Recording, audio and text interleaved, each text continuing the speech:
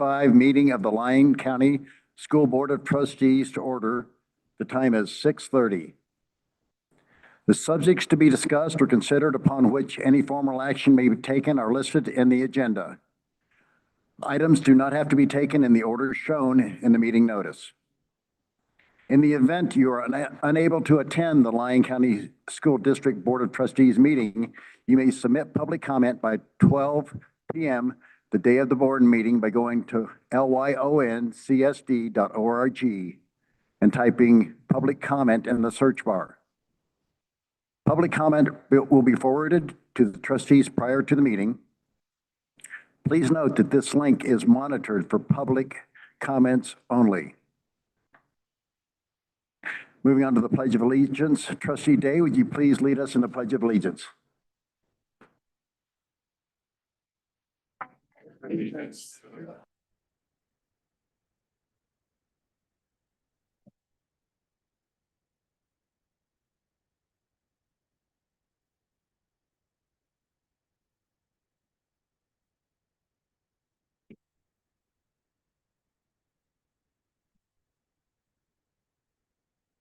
I'd like to welcome all our guests and all our staff.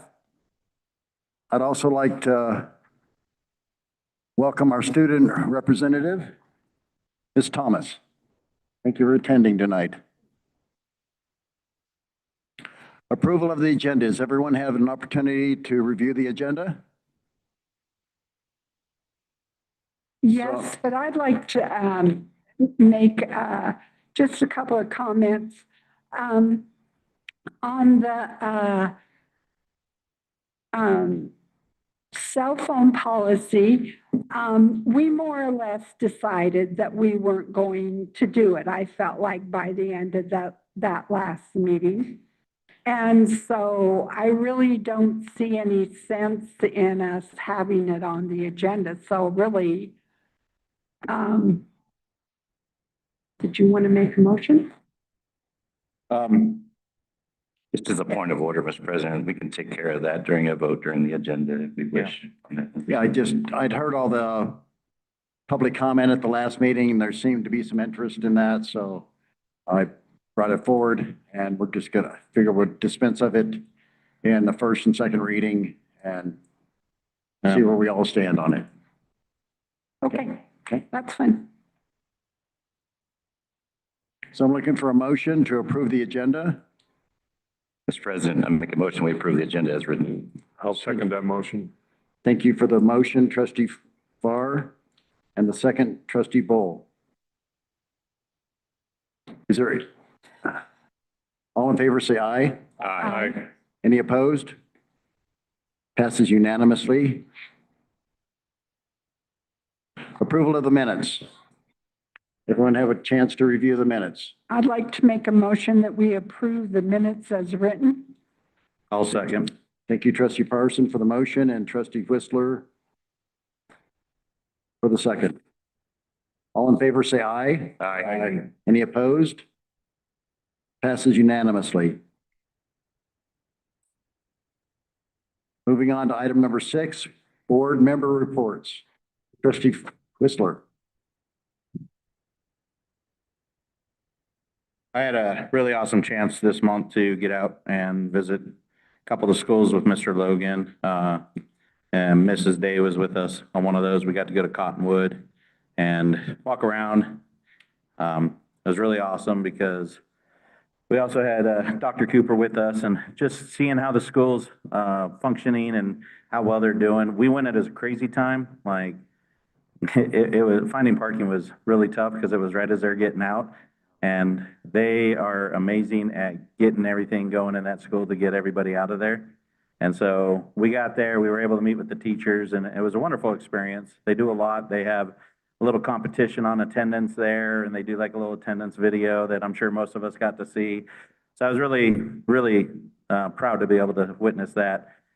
Then we got to go over to FES and talk with them over there and see some of their stuff. And both of the schools have a, like, what's that room called? Like a Sensory room? sensory, yes, thank you, sensory room, where it's like I wanted to take a nap, that's for sure. It was just real nice in there, so when they're having some issues with some of the students, they can take them in there to let them calm down and then take them back to class. So I really like that we have stuff like that going on here.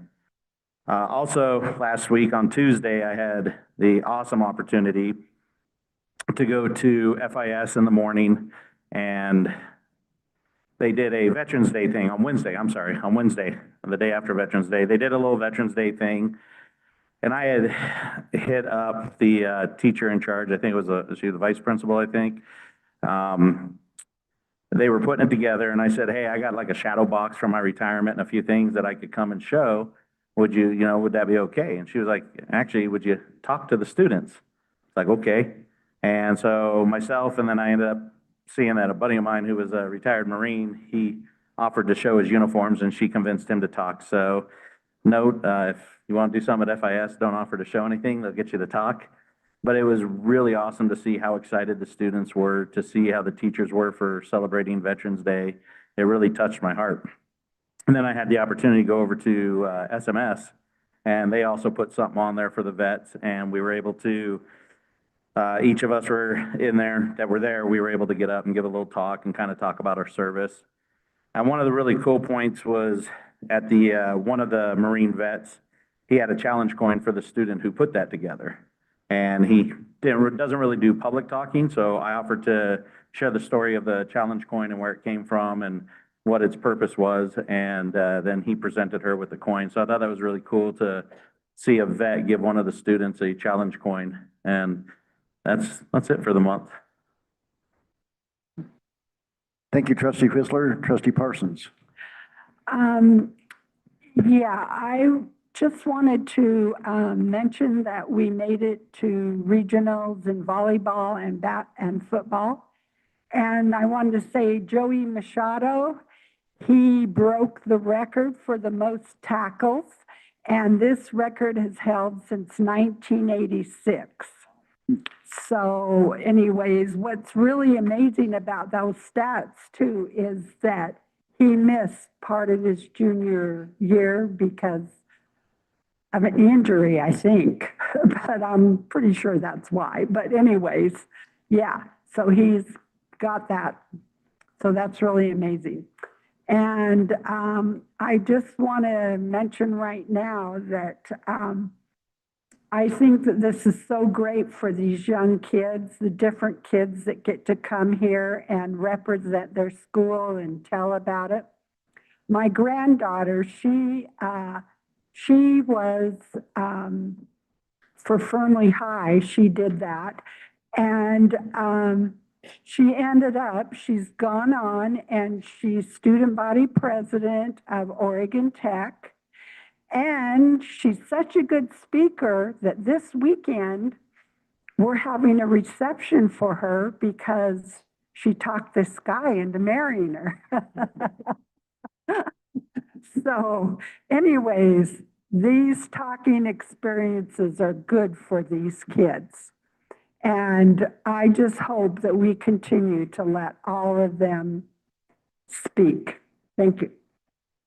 Thank you, trustee Parsons. Trustee Whistler? Just trustee Farr? Now I can see where we could get confused. Yeah. Short hair, glasses, handsome guys. Yeah. Military background. So it's been a fast 3 weeks since our last meeting, obviously. I've had a chance to go to some of the schools.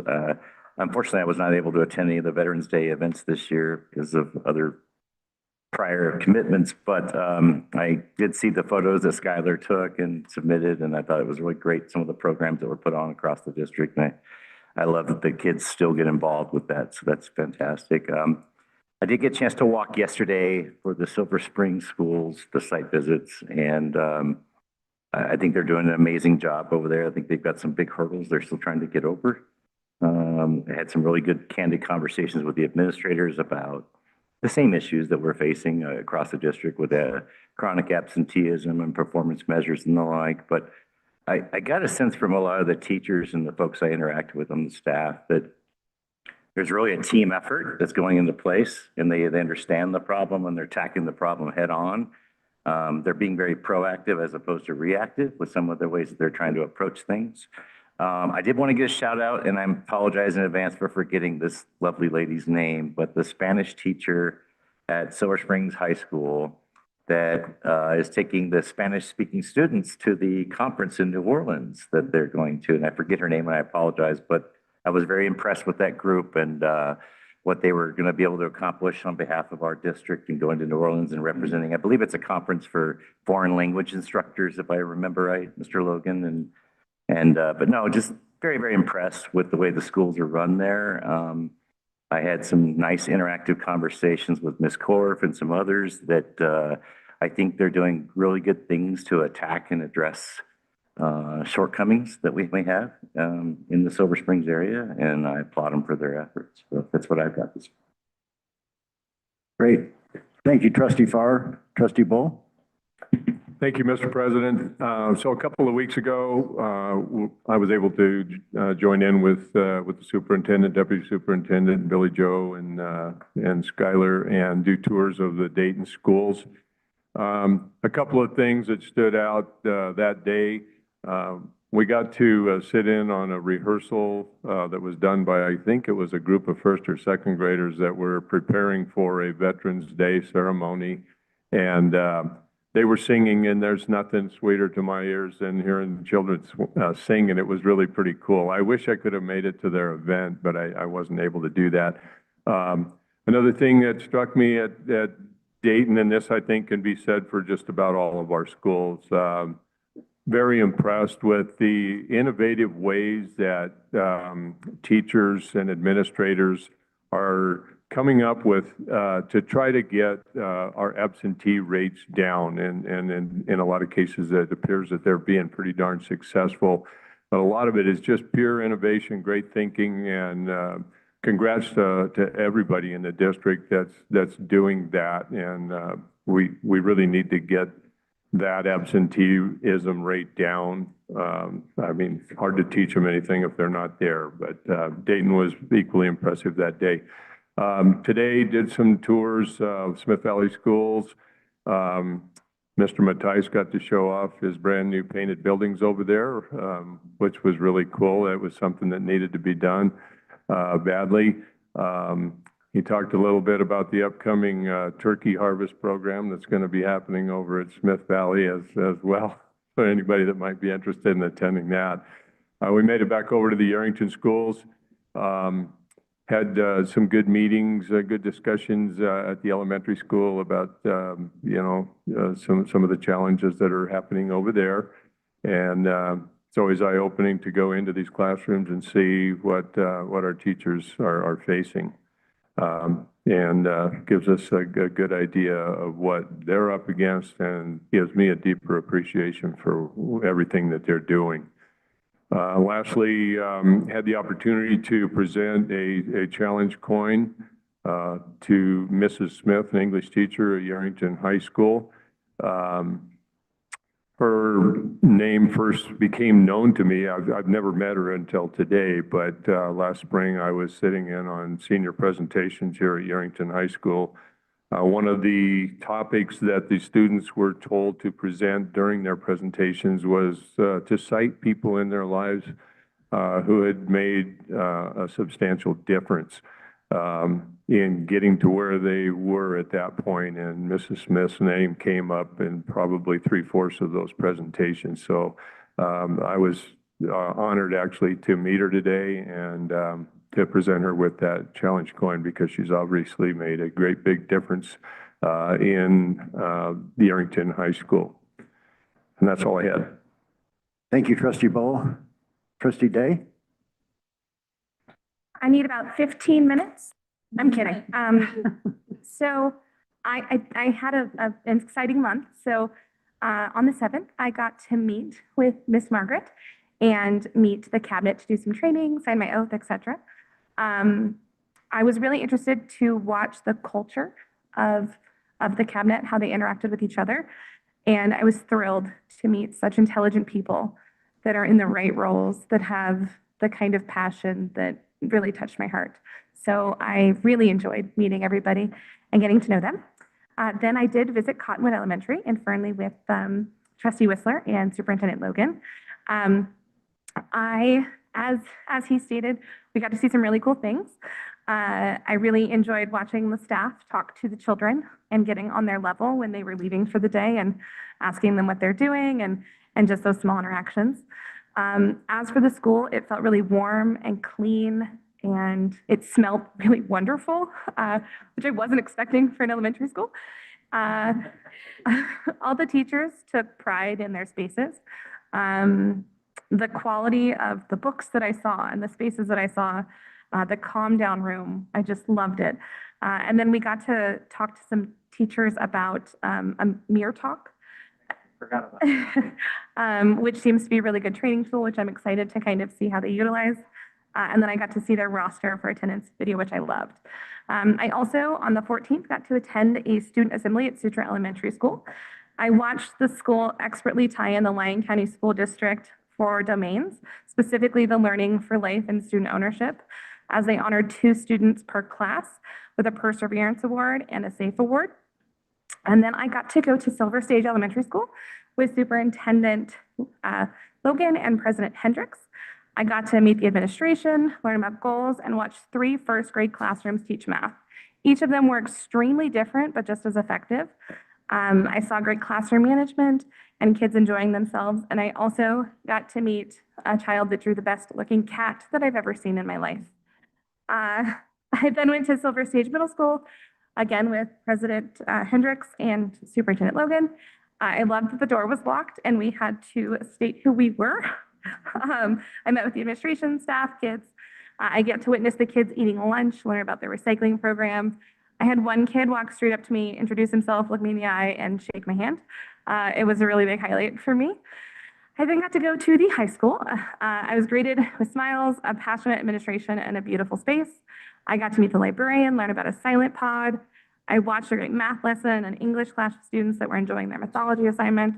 I saw the memorial wall that was there for the students in the area that have passed. And I just want to say again, how meaningful I think that is, that you're teaching those kids to deal with grief in a real way. I got to meet a RISE awardee staff member who was not shy about sharing her brilliant ideas. And I got to witness students utilizing work keys. I met a young lady who has really big goals, and I have no doubt she's going to accomplish them. And then I also got to meet the Lyon Online teachers. I loved their space. It felt very inviting. I was shocked at the amount of students that are enrolled, but I was really excited to hear about this program, learn more about it. And I really see these teachers as mentors because they are addressing students with very big barriers. Overall, I had a blast touring schools, meeting kids, but I would say that the common denominators are kind, creative, smart staff. I saw an abundance of materials and supplies and curriculum. I saw engaged kids everywhere I went. And every place was beautiful. Again, smelled really good. And it was just a joy. So. Thank you, Trustee Day. Trustee Carson. I have to say, I don't hear a lot about schools smelling good, especially after they do PE. I get those kids. I do have to say, I'm in school at the same time as you guys, and I did not have a vacation day this 3 weeks time, so sorry I didn't get to go, but Cottonwood's video, that was awesome. I really enjoyed that, and I like how they every week have a competition, and I think that will help the elementary school really get the kids to come more often. I think that's a great one. I really love that video. I was talking about NASB. There hasn't been any meetings for the last 2 months, but next month we have our big training in 2 weeks. Yeah, we have our big training. And I took time off to go to the whole thing this time. I was like, I'm going for the whole thing. So I'm going to do that. I really like the turkey thing that's happening at Smith. I already asked for a turkey, so hopefully I get that. I do want to talk about the teacher who passed away in Smith. If we can have a silent, what's her name again? Do you remember her name? Yeah, if, I'll just take that moment if you want. I'll steal a little bit from you. Her name's Joanna Kuzia. And she is, she's been a teacher with us for 15 years, and just recently she passed. She was out in Smith Valley for a couple of years, and she was at Yerington High School before that as a science teacher. If you met her, she's one of the kindest ladies. She's got a cool accent, so you just automatically warm up to her and love her. Anyway, so I think that's a wonderful idea. Did we also have Mr. Jackson as the FHS? Assistant coach. Sorry, Was that the, okay. I think that was, No, there was one that was a former teacher who passed away too at Fernley. That may have been. that might be who you're Yes. talking about. So if we Yep. want to do silent, I'm not sure how long ago he was also at the school. Yeah, I So, wasn't sure if he was. I think it's an honor for both of them, so let's do it. so if we can have a little moment of silence, that would be great.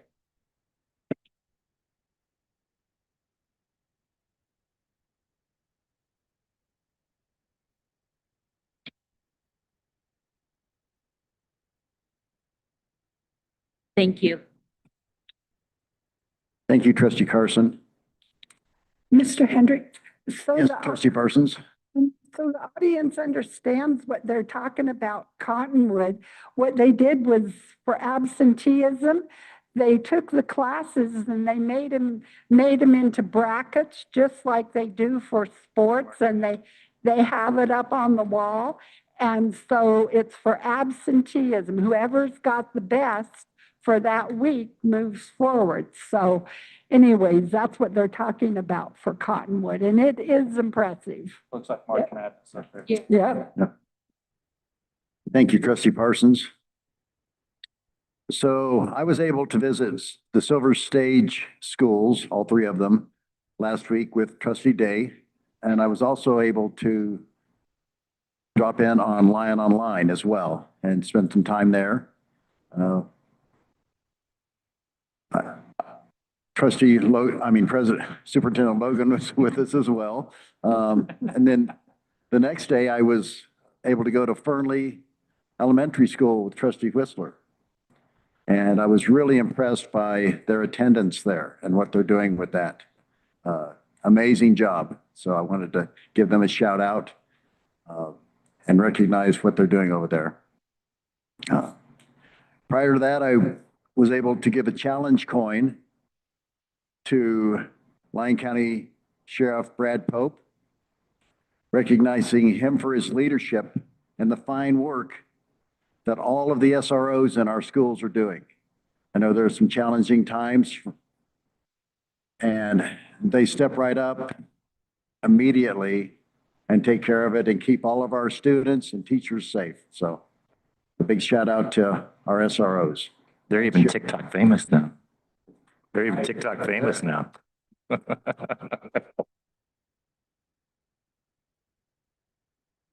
That's my board report. President? Yes. Can I just say, for those real quick, for those who don't know what the challenge coin is, it goes back to military. A few months ago, I brought it to Mr. Logan that we should give out challenge coins to either students or staff that do something outstanding. It dates back to, the story is World War I pilot, a wealthy pilot, made a bunch of bronze coins, and it had their squadron emblem on it. When he was shot down by the Germans, taken captive, he had it in his leather pouch. They took everything except that leather pouch and coin. When he escaped and picked up by a French regiment, he was able to show them the coin. One of the members of that regiment recognized the squadron, and he was able to get back to the U.S. or back to U.S. custody. So, and Mr. Farr and I, after serving, it was always something you could either trade with people in other units, or your CO would give it to you and stuff like that. So it was always something you got as an outstanding award, and that was something that I brought to him, and everyone liked it. And then myself and Skylar did most of the work, brought that to get that going. And I think it's been a really awesome thing that we've been doing. So that way you guys know what that is and where it came from for us. Thank you, President. Thank you, trustee Whistler. Moving on to the attitude of gratitude. Trustee Whistler. My name is Derek De La Rosa, and I am successful at Smith Valley School because of Melissa Marshek. I want to thank her for always offering help to those who need it, also for being such an understanding person, also for being an amazing basketball coach. Thank you, trustee Whistler. Trustee Parsons. My name is Lily Ann M., and I am successful at Yerington Intermediate School because Mrs. Barrett. I want to thank her for being a great language arts teacher and helping me with my writing skills. She is so nice, and I am glad she is my teacher. Lily. Thank you, trustee Parsons. Trustee Farr. Yes, sir. So my attitude of gratitude, it says, my name is Brielle Oliveris, and I am successful at Silver Stage Middle School because of Mrs. Leach and Mrs. Hackstaff. I want to thank Mrs. Leach for letting me do the garden and accepting me in their class. I am thankful for Ms. Hackstaff for teaching me how to do my ELA. Thank you, trustee Farr. Trustee Bull. My attitude of gratitude comes to us from, it's either Giada or Giota Nudie. I'm not sure if that's an A or an O, but anyway, Giada Nudie. And I am successful at workshop and ag. And this is at Smith Valley High School because of Miss Dreyer. I want to thank her for helping me get good grades in her class and others. She is very fun and kind, and she introduced me to FFA. She is an amazing teacher and really fun. She is just overall a great person and teacher. Thank you, trustee Bull. Trustee Day. My name is Justice Artiaga, and I'm successful at Fernley High School because of Mr. Sloan. I want to thank him for pushing me to succeed in the weight room. He always reminds me to stay positive about my sports when I'm talking negatively. He keeps me in line by not letting me slack off, which in the long run really helped me out. Thank you, trustee Day. Trustee Carson. My name is Jasmine Flores, and I'm successful at my school, Yerington Elementary, because of Mrs. Flores. I want to thank her for teaching me the things that I know now. Thank you, trustee Carson. Ms. Thomas. My name is Rosa Vega, and I am successful at Dayton High School because of Mrs. Santos. I want to thank her for always making my day better by giving me hugs. You always know how to make me smile on my worst days. I appreciate you so much, and I will forever be thankful for you. Thank you. Thank you, Ms. Thomas. Superintendent Logan. My name is Leah S., and I am successful at Ease because of Miss Callahan. I want to thank her for helping me out when I didn't understand something. When I was sad, she gave me a hug. When I was new in the school, she showed me so much stuff. That's why she's my best third grade teacher. I think she's probably the only third grade teacher, but still. Thank you, Superintendent Logan. My name is Amory Savage, and I am successful at Yerington High School because of Mrs. Smith. I want to thank her for always being on top of everything, even her students' schoolwork.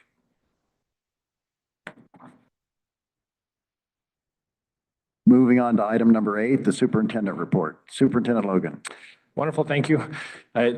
Trustee Farr, it was Nicole Hidalgo is the Spanish teacher we're talking about, but I feel like it's worth mentioning her name. She's wonderful.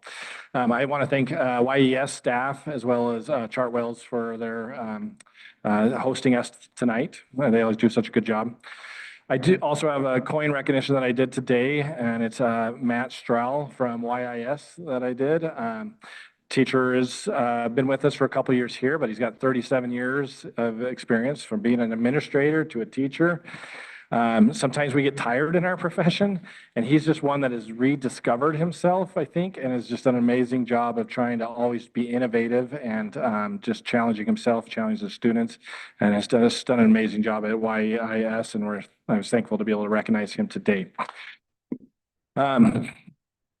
I would like to give a moment for Natalie Thomas. She's the FFA president here at Yerington, and give her a few moments.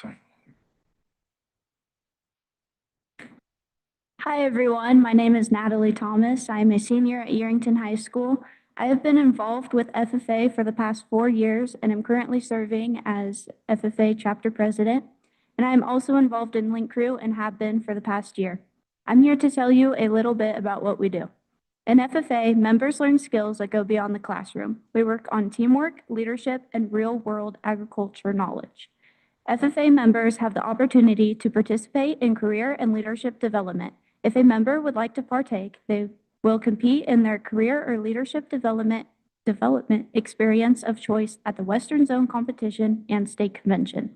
In our chapter, we host a variety of different events. This month, we hosted a firearm safety day and a cleanup at the Y.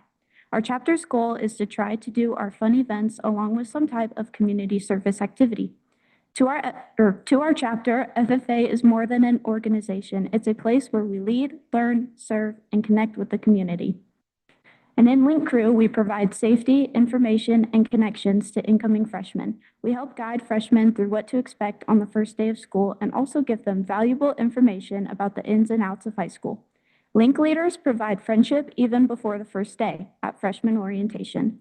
Link Crew is important because it helps incoming freshmen feel welcome and safe. It gives them what they need to succeed academically and socially. Thank you for listening. Thank you, President Thomas.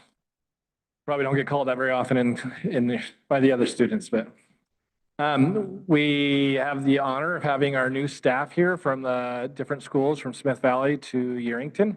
And so I'd like to take an opportunity to be able to have them be introduced. I think we'll start with Mr. Matthijs and then Ms. Bomba Edgerton. Mr. Gillespie will have to do after that, and then Ms. Coombs after.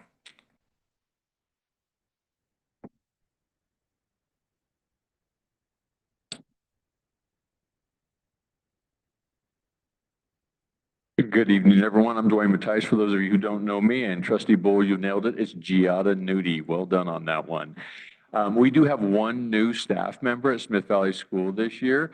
I think it's a testament to our school and what we've created there as far as our climate and culture that we have so little turnover from year to year. The new staff member we had this year is Dr. Karen Ward. Dr. Ward, if you'd go ahead and stand up so that everyone can see you, please. Dr. Ward is accompanied by her husband, Robert. A story regarding Dr. Ward. When she and her husband were still in the process of moving here, and I'd called her to notify her that she had received the position at Smith Valley School, she was so excited that she leapt up into the air, landed, and broke her ankle terribly. Actually, none of that's true, but she did break her ankle just before she came to Smith Valley School and moved to Yerington. And it's a testament to her tenacity because she ended up going through surgery and a host of recovery pieces. And despite all of that, she showed up on the first day of school, taught the kids, and is in the process of developing a robust CTE program specific to business and computers, and all while still managing her principal responsibilities at the school that she came from in California. And so she was an educator as well as a principal. So again, just super happy to have her at our school. She's been a wonderful addition, and she's already learning to say it's good being a bulldog. So thank you, Dr. If Ward. you don't mind coming and shaking hands. So.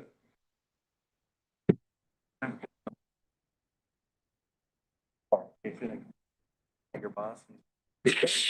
Bad idea. Hold on, Steve.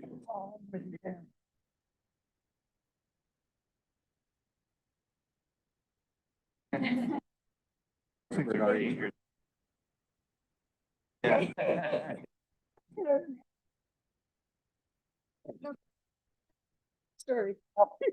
He told me you got it. Doctor.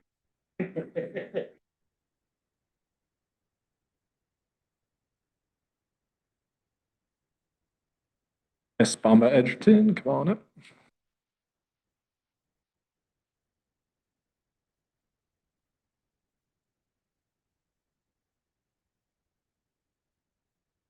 Can you push the button? Yep. Thank you. Now that's much better. Thank you for having me this evening. My name is Kathy. I'm the principal at Yerington High School, and it is a pleasure to introduce 5 of the best paras in the entire district that we hired this year. So first, I'd like to introduce Lindsay Wells. Lindsay, if you would like to stand, please. We actually took Lindsay from, Chartwell's from the kitchen, and she's doing an amazing job, so we appreciate her. We also have Danny Cervantes.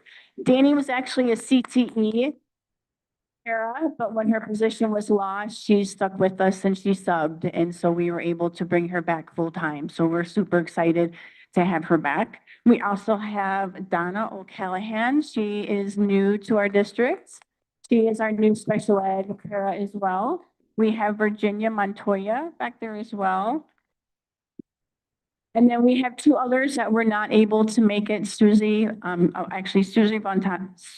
Cervantes was not able to make it this evening. But all of these ladies are great. They're great problem solvers and they take the bull by the horn and they are super innovative and really great with our students. So I am grateful. Thank you. Come on up, ladies, come on up.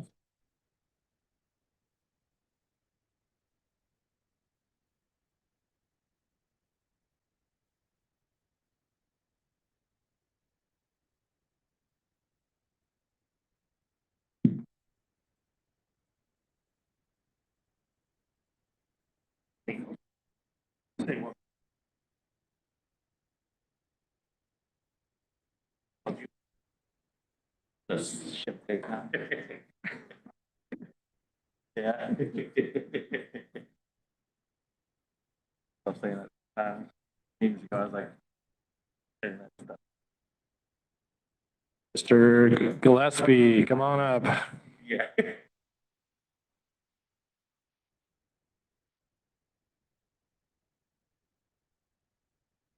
Keep this short and sweet. We have no new staff members. We do have shifts. We were lucky enough, some of our staff members, we were losing some paras, gaining some things. We shifted all our people around. We have some great people that are very adaptive, but we have no new staff members at our school. So. Mr. Gillespie, School, so. Mr. Gillespie, Mr. Whistler and I had a question for you. Hit me. We're not gonna be able to make it to Comic-Con this year, so can we get you and Mr. Wilson's autograph before we go? 100%. I got one for all of you guys to make too, so we'll get that squared This is away. good work, by the way. But yeah, no new staff members, but I'm gonna walk around if that's cool. Okay.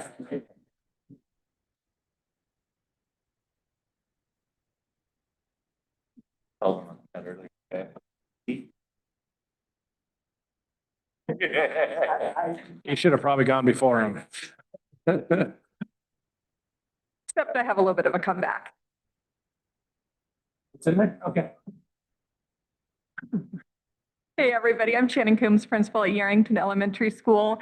While we don't have quite the little spiel that Mr. Gillespie gave you, there's an employee new to our school who did work for him last year, but I kind of stole her. She's in a shared position and we're thrilled that we get her half-time. So we have Joreli Haro Vasquez.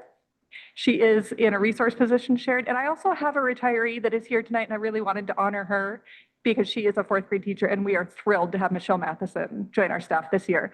We also have a new paraprofessional in our EL position. She will be starting in a week, so she could not be here tonight, but we did hire that position, and that's Itzel Magdaleno Reyes. So welcome to all of our new staff members.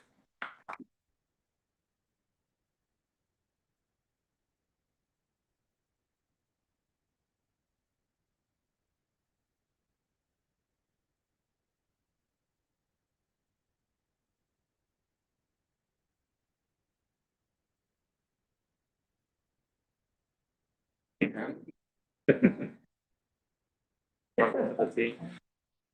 Yeah.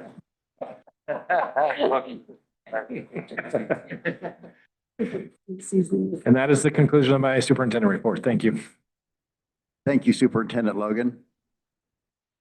Moving on to item number 9, public participation. At this time, the public is invited to address the board on items over which the board has jurisdiction or control. If you wish to speak, step up to the table, be seated, and state your name. Your comments will be limited to no more than 3 minutes per agenda item, with a maximum of 10 minutes total. In consideration of others, avoid repetition or designate a spokesperson to speak on behalf of your group. Although this board does not restrict comments based upon viewpoint, comments will be prohibited if they are willfully disruptive, slanderous, amount to personal attacks, or interfere with the rights of other speakers. Comments made during this time will be monitored by the board president. The board will conduct public comments after each item on the agenda on which action may be taken before the board takes action. Comments submitted electronically will be included in the minutes of the meeting. Is there any public comment at this time? Please step up. It's a good one, I promise.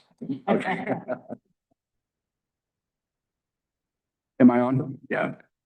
So I just want to say, Ron Wells, Yerington resident. Mr. Bull, thank you today. I saw you at the high school for lunch because I come and eat lunch with my kids. And you were there and you made your way to walk over and shake my hand. You congratulated me and my wife. You said, I'm glad your wife is with the school district now. And I appreciate that so much. Mr. Whistler, we are homeschooling one of our twins, and it's tough. But I'm going to tell you, your wife does a great job.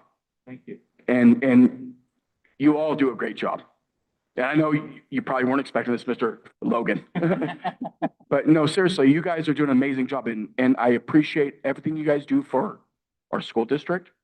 You guys are amazing. Thank you for accepting my wife. Thank you, Ms. Bamba, for believing in my wife. And you guys are awesome. So thank you so much. Thank you. Thank you.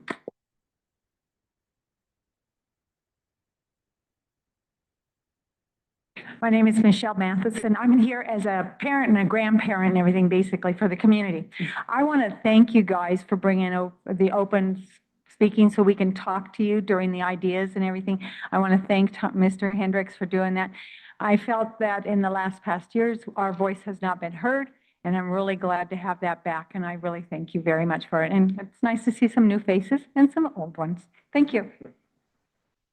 Thank you.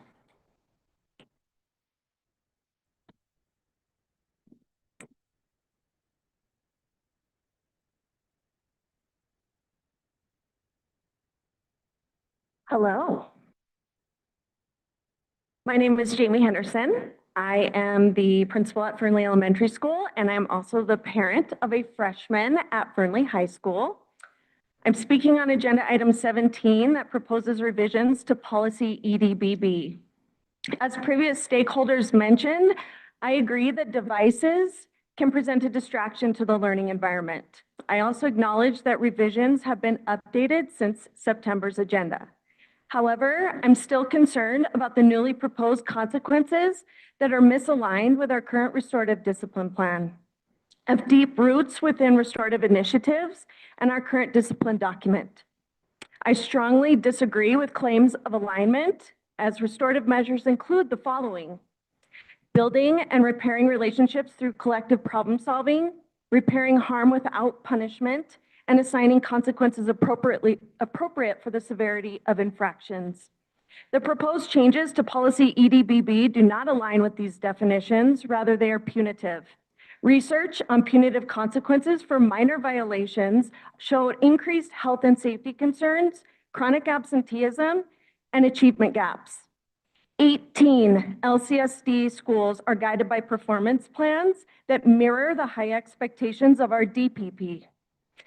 I implore you to reflect how those goals can be achieved if counterproductive policy requires prescribed removal of students from instruction as a consequence for using their phones. I fully support the current K-8 and 9-12 policy as written.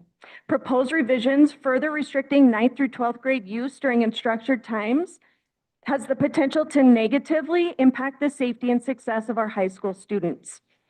Such punitive consequences are excessive and further burden an already overtaxed disciplinary process. Additionally, the statement made by Mr. Hendricks in September claiming you are hurting the kids, referencing allowed use of devices, was offensive.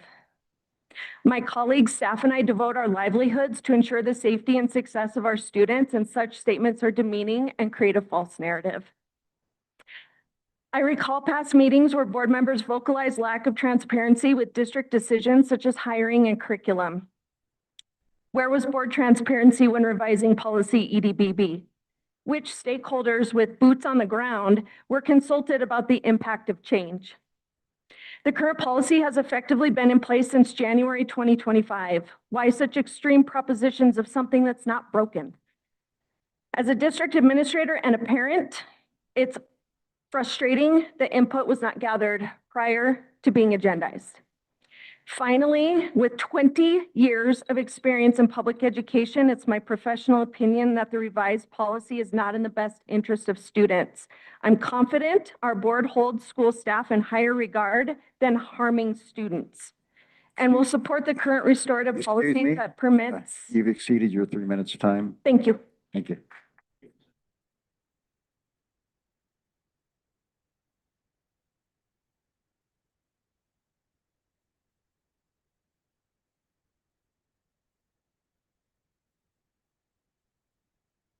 Before we go much further, Mr. Hendricks, did you want to say what we had said? Ms. That Parsons, we're in public comment.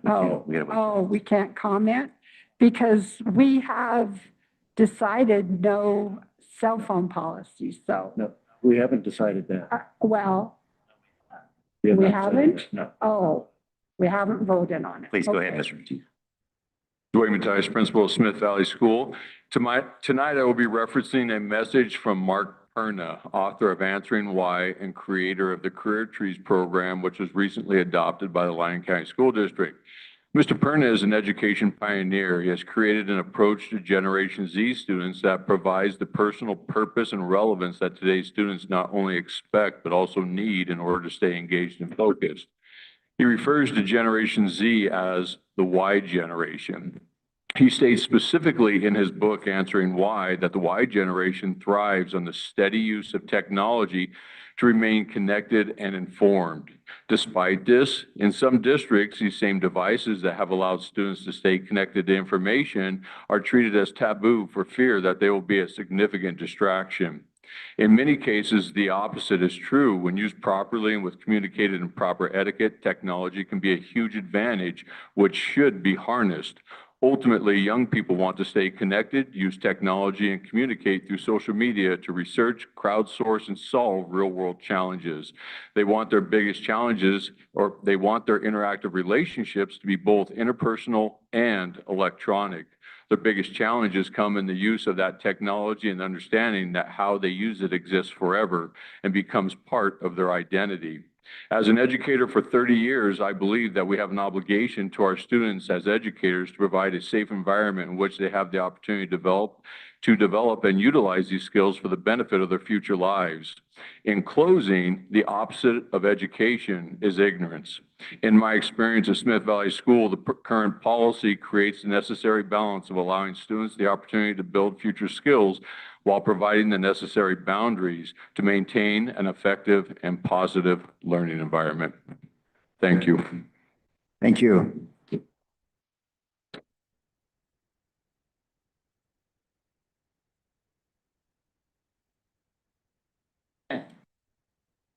Ron Wells, Yerington resident. So we're going to talk about electronics. I'm going to tell you guys right now, I feel like the best thing I saw, as you know, Mr. Bull, because I have lunch with my kids every Tuesday and Wednesday at the high school at Yerington with my kids. When Mr. G took their phones away, they had to interact. And we're going to talk about electronics. You guys read a textbook. These kids don't even read.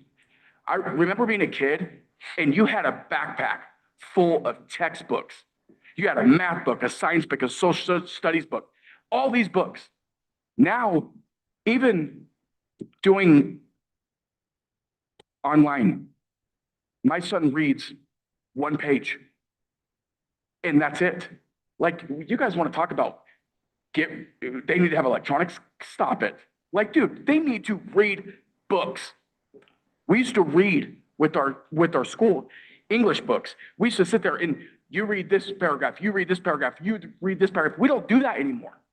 So I don't want to hear anything about electronics, man. It's not about electronics. It's about teaching these kids to pick up a book, read these agendas. Who has these agendas? Who reads them? Like, seriously, it's disgusting. Thank you, Mr. Wells. You've been waiting a while back there, ma'am. She had her hand up. Yeah. Next.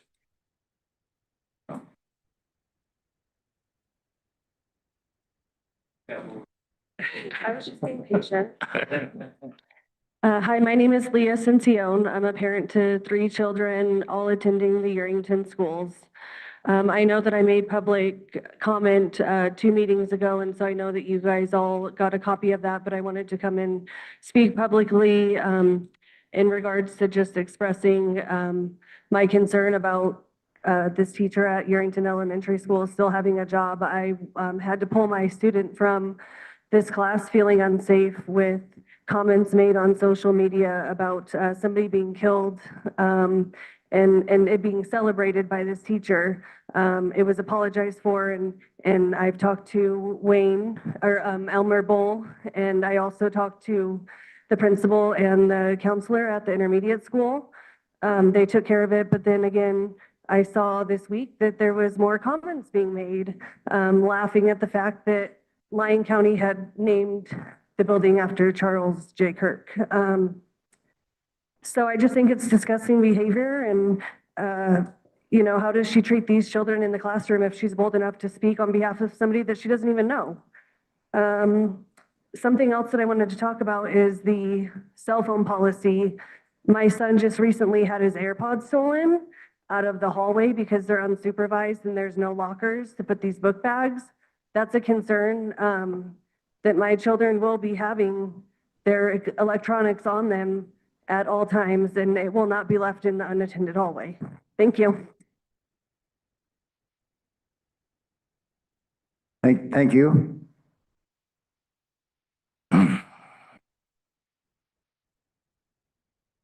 Eric Nelson. I live in Silver Springs. I'm a retired assistant clinical professor from UC Davis, and I'm also full-time. I work in administration in a college system. So I see education as a researcher, as a professor, and as an administrator. Just very briefly on cell phones. I looked up literature, scientific studies on cell phones in school. And anyone who wants to contact me, I'm happy to share the citations. Cell phone usage by students in schools increases headache, concentration difficulties, fatigue, eye strain, and sleep disturbances. Students who use cell phones learn less, and the quality of what they learn is lower. And the risk of internet addiction increases. Studies also confirm something every teacher knows: cell phones disrupt and distract in the classroom. Cheating increases. I think a very famous model who failed the bar exam last week was complaining that the answers she got off of AI weren't helpful. And cyberbullying. It enables cyberbullying. There's some liability, and I realize there's an attorney present. I'm not an attorney, but I've assisted in a lot of lawsuits. Students are using cell phones to sext, S-E-X-T. That's where they, teenagers primarily send naked pictures, sometimes sexual activity pictures to others. And being a former police officer, I guess I've done everything except have children, which I wish I had. But both the juvenile who sends a picture and even any juveniles who have those pictures that don't delete them and therefore are in possession of pornography, they can both be criminally charged. Students use cell phones to access porn while on campus, and they also use cell phones to voyeuristically take photos, unwanted photos of other students. They might take one of Mr. Logan when he's walking through the hall, but unwanted and uninvited pictures. So I would like to just recommend that the board take a kind of a scientific and informed approach towards any thoughts about a cell phone policy. And I'll close with a neighboring county restricted cell phone access to students. It's anecdotal, but a teacher in that county did tell me that student performance seems to be going up as a result of taking the cell phones away. Thank you. Thank you.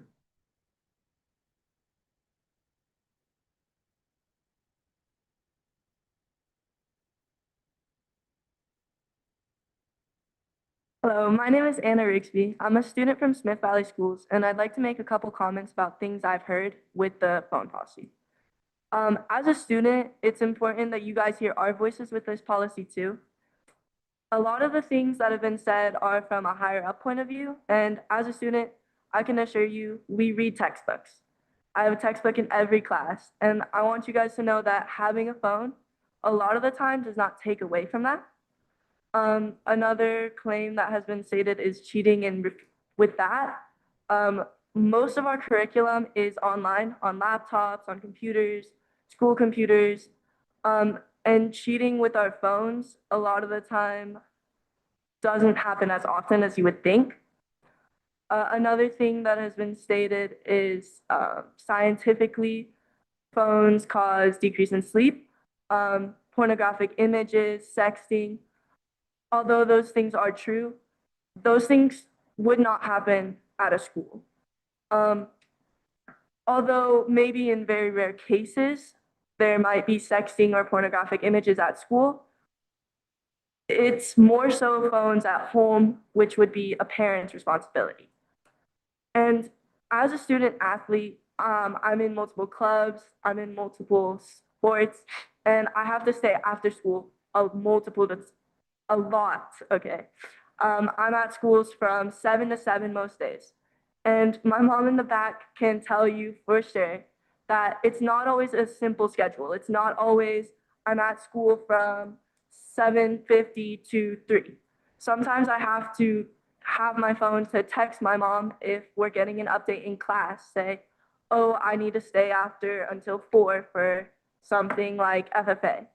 I live at least 10 miles from the school, and having my mom drive all that way just to be told to turn around would just be inefficient and could easily be stopped having my cell phone.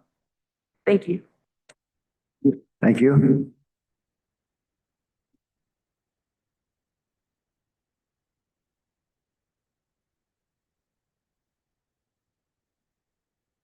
Hello again, Kathy Bomba from Yerington High School. I just want to address the cell phone policy, especially when we're talking about unstructured time, notably lunchtime. As high school students grow towards adulthood, lunch is one of the few parts of the day that truly belongs to them.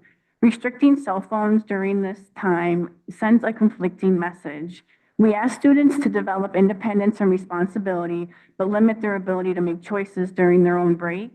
Allowing cell phones at lunch recognizes their growing maturity, supports appropriate social and academic use, and reflects the expectations they face in college, the workplace, and everyday life. Additionally, as a high school principal, I have far more serious concerns to address than policing cell phone use during students' free time. Lunch should be a time where students can decompress, connect, and manage their time responsibly, just as adults do. I have students during lunch who want to show me pictures of their life. They want to share their prom pictures. They want to share their prom dress. They want to share their hunting trips, and they also want to show their pets. I don't want to limit that connection I can have with my kids during that time. I sincerely hope that you will support policies that reflect trust, responsibility, and preparation for adulthood. Thank you. Thank you.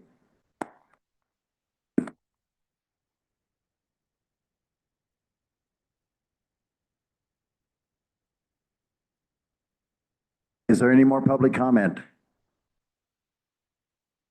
Seeing none, I'm going to move on to item number 10. Mr. President, you wouldn't mind, we are following a flexible agenda, are we not? That's true. Can we go ahead and just move item 17 up? And I'd like to make a motion that we deny that change to the current policy for EDBB. Can I get to the consent agenda and then do that? I'm sorry? Would you mind if we do the consent agenda and then do the first item? Can I also do one thing? I forgot to let the teachers go. If you're a new teacher, I normally let you go right after. I just forgot, but you're welcome to go if you want to take that opportunity. Run while you can.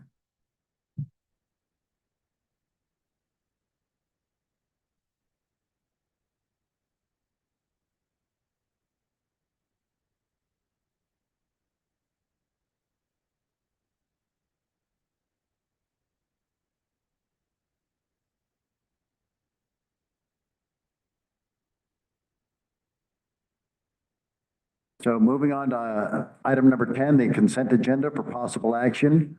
Per LCSD Board Policy BDD, Board Meeting Procedures, all matters listed under the consent agenda are considered routine and may be acted upon by the Board of Trustees with one action and without discussion. During this meeting, any member of the board may request that an item be removed from the consent agenda, discussed, and acted upon separately. Does anyone need to pull any one of these items? I'd like to pull item G. I have a few questions about it. Okay, would you like to make a motion to approve? Yeah, I'd like to make a motion to pull item G from the consent agenda. To approve the consent agenda, except for. Yeah, to approve the consent agenda except for item G. Second. Yeah, I have a motion by trustee Whistler to approve the consent agenda, pulling item G. Okay. And I have a second by trustee Farr. All in favor, say aye. Aye. Any opposed? Motion passes. So we'll now have a discussion about item G, the financial report. All right, I guess I got some questions for Mr. Baines. I just love hearing his voice, so I figured give us an opportunity to hear some more of it. I was going through this, Mr. Baines, and I just, it's nothing bad. This is more out of curiosity. As I was going through it, I saw lots of general supplies, 16,000 here, 6,000 there, 5,000 here. What do we consider a general supply? Like, are we buying $16,000 of pens and pencils? Like, I'm just curious what this all is and what it means. So general supplies, for the record, Harmon Baines, general supplies falls under lots of different items. For example, if we're purchasing uniforms for a basketball team, that's considered a general supply in addition to pens, paper. So it depends on what, I guess, function it's being used for. The general supply is different. However, general supplies are generally supplies used for whatever function that. Okay. Yeah. But they're consumable in nature, correct? Consumable, Correct. Yeah. okay. It could also be. I noticed there was a couple that didn't have vendors on there, and I wonder if that was just because there's so many vendors for that one particular purchase, or like, There should always be vendors on there. So if there Okay. isn't some vendor on there, please, you can feel free to send that my way. I'm happy to take a Okay, peek, I'll- provide I'll- information. I'll look through it again if I see something. It's just questions I have, just curiosity, and because I think I saw one, and I'll just email that to you later. Absolutely. I don't want to take up more time on this, so thank you. No worries. Would you like to make a motion to approve? Yeah, I make a motion to approve item G from, for the consent agenda. Okay, thank you. And I'll second that motion. I have a motion from trustee Whistler. I have a second from trustee Bull. All in favor, say aye. Aye. Motion passes unanimously. So, Mr. President, in regards to the flexible agenda, I would like to make a motion that we go ahead and take a vote now on item number 17, policy EDBB, and my motion is to deny that revision. I'll second that motion. Okay. I have some things to say before we take that into consideration, and we also have public comment. So, Of course, sir. So one thing I was asked to do is to talk about tabling that motion from the October meeting to the November meeting. All agendas are unique to themselves. So I thought we tabled it on September to October, and then we didn't talk about it in October, and it got here. we talked, yes, that's what it was. Okay, September Okay. to October, yeah. Okay. So, do you have any further questions? No, I'm in agreement. I had a different view until I started hearing public comment, not just from staff, but from students, from teachers, parents. And I didn't see this as, after listening to that in September, and even now, I don't see it as a severe problem. We don't have a majority of the staff coming to us with complaints of cell phones being a problem. In fact, the majority of the staff I've talked to, they have it under control. We did put a policy, well, I wasn't on the board at the time, but they did put a policy back in, I think, September of 2024, or December. And we haven't even given it a full year, and now we're gonna try and change everything.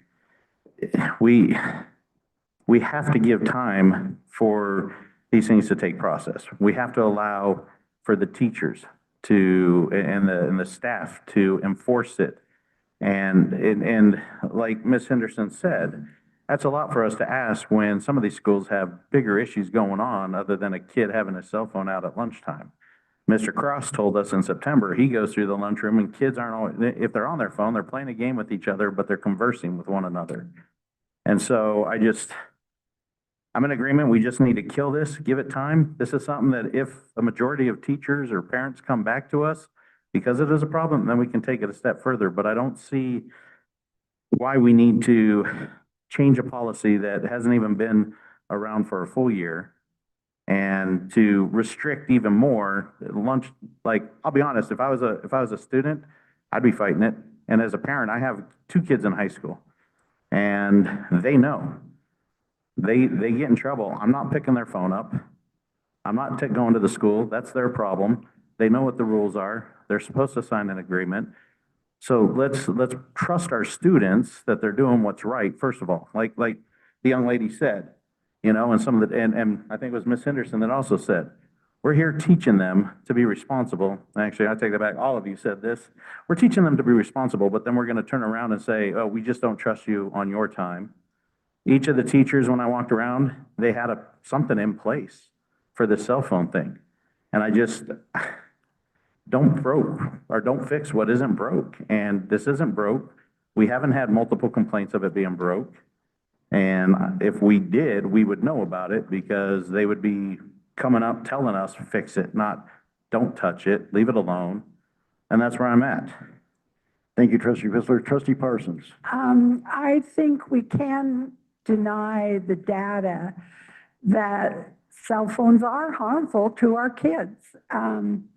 They can now track, if you give your kid a cell phone when they're 4, their chances of wanting to commit suicide by the time they are a teenager go up.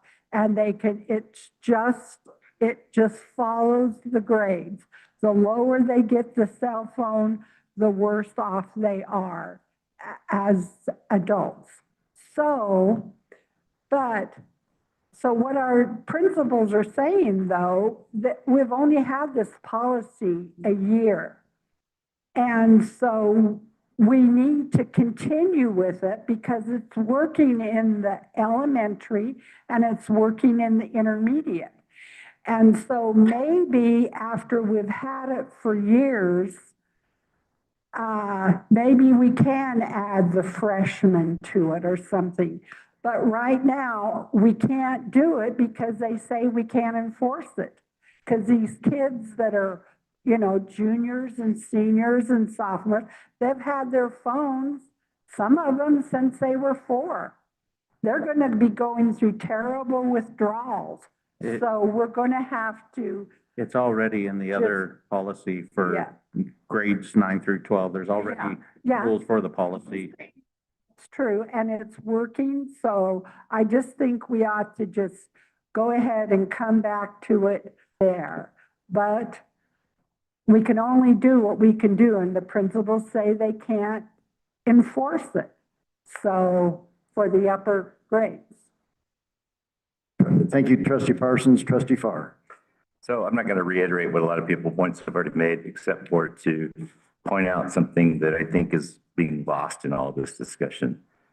My main objection other than the punitive nature, because I thought it was very draconian, the approach that you took to the punishment criteria for these offenses with cell phones, when we already have a policy in place that covers insubordination with a tiered level response for that.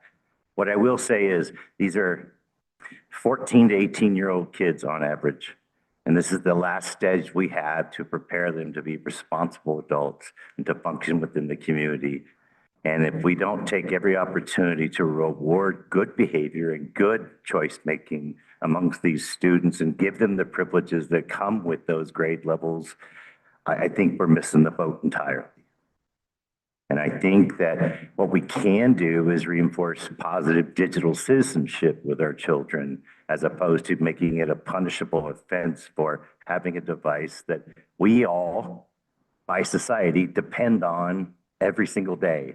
And we're teaching these children to depend on these devices when they get adult, because we model this behavior. It's already outlawed for somebody to drive and use their cell phone, yet each one of us can probably count 3 times a day where we see it.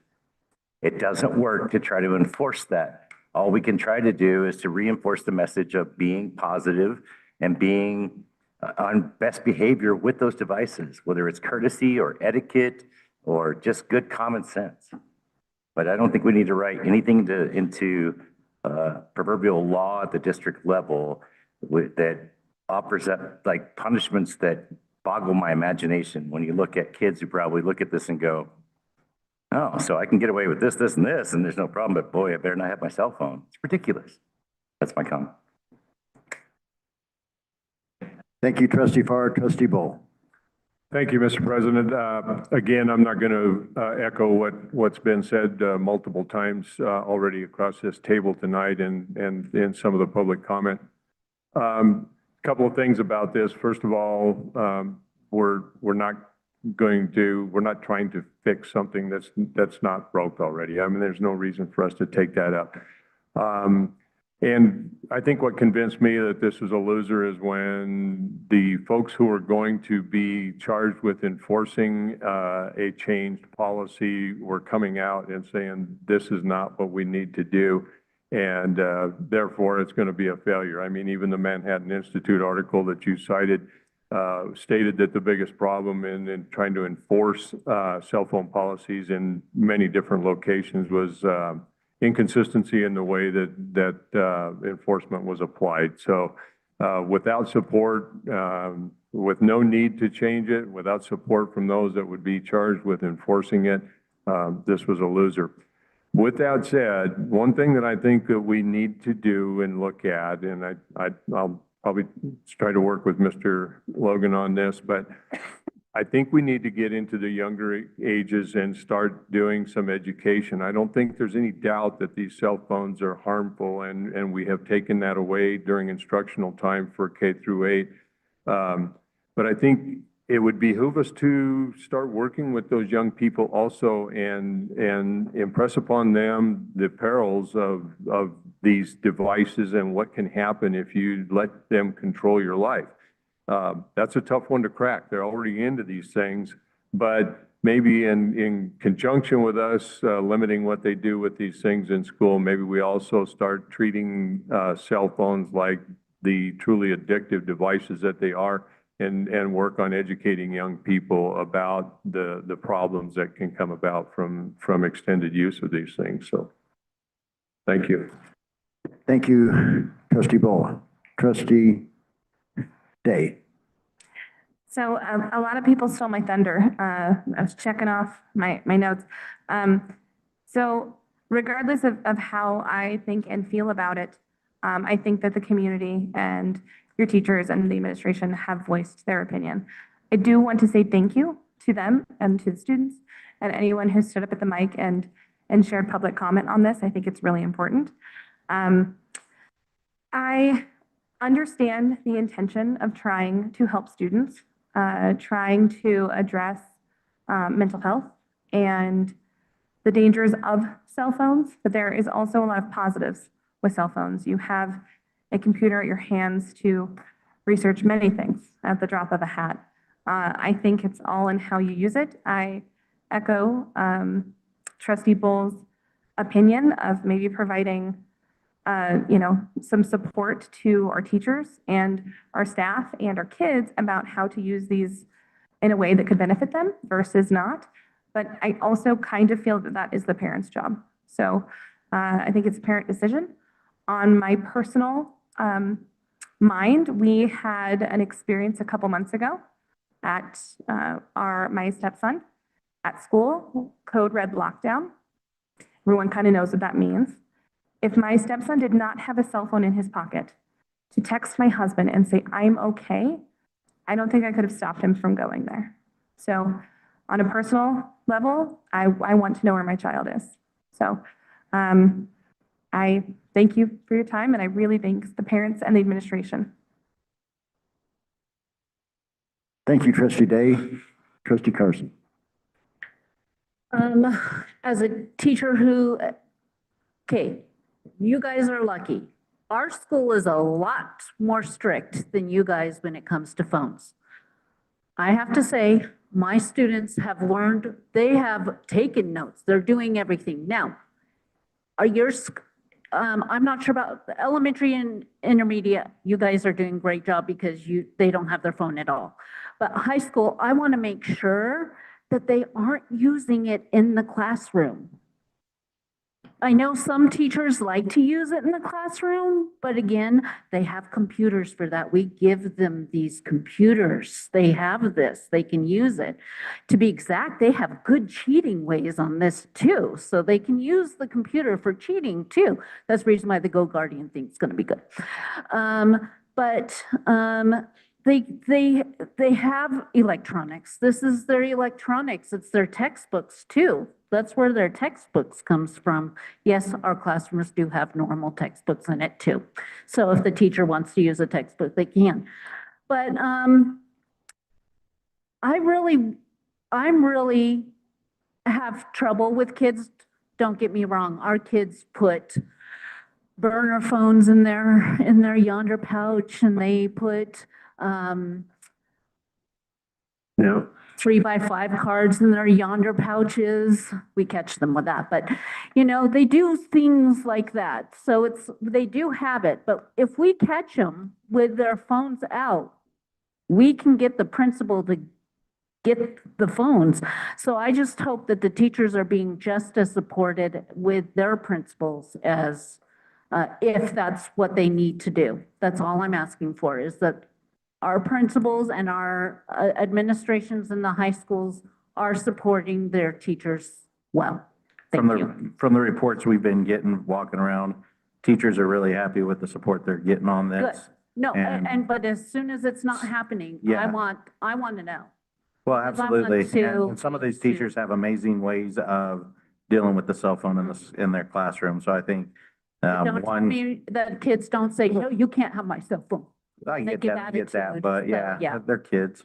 But so far, we haven't been getting any reports of no support from the administration on it. And I personally haven't gotten any reports I haven't from the received it either, teachers. but I just want to make Yeah. sure. I get Because as it, a yeah. teacher myself, I want my principal to be supporting me if something's going on. Mhm. Thank you, Trustee Carson, Trustee Whistler. So, I think it's been shown that I did want to circle back. You began, during the last meeting, there was a public comment.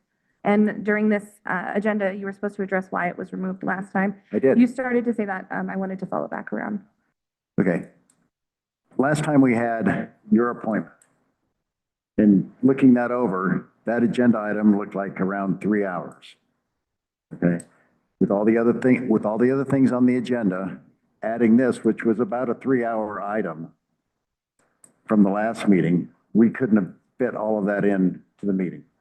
So realizing that there was widespread support to not bring the item back, I made the decision not to, but realizing that each agenda is unique within itself. And saying that it's tabled doesn't mean that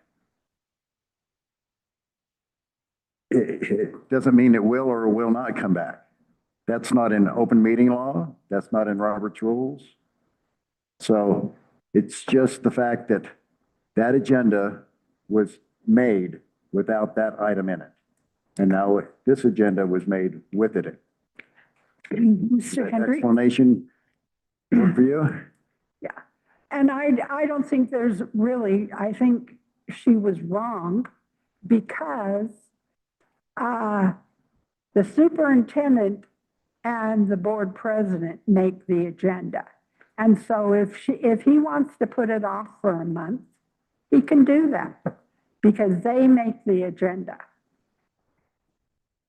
So as I'm learning these things, I ask not for myself, but because it was, you were supposed to address that during this meeting. So, I did at the beginning, but in a very short version, apparently. okay. So, the accusation was made that this was an open meeting law violation. I'd like to ask our attorney about that. Thank you, Mr. President. As everybody has indicated, there is a policy that allows you as the president and the superintendent to develop the agenda. And it's commonly done to look at an agenda, see how long it's going to be and move items. And that's your prerogative. You can do that. As far as an open meeting law violation, this doesn't fall in that category. An open meeting law violation is when you don't agendize something and you discuss it without it being on the agenda. So this would not even fall near a category where there was an open meeting law violation. Thank you, Attorney Len. Mr. President. Let's see. Okay, so this is a first reading, so keep that in mind when you're making your motion, please. Yep, I'm making a motion to deny this as a first reading and to reject the amendment as proposed altogether. I second. So the motion is to deny this as a first reading. And what was the rest of it? And to dismiss it entirely. Well, that's not the way that we do things here. We have a first and a second reading, so I think it should have been taken off on the agenda when they said, do you approve the agenda? And I think that's the point we should have taken it off. okay. Let's entertain your motion, Trustee Farr. Yes, sir. Okay, so Trustees Farr's motion is to deny this as a first reading and eliminate it entirely. Now, does that violate anything? No. Okay. No, you can. There's no violation there. Thank you, Attorney Lattin. So all in favor of that, say aye. Aye. Opposed? I will oppose that. So it's a 6-1 vote.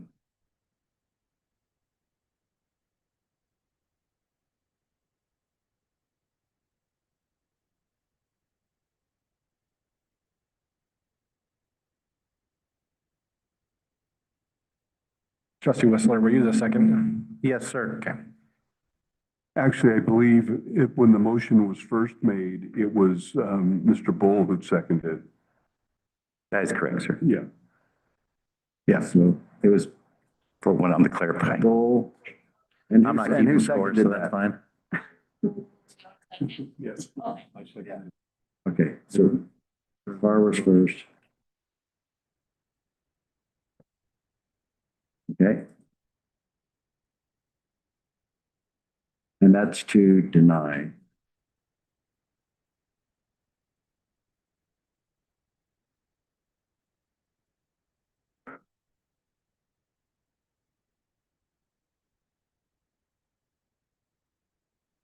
Okay.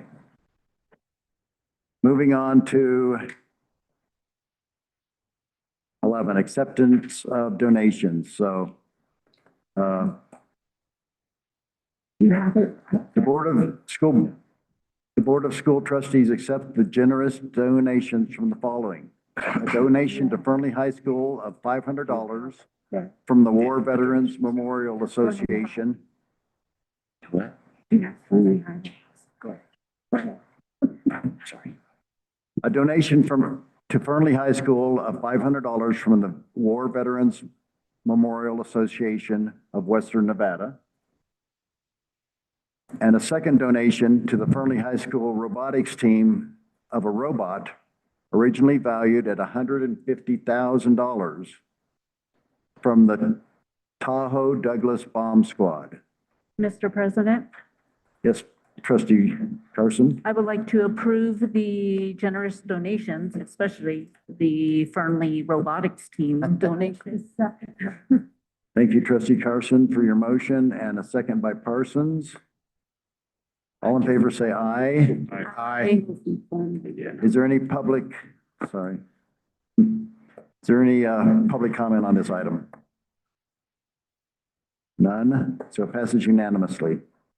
It'd be really nice, I think, if we could send a thank you card to these folks, especially for the extremely generous donation of this robot. That's quite the expenditure to give it to us.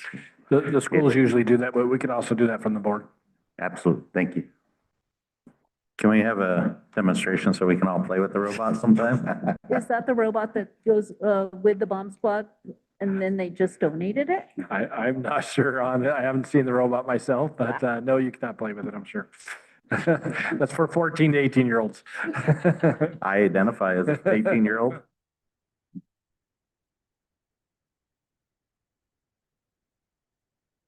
Moving on to agenda item number 12.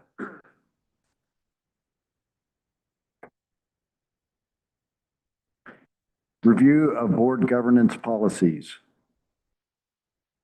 With the addition of a new trustee, it is good practice to review policies specific to board governance so that each LCSD trustee can be reminded of board operations. This is an opportunity of the members to review, train, and consider any possible future actions regarding governance policies.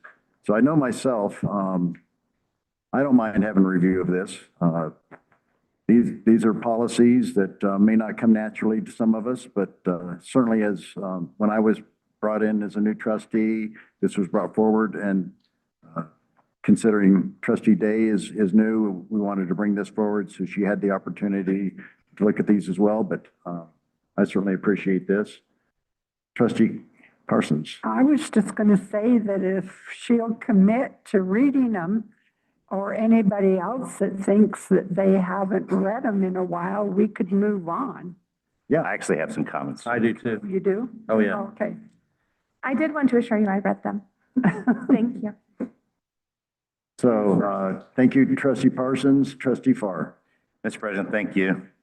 Thanks for bringing this up on the agenda, especially because I'd like to actually raise a concern regarding our board policy BCD dated April 25th, 2017. That concerns our transparency and collective oversight as a board of trustees, specifically in reviewing the policy language from the 5th paragraph, which I will quote here. Any communications between the board and superintendent that directs the superintendent's actions on policy implementation or district management needs to be done either in public meeting or if it is an urgent nature, communicate to all board members in the same manner.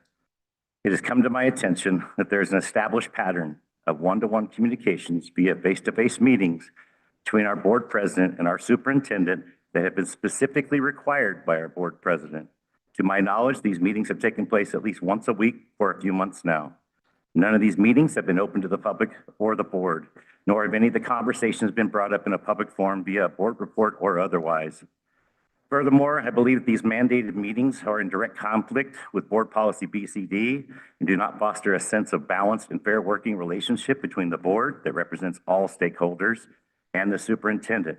At this time, I'd like to ask our board president in this public forum to explain the frequency, content, and nature of these meetings between himself and the superintendent that did not involve any other member of the board or public. I don't believe that anything would have transpired in these meetings to be of a confidential nature, as that would raise further concern. Mr. Hendricks, would you be so kind as to respond to my query? These are not required meetings. These are requested meetings, and they move around from time to time, generally around agenda items or what are discussed. So looking at your agenda items, my agenda items, trustee Whistler's agenda items, those are basically what our conversations are based around. Would you like to add to that? Do you want to go Superintendent first Logan? and then I'll go? It's new territory for me. We've had many discussions. Yeah, you're right. Sometimes they're about upcoming agenda items, and sometimes they've been around new concepts or new things that we're potentially researching. One that comes to my mind is Star Academy, that's it's been talked about. But yeah, we've had a variety of topics. Have any of those involved implementing district policies or the district itself in managing the district, Mr. Logan? I can name some of the topics we've gone over. If you could give us the frequency of these meetings too, that would be helpful. So the frequency there, we've been asked to meet once a week. We try to have a standing Tuesday meeting, but we have had to move it, and that's fine. It goes both ways on whether we move it or not. I think if I were to guess about time, probably most time about an hour and a half. We've had some shorter, we've had some longer. I know we went over the district performance plan the other day and kind of went through each item because that was an upcoming agenda item coming up.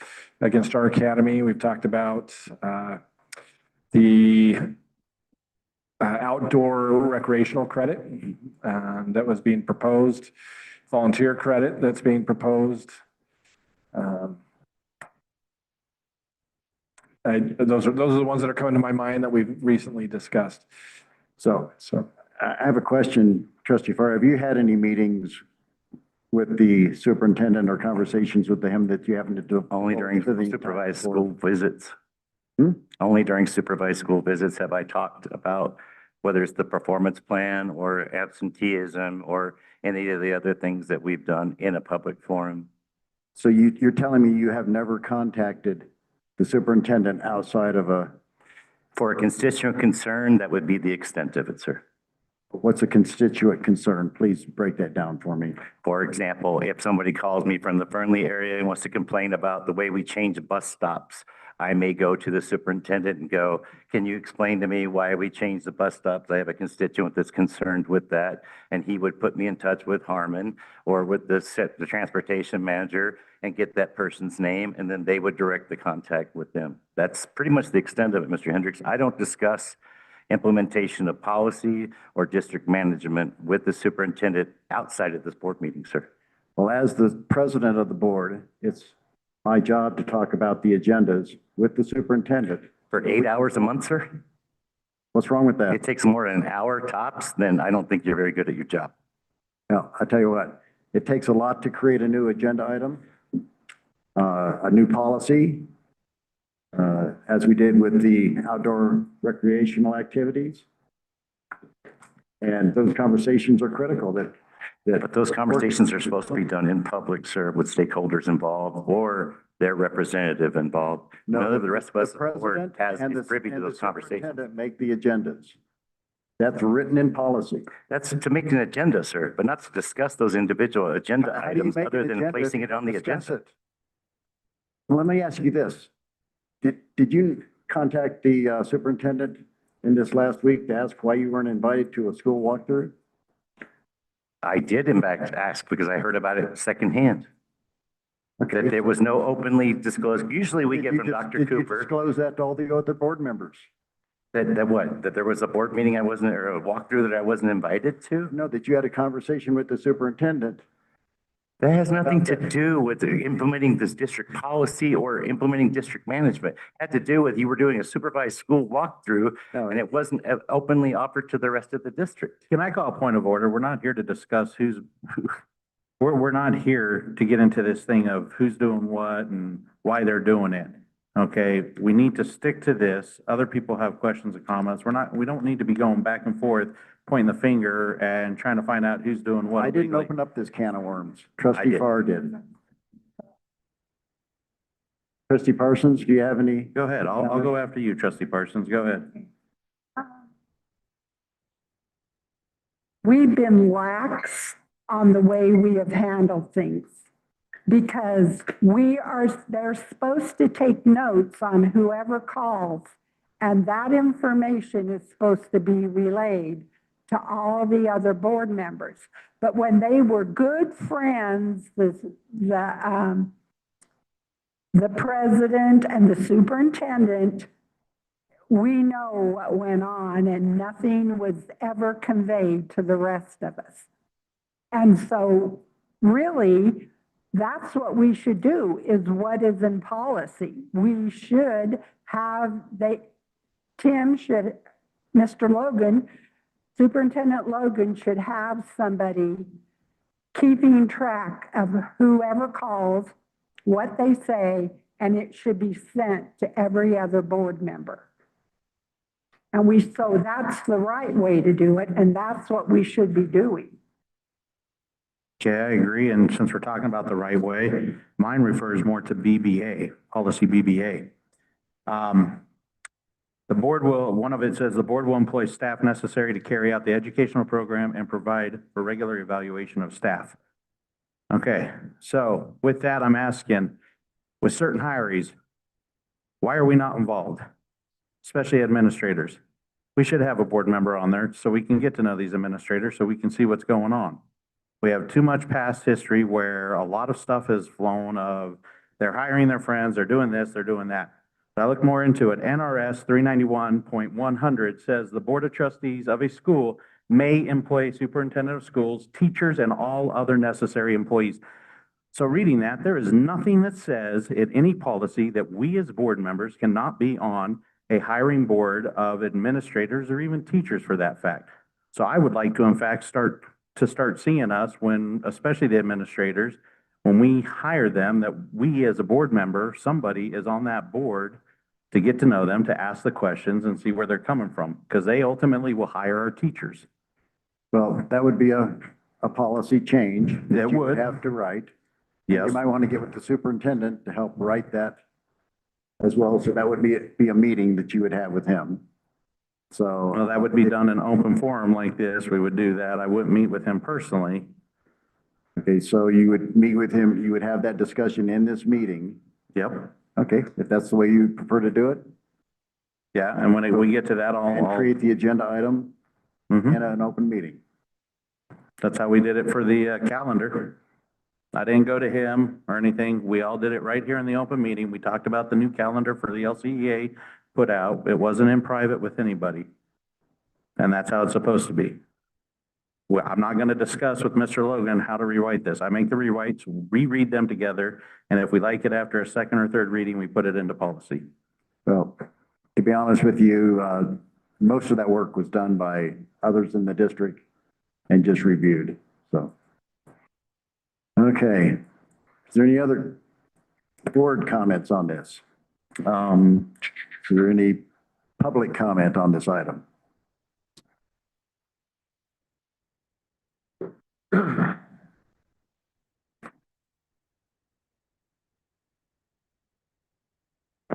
Nelson,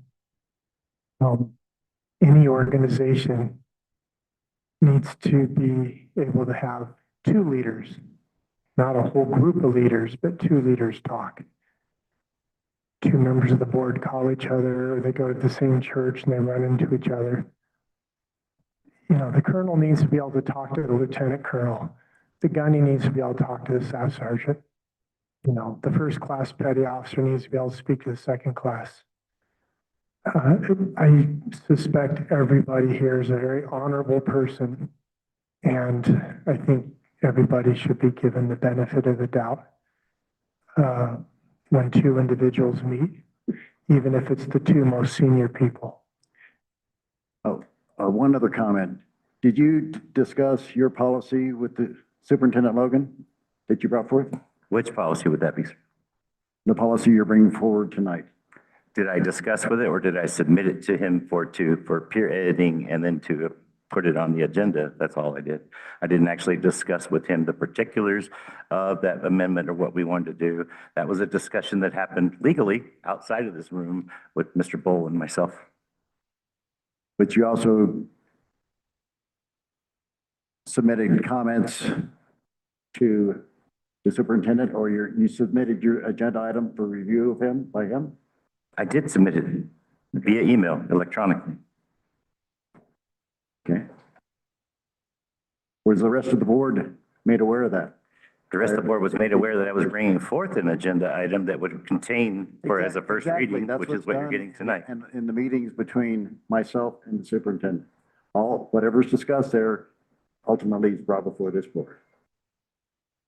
If you say so, sir. Is there any more public comment?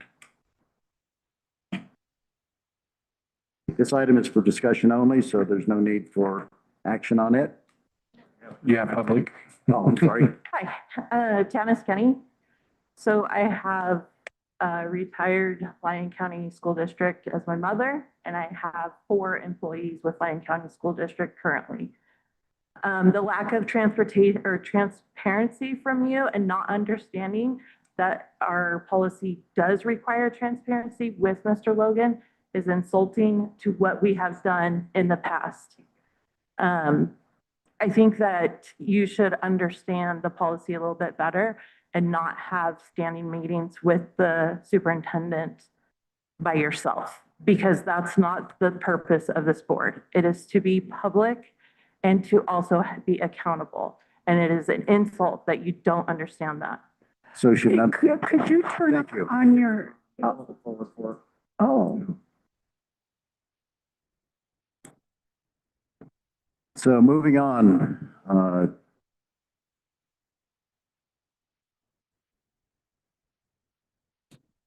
Is this going to come back at a future board meeting for more discussion?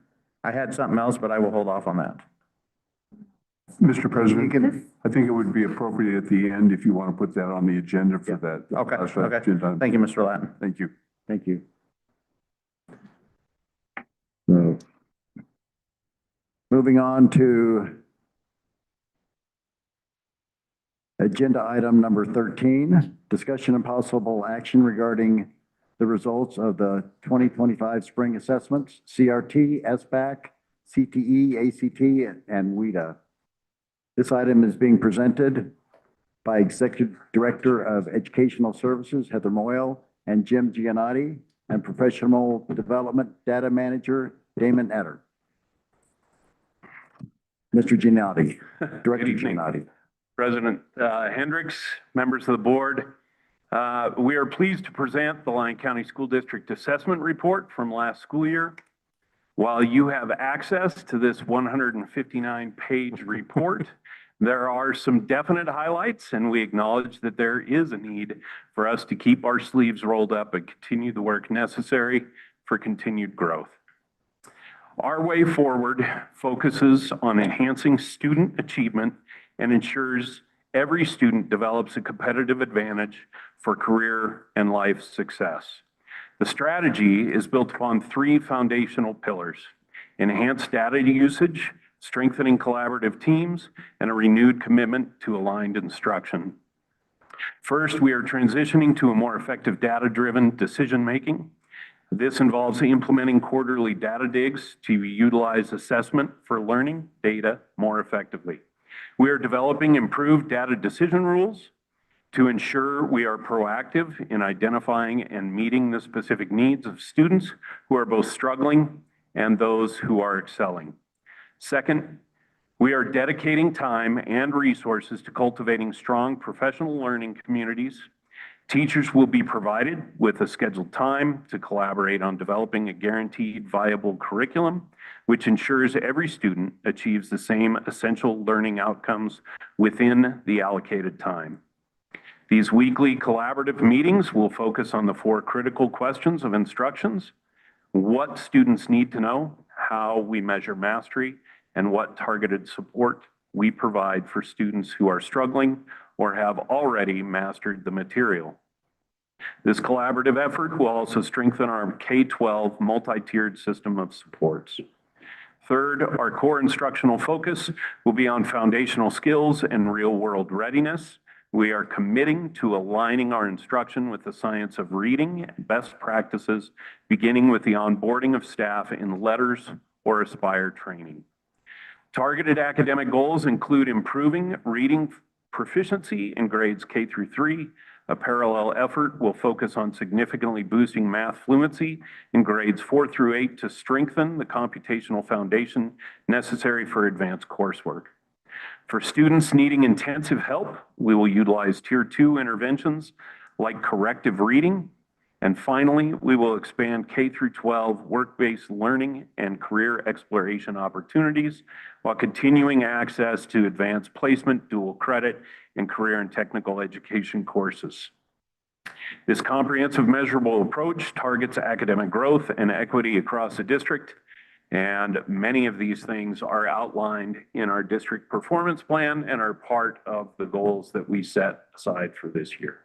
So at this time, we are open for questions. There's a lot of material there, and to try and summarize it in a 5-minute word presentation would be tough to do. So I just want to say thank you. I couldn't sleep Saturday night till I got to that part of the, yeah, out like a baby. Yep, well, there's lots of colors in there. Yeah.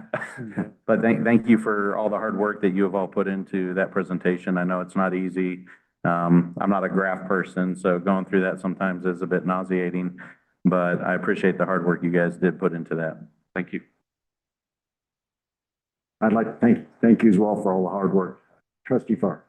I just had a few comments, Mr. Giannotti. This is one of those rare presentations to the board where I get to have not only the 20,000-foot view, but the boots on the ground level view, because I'm very proud that my wife serves on Ms. Henderson's school performance plan team. And so, trust me, I get to hear ad nauseum what is discussed at the school level and what they're doing to approach these things. And then I see the district report of, how these are all coming together and there's a team approach. And I got to tell you, I'm very impressed with what I'm hearing, that this is a very lean into situation that these administrators are taking. They have not taken it lightly. I understand the last couple of months, from our perspective down, it's probably been a little bit, exhausting, I will say that. And I think that Mr. Whistler's not incorrect in saying that there's a lot to chew through in this, right? When you look at these performance plans, but keep in mind that at all times, this is what we asked for as a board. This is what we demanded as a board, essentially. And it's something that they are responding to, and I think they're responding to it very, very well. So thank you again for all your efforts out there. I also have a wife in the trenches, so I get to hear an awful lot about it as well. So.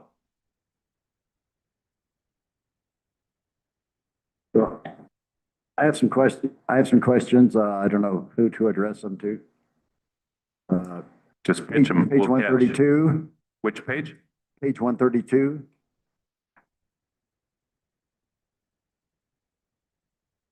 Takeaways from winter to spring reading diagnostic results. 132 in the document. Correct. We're scrolling. Okay. Right. One thing to keep in mind when, and correct me, Mr. Etter, if I'm off with this, but keep in mind with the reading diagnostic, we did not administer the fall diagnostic. We started with the winter diagnostic and moved to spring. So we didn't have a full year's worth of data with the iReady reading. We only had one chunk of the year. So that's something that I think is important to mention as you go through those takeaways. So number one looks very promising. Significant overall proficiency gain. There was an encouraging 9% percentage point increase in student scoring at or above grade level, combining mid or above grade level or early on grade level. This group grew from 32% in winter to 41% in the final diagnostic. So can you break that down a little bit? Sure. Go ahead. So again, I think to Mr. Giannotti's point, A little louder. Not a lot. Your turn on. Easy there. So again, to Mr. Giannotti's point, one of the things we're looking at, again, it's looking at a year's worth of growth in a semester. And so one of the things we did see growth, even though it was a short amount of time, we did see that growth again from 32% who were proficient again at that mid or above grade level to 41% in a semester, which I think was great growth, which is what we want to see in a half a year anyway. With it, we had another half of the year where this was being measured and we had the full gamut of the assessment. I think you would have seen another improvement as well. And that's usually predominantly what we see in the results. But again, the reading diagnostic, this is our kind of pilot in the winter. And then we transition to that. One thing I will emphasize that I'm excited for this year is, again, that we're not over testing our students this year. At the beginning, there was kind of a list of what assessments. And if you compare that to last year, there was a lot that our kids had to go through. And so one of the things I'm excited for is there's less assessment with regards to iReady and MAPS. And so I think I'm excited to see what that does when we remove an assessment from the kids' plate to see that growth. Okay, so what you're telling me, I believe, is that this jump from 32 to 41 is on our way to that total goal that we have in our district performance plan. Correct, and that's a proficiency score. That our goal in the district performance plan is a growth goal. So we're looking at, and then we don't, it's hard to look at the growth data, which on here is 31% for typical growth. But again, that's only for a semester. So again, we're looking for a year growth for that district goal. The proficiency score, which we're looking at number one there, is the number of kids who are at mid-grade level or on grade level or above grade level, basically, for the criterion reference test. So they have the skills that are equivalent to that grade level is what that proficiency score is saying. So it's not a growth score that you're looking at. The growth score is actually on page 133. And again, you'll see that typical growth of 31%. But again, really want to highlight that that is just a semester. So we're looking at a half years when what iReady is doing with that winter to spring testing window is looking at a year's worth of growth in that window. And that's truly not fair, I guess, with that assessment, but we still wanted to give the results of what we had, but not necessarily a true representation of what a year's worth of growth would look like. So would you feel that this puts us on track to reach the goal for the district? Actually, that'll be addressed in the next presentation with Okay. Dr. Cooper. Okay. So moving down to item number 4 on here, positive movement in the highest risk tiers. We saw a 3% percentage point decrease in those that are 2 grade levels or 3 grade levels below. So that's encouraging. And again, in a half a year. So, Half a year. Okay, very good. And all of these, same with item number 5, despite the positive gains, 59% of the students still placed 1 grade level below, down from 69%. So again, positive, going in a positive direction. Positive and in a half a year. In a half a year, So okay. again, I can't overemphasize that enough. Okay. So in your analysis, and it's page 69, I'm going backwards now, because I should have taken that in order. ELA proficiency, ELA achievement, reading comprehension, effective writing, all these things seem to be positive indicators. So, great job. the other thing I want to highlight too is the assessment changed. In SBAC, we shortened the assessment and then they actually combined claims. So one of, again, our frustrations with any of these big assessments is we can't compare apples to apples because they just changed the assessment on us. And so that's just one thing I want to emphasize. Although great growth, we're seeing some good things. I did want to point out that they did change the assessment. So even when you look at the data on the previous pages, you'll notice that 2025 is not represented in some of the claims because again, they shortened the test and then combined claims. And so you will see some adjustments in those as well. Thank you for that. And also, I also want to make note that math, proficiency and achievement also are in the positive category as well. So great work. Want to make sure you get recognized for that, all of you. I think true recognition belongs to the teachers for all the hard work they've done in the classroom. I agree. We simply get the privilege of compiling all the data and reporting it to you. So the true recognition. Pass on our good word to all of them from us, because Guaranteed. I will tell you, I speak for myself, not the entire board, when I say, if we're showing growth, I'm good, totally good with growth, okay?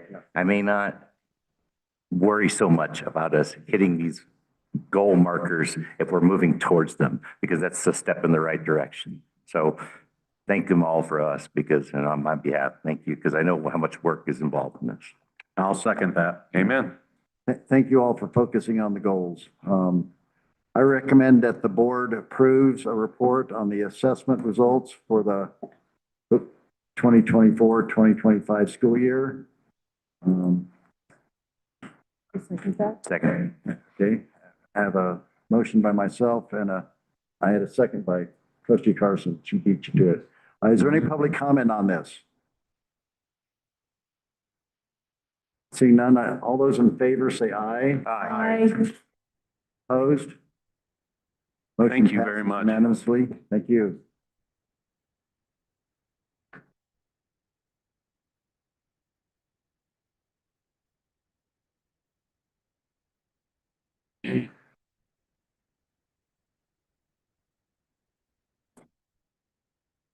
Moving on to agenda item number 14 for possible action, discussion and possible action regarding review of the LCSD district performance plan. This item is being presented by Dr. Stacy Griffin Cooper, our deputy superintendent. Ms. Cooper. Good evening, President Hendricks, members of the board.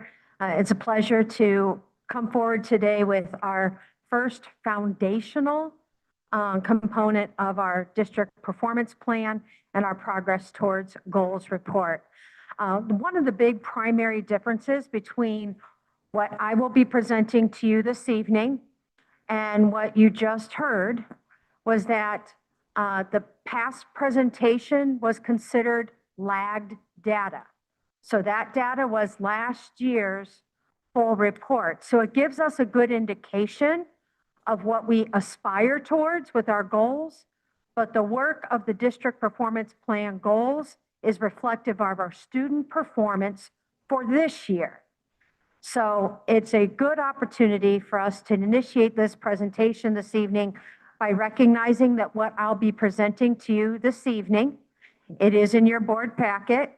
It is reflective in our work and evidence of what we have done since last January's workshop, but it also gives you a current lens as to where we are at in our progress towards goals. It's important to note that all 8 of the goals that you developed back in your January workshop are reflected here today in this presentation. I'm going to briefly go over each of the goals, give you where we are on the status, but again, a reminder that this is a foundational presentation. So I'm fortunate to say that tonight's presentation is not 150 some pages yet, right? Yet. So this is our starting point, right? This is your starting point, President Hendricks. So for goal number 1, which was the K-8 iReady growth, some big indicators to reflect upon that our students have completed the fall iReady assessment to establish a baseline of data for us for this year. Teachers and leaders are implementing letters and science of reading training and curriculum launches. Schools are using daily iReady lessons, high impact teaching strategies, and multi-tiered systems of support, tier 1 meetings to strengthen their instructional development. We have collaborative data reviews happening regularly, and our professional learning community meetings are guiding the decision-making and monitoring early student progress. So when you look at student goal or goal number 1 under your plan, there's some listed evidence there with hyperlinks that are accessible to the public. They are portions of last year's lag data, as well as evidence of some of the work we are doing this year. On goal number 2, our grades 9 and 10 map growth. It is an ongoing foundational opportunity to reflect. Our fall map testing is complete. It's giving us a clear baseline for 9th and 10th graders in reading and math. Our staff have received training on how to develop goal-setting strategies and understanding RIT scores. And again, our HITS instructional strategies are being prioritized across all of our high schools. And we are utilizing our reports from ALEX and StudySync for support monitoring to monitor our student engagement in our core curriculum tools. In goal number 3, which is our focus on our 11th grade ACT improvement, the ACT foundational data and profile reports have been collected for analysis. Schools are reinforcing ACT skills during all their advisory periods.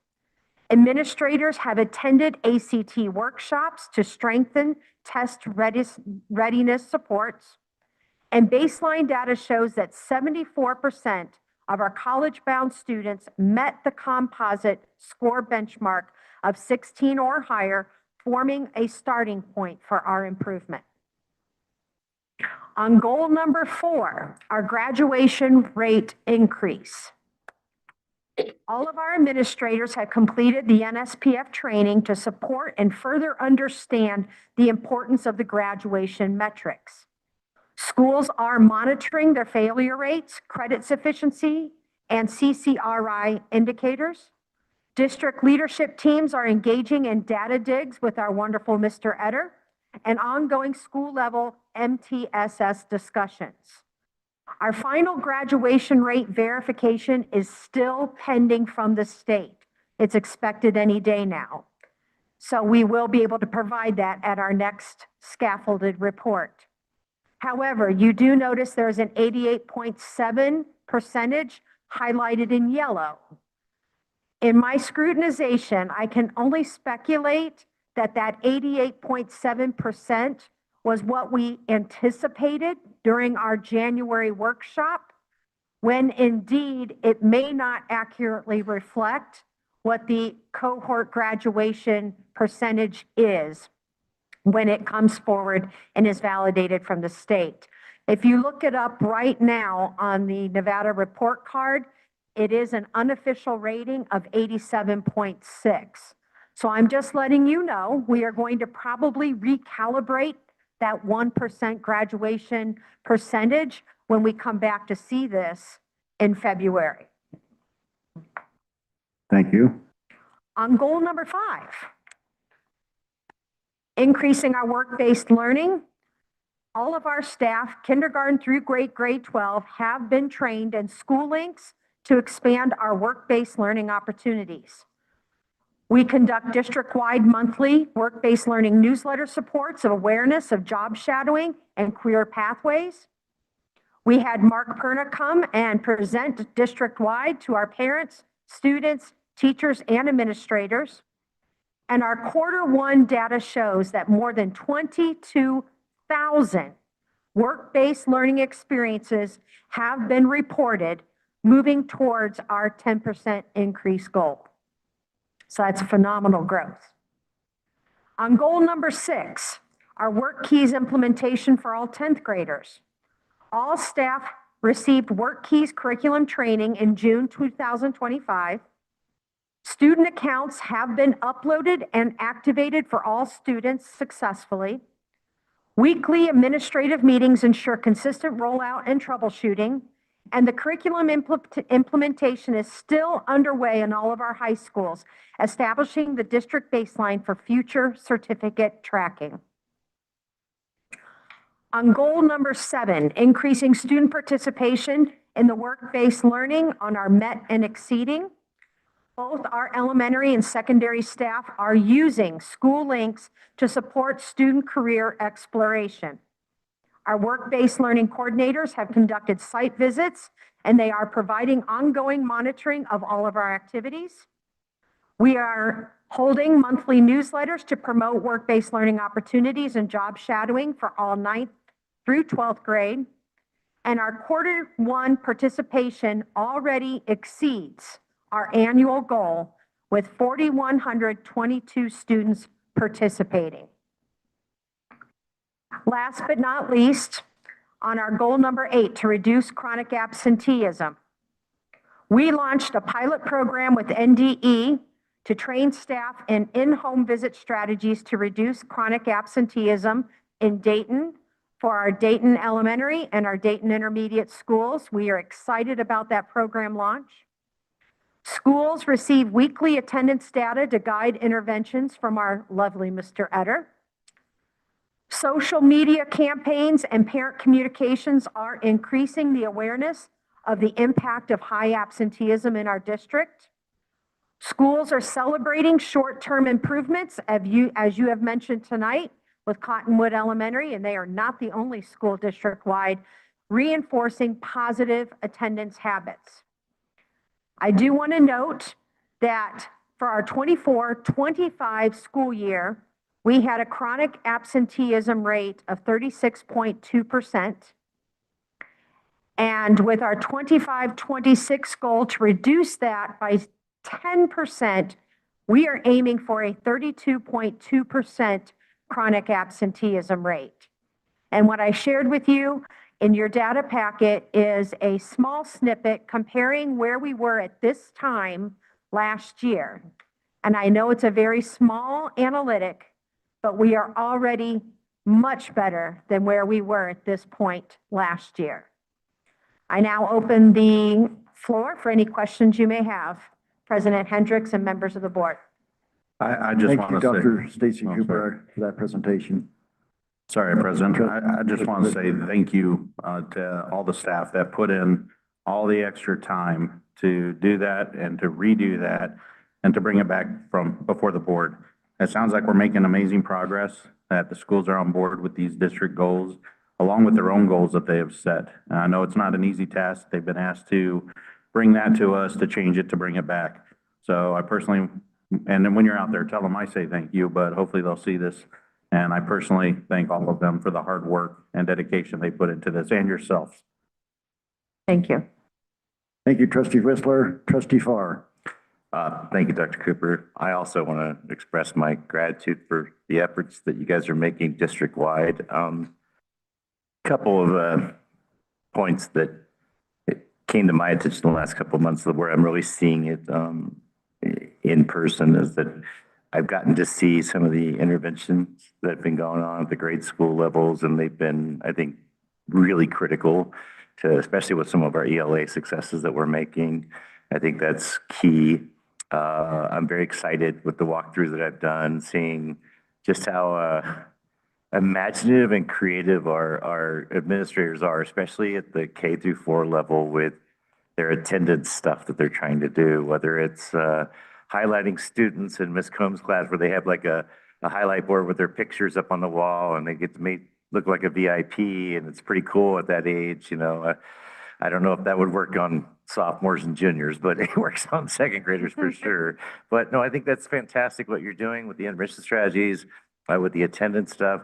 We all have the, what do you want to call it, the luxury or the curse of living in small town America, so that we're going to run across, especially for us, our constituents at the grocery store, or if you're a captive audience like I was today in the barber chair. And and I kind of sit there for a good 25 minutes. And of course, I dutifully listen to this young parent talk to me about just how well his young student is doing, and the fact that the school, I won't mention the school, just for privacy's sake, but he was very impressed with what they were doing to motivate his student, specifically with work-based learning project ideas, because this was a young man that the father was having, well, as he said, we were knocking heads trying to come to a consensus on why his education was important.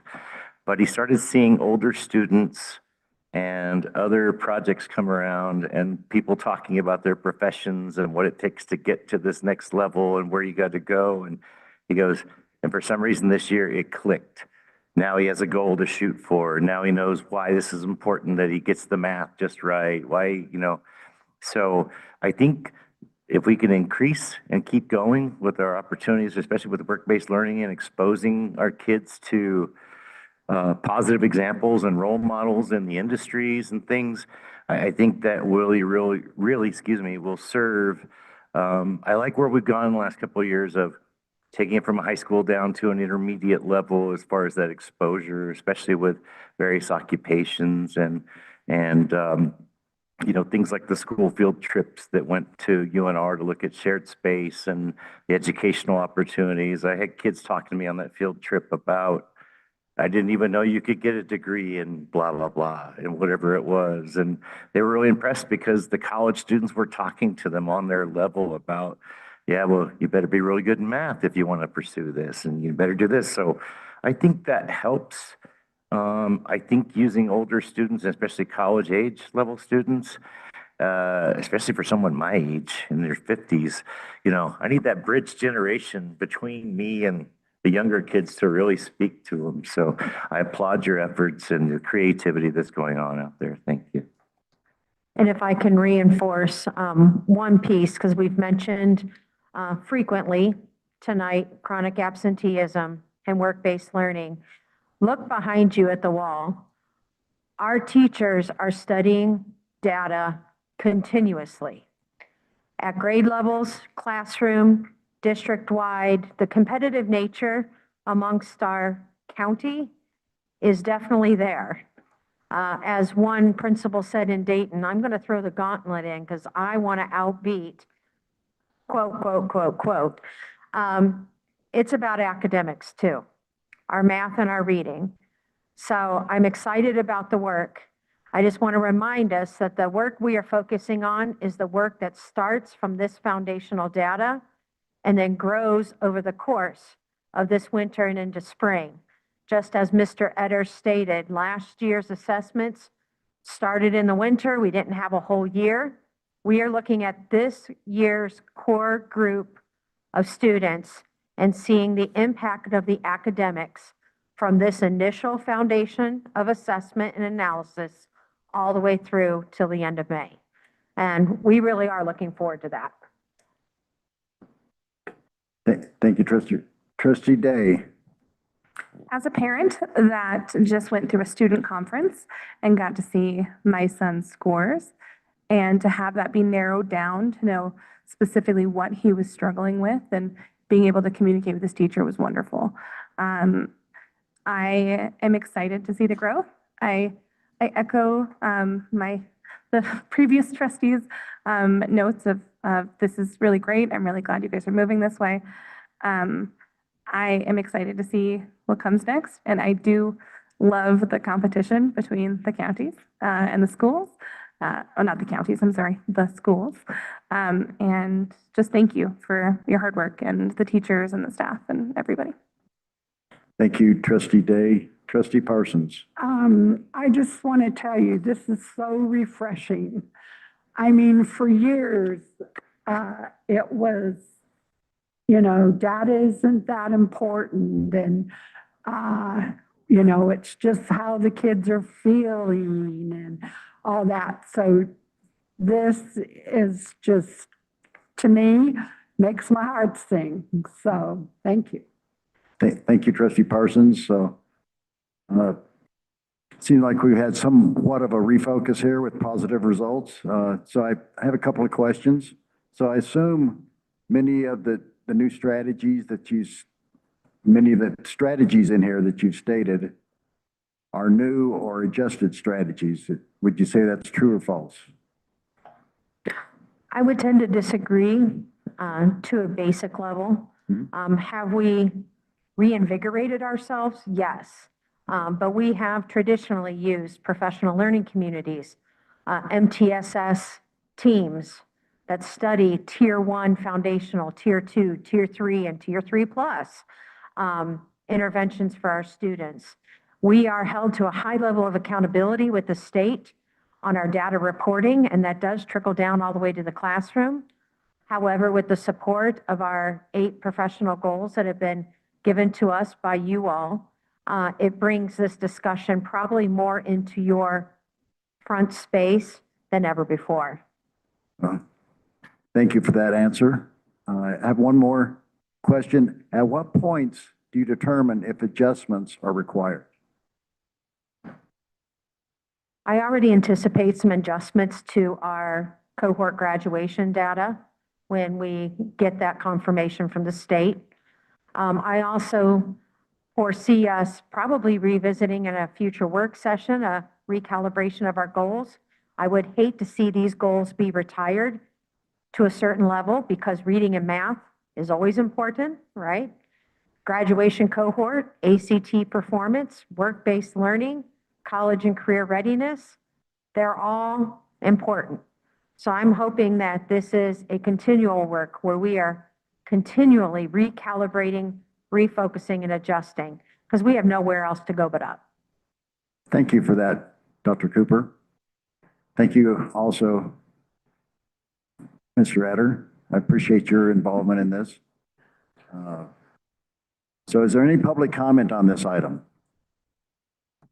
No. Seeing none, I'd like to make a motion that the Board of Trustees accept the review of the district performance plan's progress towards goals report. Second. Okay. Good. Let's try that again. Who's second? Mark. I think he was louder. I was loudest. Yeah. But she was closest. He drowned you out. He was yelling in my ears. Mr. Westby, that's fine. Okay. I know. Well, I There's any don't further really discussion think by the that's a board? bad idea, because, you know, like, I noticed for a while, the new board member wanted to speak, and, you know, it's like Tom was looking this way for a long time. And so I do think the little buzzers wouldn't be bad. Just a light. All right, so seeing no further discussion, all those in favor say aye. Aye. Any opposed? Passes unanimously. Moving on to agenda item 15, discussion of possible action regarding updates from the Yerington and Smith Valley area school principals. This item is being presented by Shannon Combs, Scott Gillespie, and Kathy Bamba Edgerton, and Dwayne Mattice. Did I butcher any of those names? Not too It's bad. Shannon Coombs, but it's okay. I get it all the time. Shannon Coombs for the record, Principal at Thank you, Ms. Yerington Coombs. Elementary. Principal Coombs. Thank you, President Hendricks.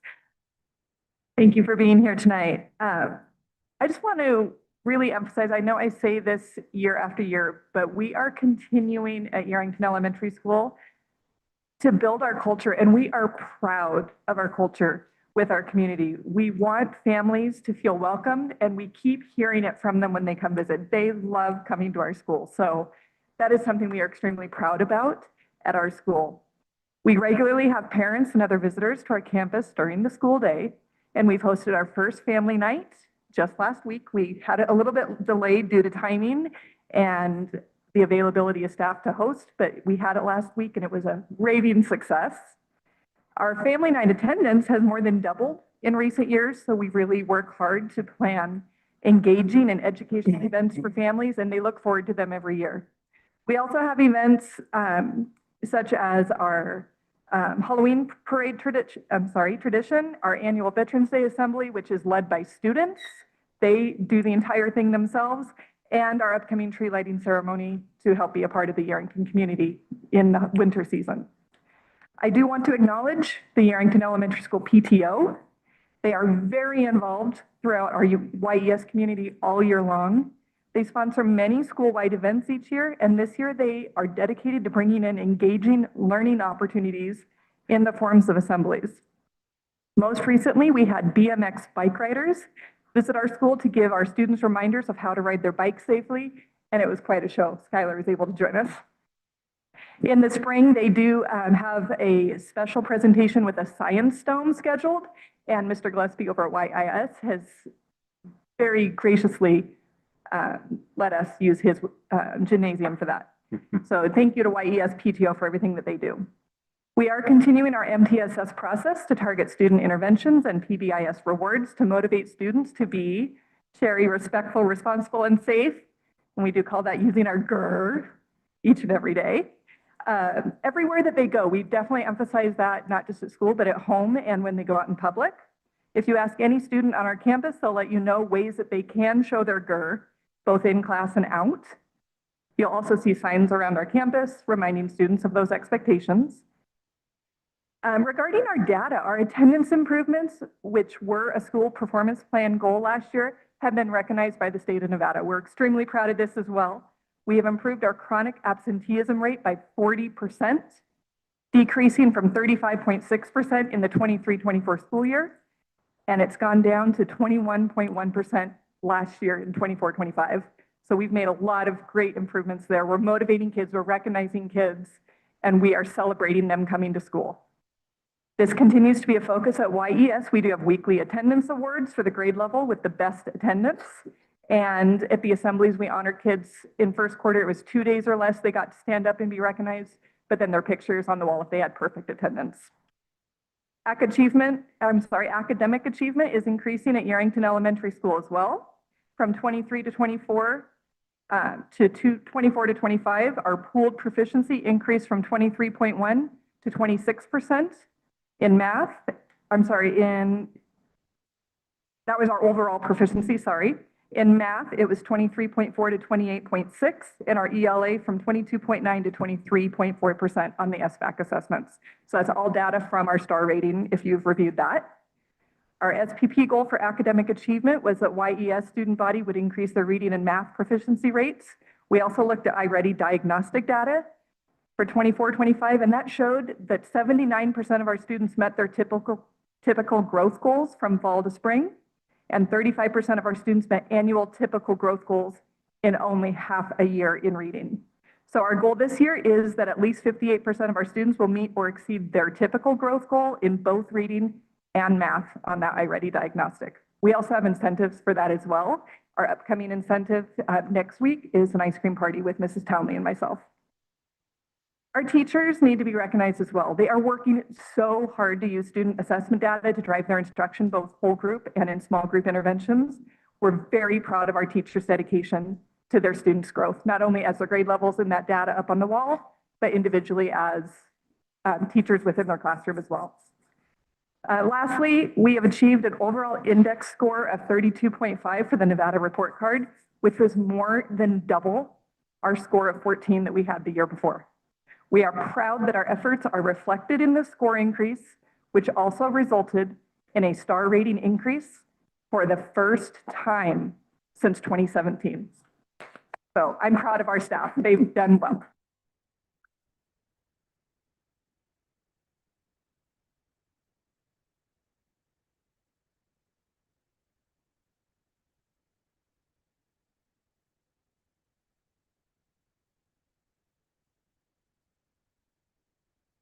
Hello again.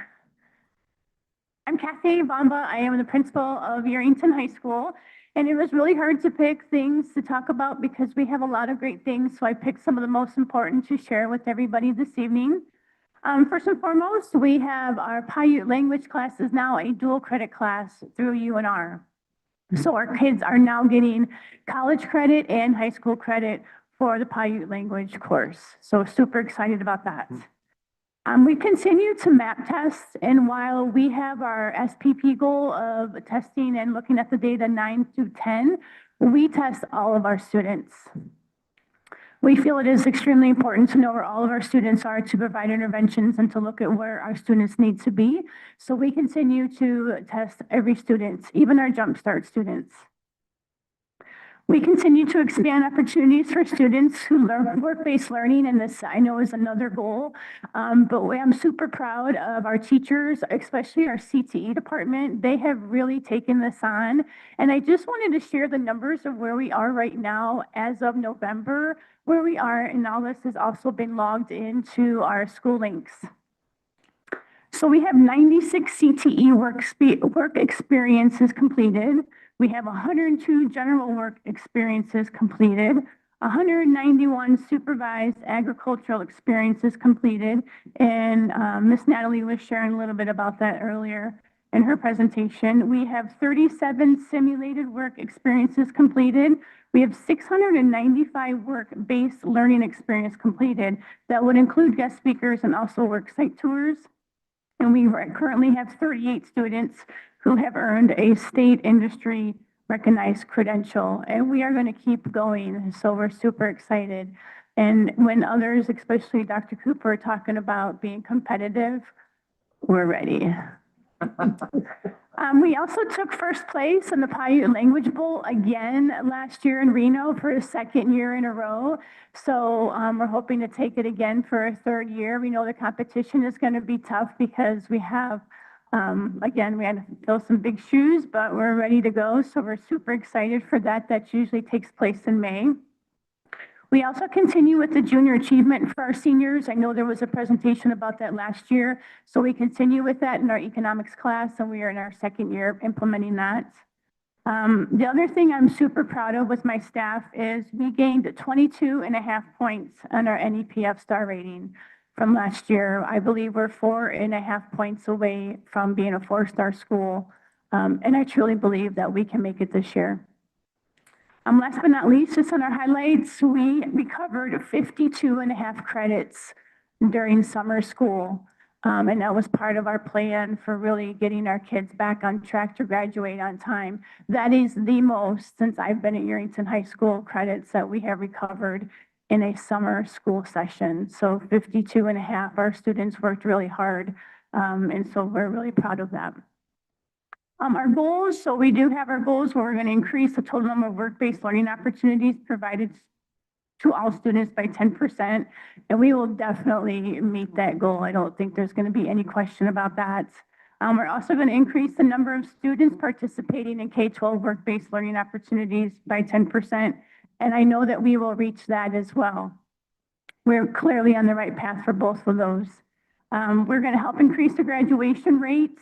As Dr. Cooper was saying, you know, we did go through and we validated our graduation data, so I am looking forward to seeing what that is as well for us. Yerington High School, we're going to implement work keys. I just ran the reports, our ACT work key reports, and I am super excited about how well our students did. So we're going to be talking more about that as a staff and in department meetings. But overall, our students are going to be recognized for all the hard work they've put in for that and really taking it seriously. And for the efforts that my teachers are taking to really get the kids to understand what the ACT work keys can do for them.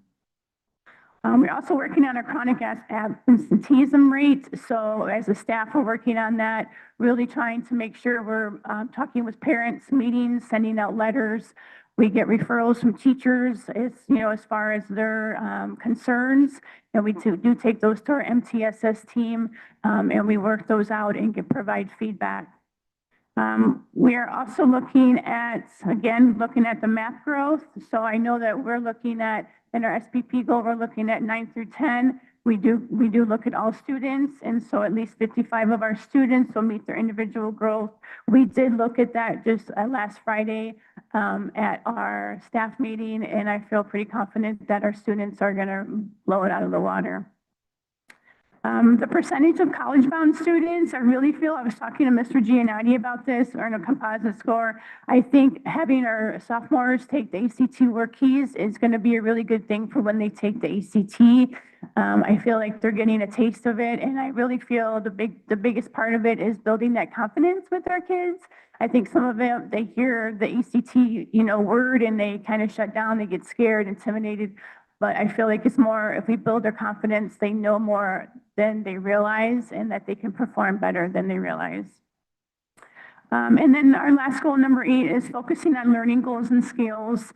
We really want to provide opportunities for kids to really rate their learning. So what, again, going back to that metacognition piece, can they explain what they're learning? Can they rate it? And so we're building that back into our curriculum. We kind of got away from that. But we realized, especially through accreditation, that that was a piece that was missing, that the students did voice. And so we are bringing that back into our SPP. Last but not least, I just really want to say that I appreciate the dedication of the Yerington High School staff, from our teachers who maybe only get one prep period a week, to the kitchen and custodians. Every team member contributes to the student success. I can't do it without everybody being a part of that team. They never complain and they have stepped up to everything that they've been asked to do. And I couldn't ask for better staff, and I'm truly grateful. I am also grateful to our students. We have recently had some incidences at the school, but our students stepped up and they brought information forth, and we were able to prevent possibly some serious events going on at our school. So I am grateful for our students as well. Thank you. Thank you, Principal Bamba.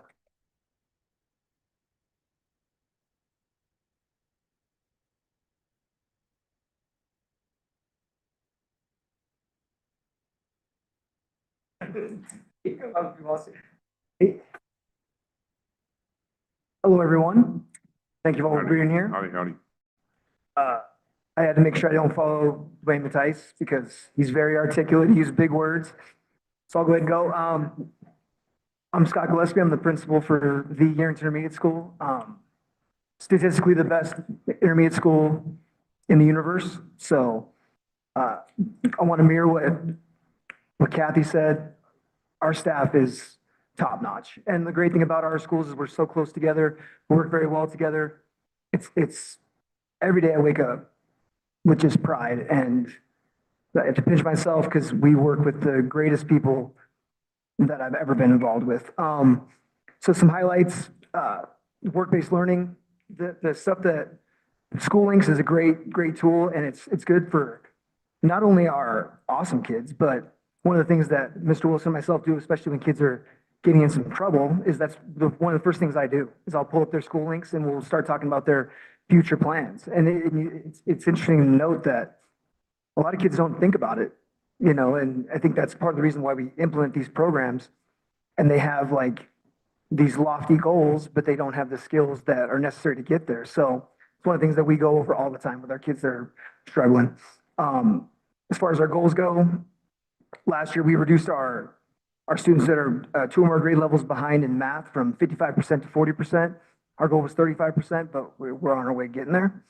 We don't take MAPS testing anymore, but last year with our reading MAPS, we went from the 37th percentile to the 52nd percentile, which is good to go. We have a growth mindset, of course, in our district, and that's what we look towards. The packet I gave you guys, I'm not going to go through all that stuff, just some information about our school, some stuff that we do, some starting points, data-wise, where we're at as far as our iReady testing goes. So again, I'm more than happy to speak to that or any of that stuff for you guys. We had some awesome stuff going down. Jerry Bryant and a few of our 5th grade kids were involved in a Shark Tank style presentation. They had a short amount of time. Some of their schools were there for like 9 weeks, 10 weeks working on this thing. They went in there and it was amazing. It was an awesome experience for those kids. They went in and there was like a salad. And I remember one of the kids like, this is the best lunch I've ever had. I'm like, that's not lunch, bro. That's just the salad that's before lunch. So they were super excited.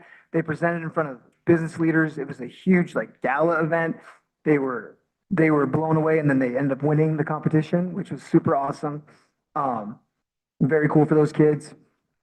We have a lot of really awesome stuff going on at our school. And we've had a lot of walkthroughs, and we are always open to that. So anytime you guys want to come in, be with Mr. Logan, so on and so forth, feel free. Feel free to come in. We have open doors. Well, they are locked, and they're getting replaced today. Our kids are like, why is all this construction happening? The funny thing is the high school kids will come back and be like, oh, you're doing all this stuff after we leave. I'm like, hey, I'm not in charge of that. So I do want to thank our district office personnel, Harmon, everybody that's involved. Like anything I want, I get. Within reason, of course. Anything we want, we get. Total support, our camera upgraded systems, just, it's amazing. And Damon's come out a few times to go over our data with our teachers, because Mr. Wilson and myself aren't the smartest people in any room that we're in. We pride ourselves in that. Came out and walked our teachers through our initial data, where we're going next, so on and so forth. So I just want to give a big shout out to all these guys. There's never any time where I don't feel supported by our district office staff and you guys. Going on to our goals, chronic absenteeism has always been a primary concern of ours. We do have an attendance contest as well. It's in the packet. And I will push back on middle school kids not caring about that. You'd think 8th graders, they don't care about anything, they're bro, 6, 7, all that all the time. But when we update our attendance contest, they are legitimately into it. And they try to play it off, but I've actually walked into conversations where they're like, bro, you missed school again. Like, what are you doing? So they pretend that they don't care, but they totally do. And most of our attendance, and I gave you an example of the report I get from our attendance secretary every week with the percentage of the week and their bonus games, and they're into it. They'll play it off like they aren't, but they totally are.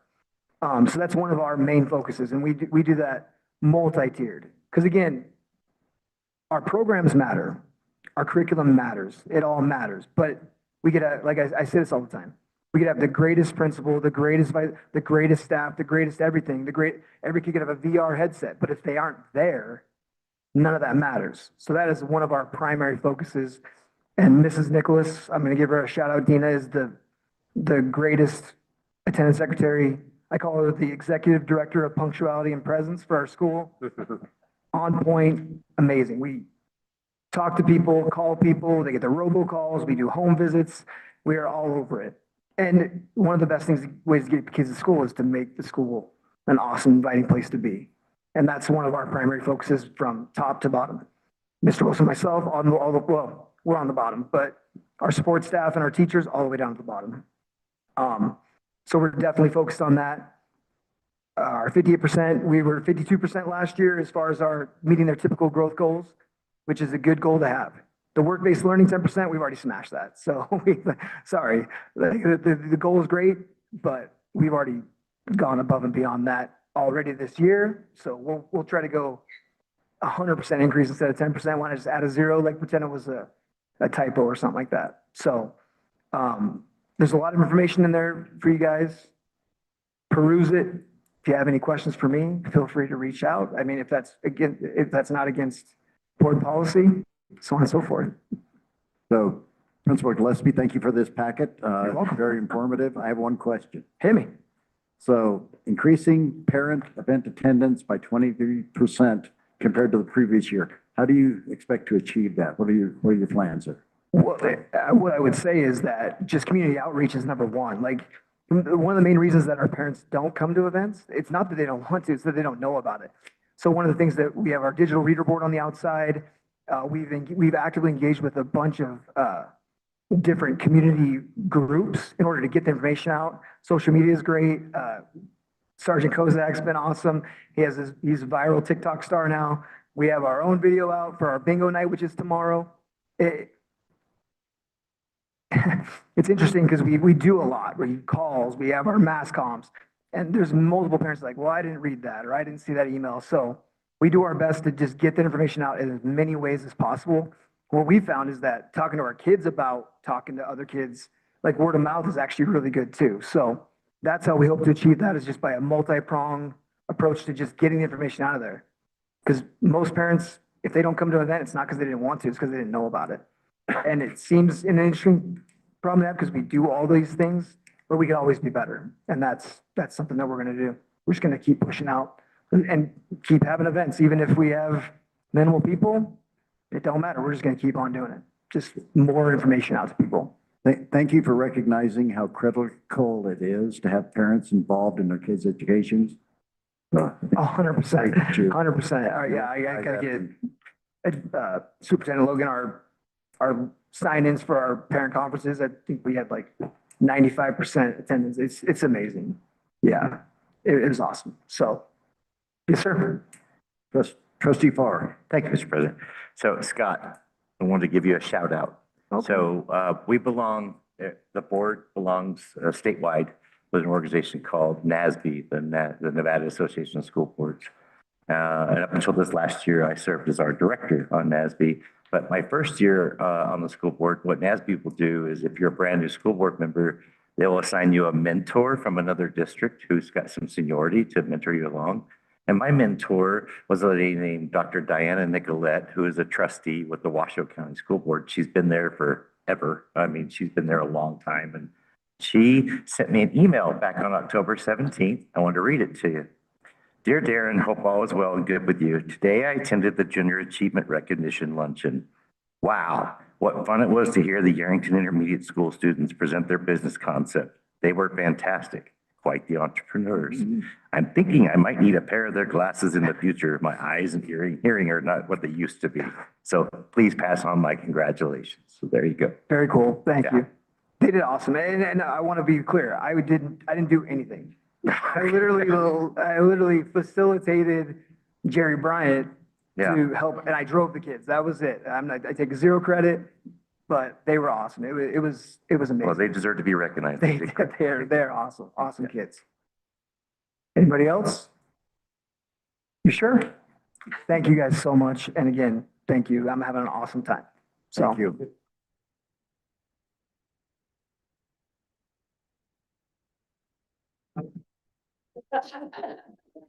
Well, I didn't ask, but did you get that gym in your guys' office that you guys put in for? No? No. I was wondering if that was the 5,000.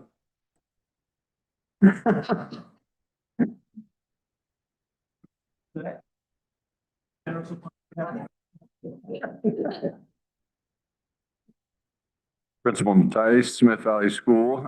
Just want to note that Principal Gillespie is far too kind. I promise minimal articulation and no 75-cent words this evening.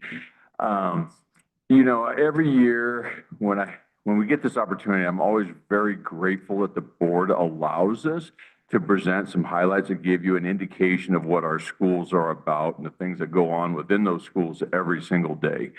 However, I would be remiss if I didn't point out the single most important highlight is simply visiting our schools. Until you have been there and had an opportunity to interact with the amazing students like the young lady who presented earlier this evening, Anna Rigsby, and our staff, which I personally consider to be some of the finest instructors in the state of Nevada, you truly have no idea what really highlights our school. For those of you who have been to my school, and several of you have, thank you very much. Again, eternally grateful. For those of you who have not, I would invite you to visit, and I will take you on the nickel tour. Yeah, so we got that coming up this next week. There's going to be evisceration and executions and all kinds of fun stuff. It's a work-based learning extravaganza, ladies and gentlemen. So with that, and I'll try and keep this fairly minimalistic, every year we perform incredibly well on the school climate survey, and for that we are very grateful. And as in the past, in 9 out of the 12 survey areas, we hit the excellence benchmark. I think that's indicative of not only the community and families, but also the staff that works at Smith Valley School. Just very, very lucky to have all of those things come together and coalesce into a pretty special environment. We've had a 100% graduation rate for multiple years. We have an incredibly successful athletic, well, what's the word? Here's those 75 centers for you, Scott. You jinxed me, my friend. Athletic teams are incredibly successful. We have over 80% of our kids involved in one or more extracurricular activities. Our student council is crushing it this year. They've introduced a class of the year competition. You can see all the different logistics or metrics that go into that, and it's really helped to promote student pride in our school, and it's just been really fun to watch. We're blessed to have the lowest chronic absenteeism rate in the district often, and including in the most at-risk sub-pops at our school, which are our EL and SPED subpopulations. We coordinated with Smith Valley Rotary and put on an amazing work-based learning opportunity, which was a career fair that had nearly 20 different organizations from across the state, including many in Smith Valley and surrounding communities. And thanks to Lyon County School District, i.e. Harmon Baines, and the Walker River Basin Community Foundation, our main building has a fresh coat of paint, which it most desperately needed.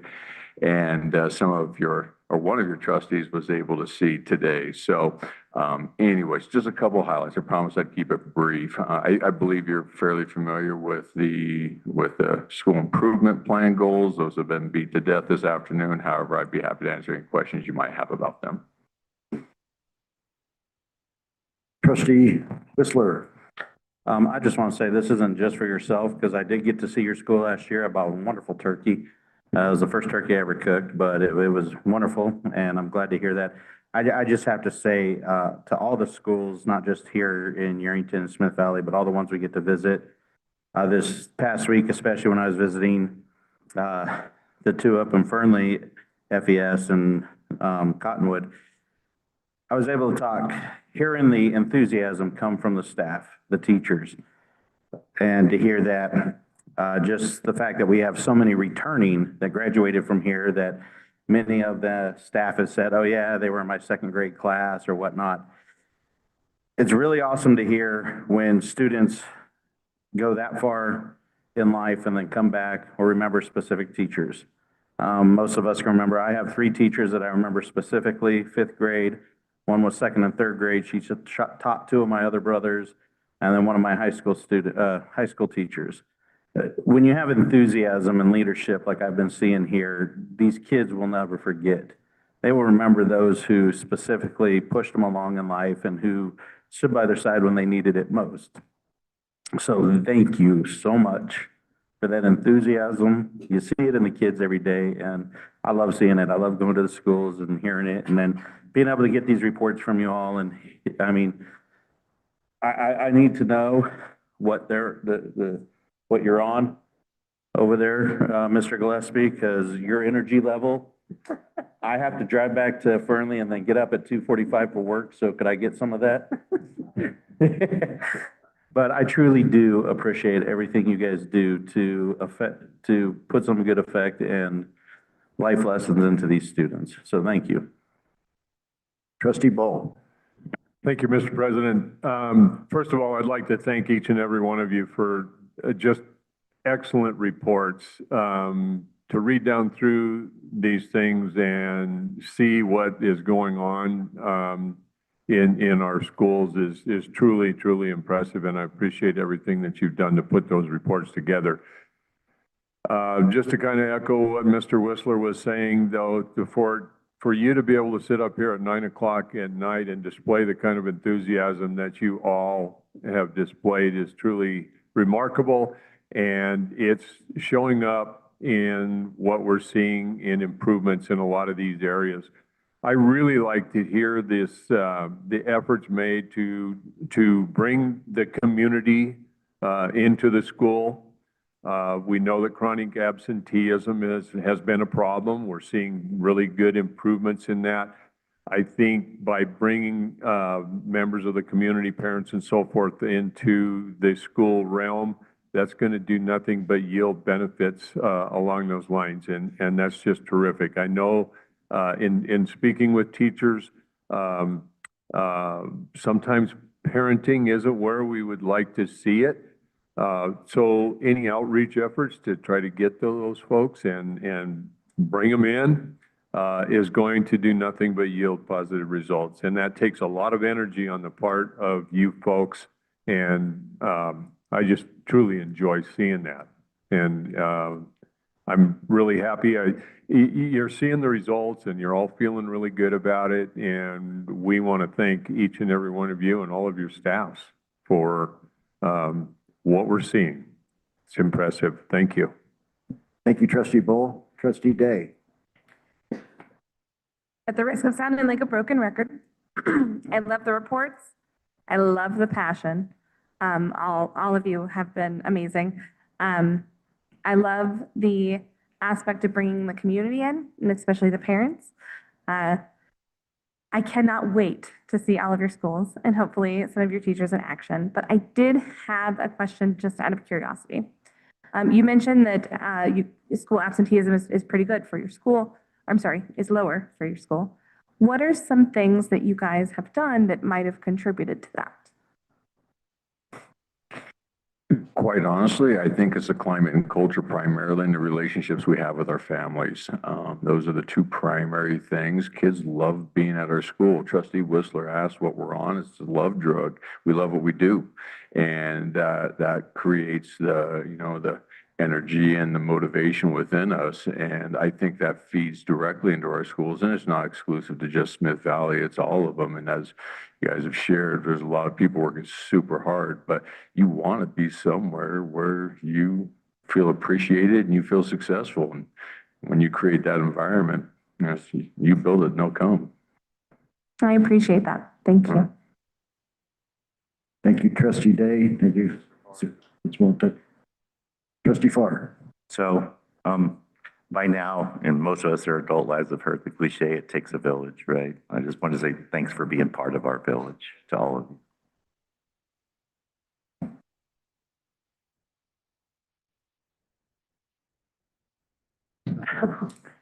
There any further discussion by the board? Is there any public comment? Seeing none, I'm looking for a motion. Mr. President, I make a motion that we accept the reports as presented. I second. Is that your first one? I have a motion by trustee Farr, a second by trustee Day. Is there any further board discussion? Seeing none, we'll call for a vote. All in favor, say aye. Aye. Any opposed? Passes unanimously. Okay, let's take a break, 5-minute break. Red Bull hit.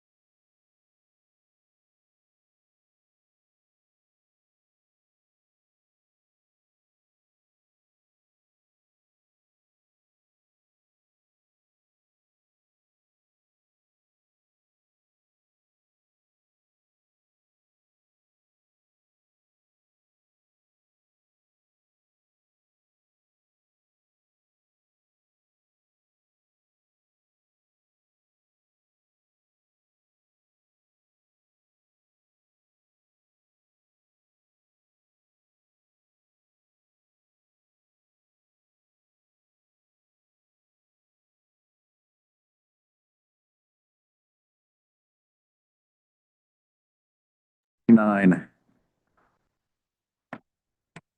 Moving on to agenda item number 16, discussion and possible action regarding the Go Guardian program. This item is being presented by Board Member James Whistler, Executive Director of Educational Services Jim Giannotti, and Executive Director of Operations Harmon Baines. Will you start for us, please, Director Baines? I can start a little, so I was introduced to Go Guardian by Lion Online during one of my visits. And they kind of explained to me, so I looked it up. And it says it's used by 1.9 million teachers US wide. I was like, okay, how many teachers do we actually have in the US? And it's roughly 3.8, give or take. So I was like, wow, that's about half right there is using this program. So that says a lot for the program. Just the basics says Go Guardian admin will capture websites that students visit. Flag activity and smart alerts may also be generated when potentially inappropriate activity is found. So they did have a couple graphs on the website. I tried to download them and it denied me. I got error 404 and I go, well, maybe I'm just not special enough. So it did say depending on the Go Guardian specific product, cost can be anywhere from $8 to $9.50 a student per year. And I thought that was really good. If this is a program that is that good and it's that low of a cost, I don't see any harm in giving it a shot, but I would like to let them present and then I might, I'll call up Ms. Delatorre as well as being a teacher and a boots on the ground type person. Absolutely. Well, President Hendricks, Trustee Whistler, thank you. Similar to what you were saying, we were requested at the September meeting to bring this forward, do some research, and bring forward some research to the board regarding the Go Guardian platform. Everybody hear me? Sorry. And we were a bit uncertain with what direction the board was trying to take this or what we were trying to solve. So we tried to keep the memo straight to the point, highlight some of the things that were shared. We did hear back afterwards that the memo was a little negative, and that wasn't our intention. Trust, we don't have any, like G would say, any dog in the fight here. Our goal is just to provide as much information as we could. And what we learned from the research is kind of what we shared. So again, we apologize if the memo came off negative. That wasn't our intention. We're just trying to highlight some of the things that we learned. Go Guardian, like Mr. Whistler said, is a teacher browser-based classroom management and monitoring tool and is designed for in-person environments where students use school-managed Chromebooks. It allows teachers to monitor browser activity, communicate through chat, control website access, and share their screens. While these features support classroom management in traditional settings, the platform is not designed for big online programs where you have hundreds of students on at the same time. You'd essentially have tiny little tiles trying to monitor all those students. So it is designed for, it's best designed for smaller supervised lab-oriented environments. While these features of the classroom are also, again, not knowing what their intention was, having spoken to Lion Online since, they have a plan, and they have a plan for a shorter, tighter base, not the greater scale, like we were initially learning from Lion Online. So again, it may be something that is useful for that purpose. And again, that like you said, Ms. Delatorre will speak to that when she comes up here. And for the traditional classroom, I'm going to let G go ahead and kind of speak to that. Yeah, so in a traditional classroom, it's our hope that you have a teacher up and on their feet, teaching, moving around the room, not so much sitting at a desk, monitoring a video screen where they could see all the different independent Chromebook screens and monitoring their activity that way. It is traditionally our hope that they're on their feet, teaching, moving about the classroom, assisting students one-on-one, and addressing their needs as they go. Definitely, there are opportunities there for students to change tabs on their screen and go to other websites, things of that nature, general off-task behavior, that does happen. But with GoGuardian, it requires students to use, of course, district devices because we aren't in the habit of loading software onto privately owned devices. And that was a concern that was brought up when I met with Lion Online is, some of the students in Lion Online don't use district devices. So that could have potentially been a challenge. And then, of course, a lot of what Lion Online does is one-on-one throughout the day. They don't necessarily have a group of kids get online all at once and go through a lesson together, which is kind of the design of GoGuardian, is you have all of the students online at the same time and you're monitoring what they're doing on their computers from the teacher device, which, mind you, is a lift for teachers to learn that software, learn how to manage it, learn how to set up those different ways of monitoring and things that they can do with GoGuardian platform. Not dissimilar from other software that they learn as they have to for curricular needs, et cetera. But I was not aware that they had a plan moving forward, and that is helpful to know. But at the time that we visited, there was lots of questions, and they had asked that they be able to pilot the platform and see how it might work with the students that they serve. But again, traditionally within a classroom, like a brick and mortar setting, it's typically our hope that the teacher's up, moving around the room, monitoring student devices as they move about the classroom and check their progress as they're going through their curriculum on the Chromebooks.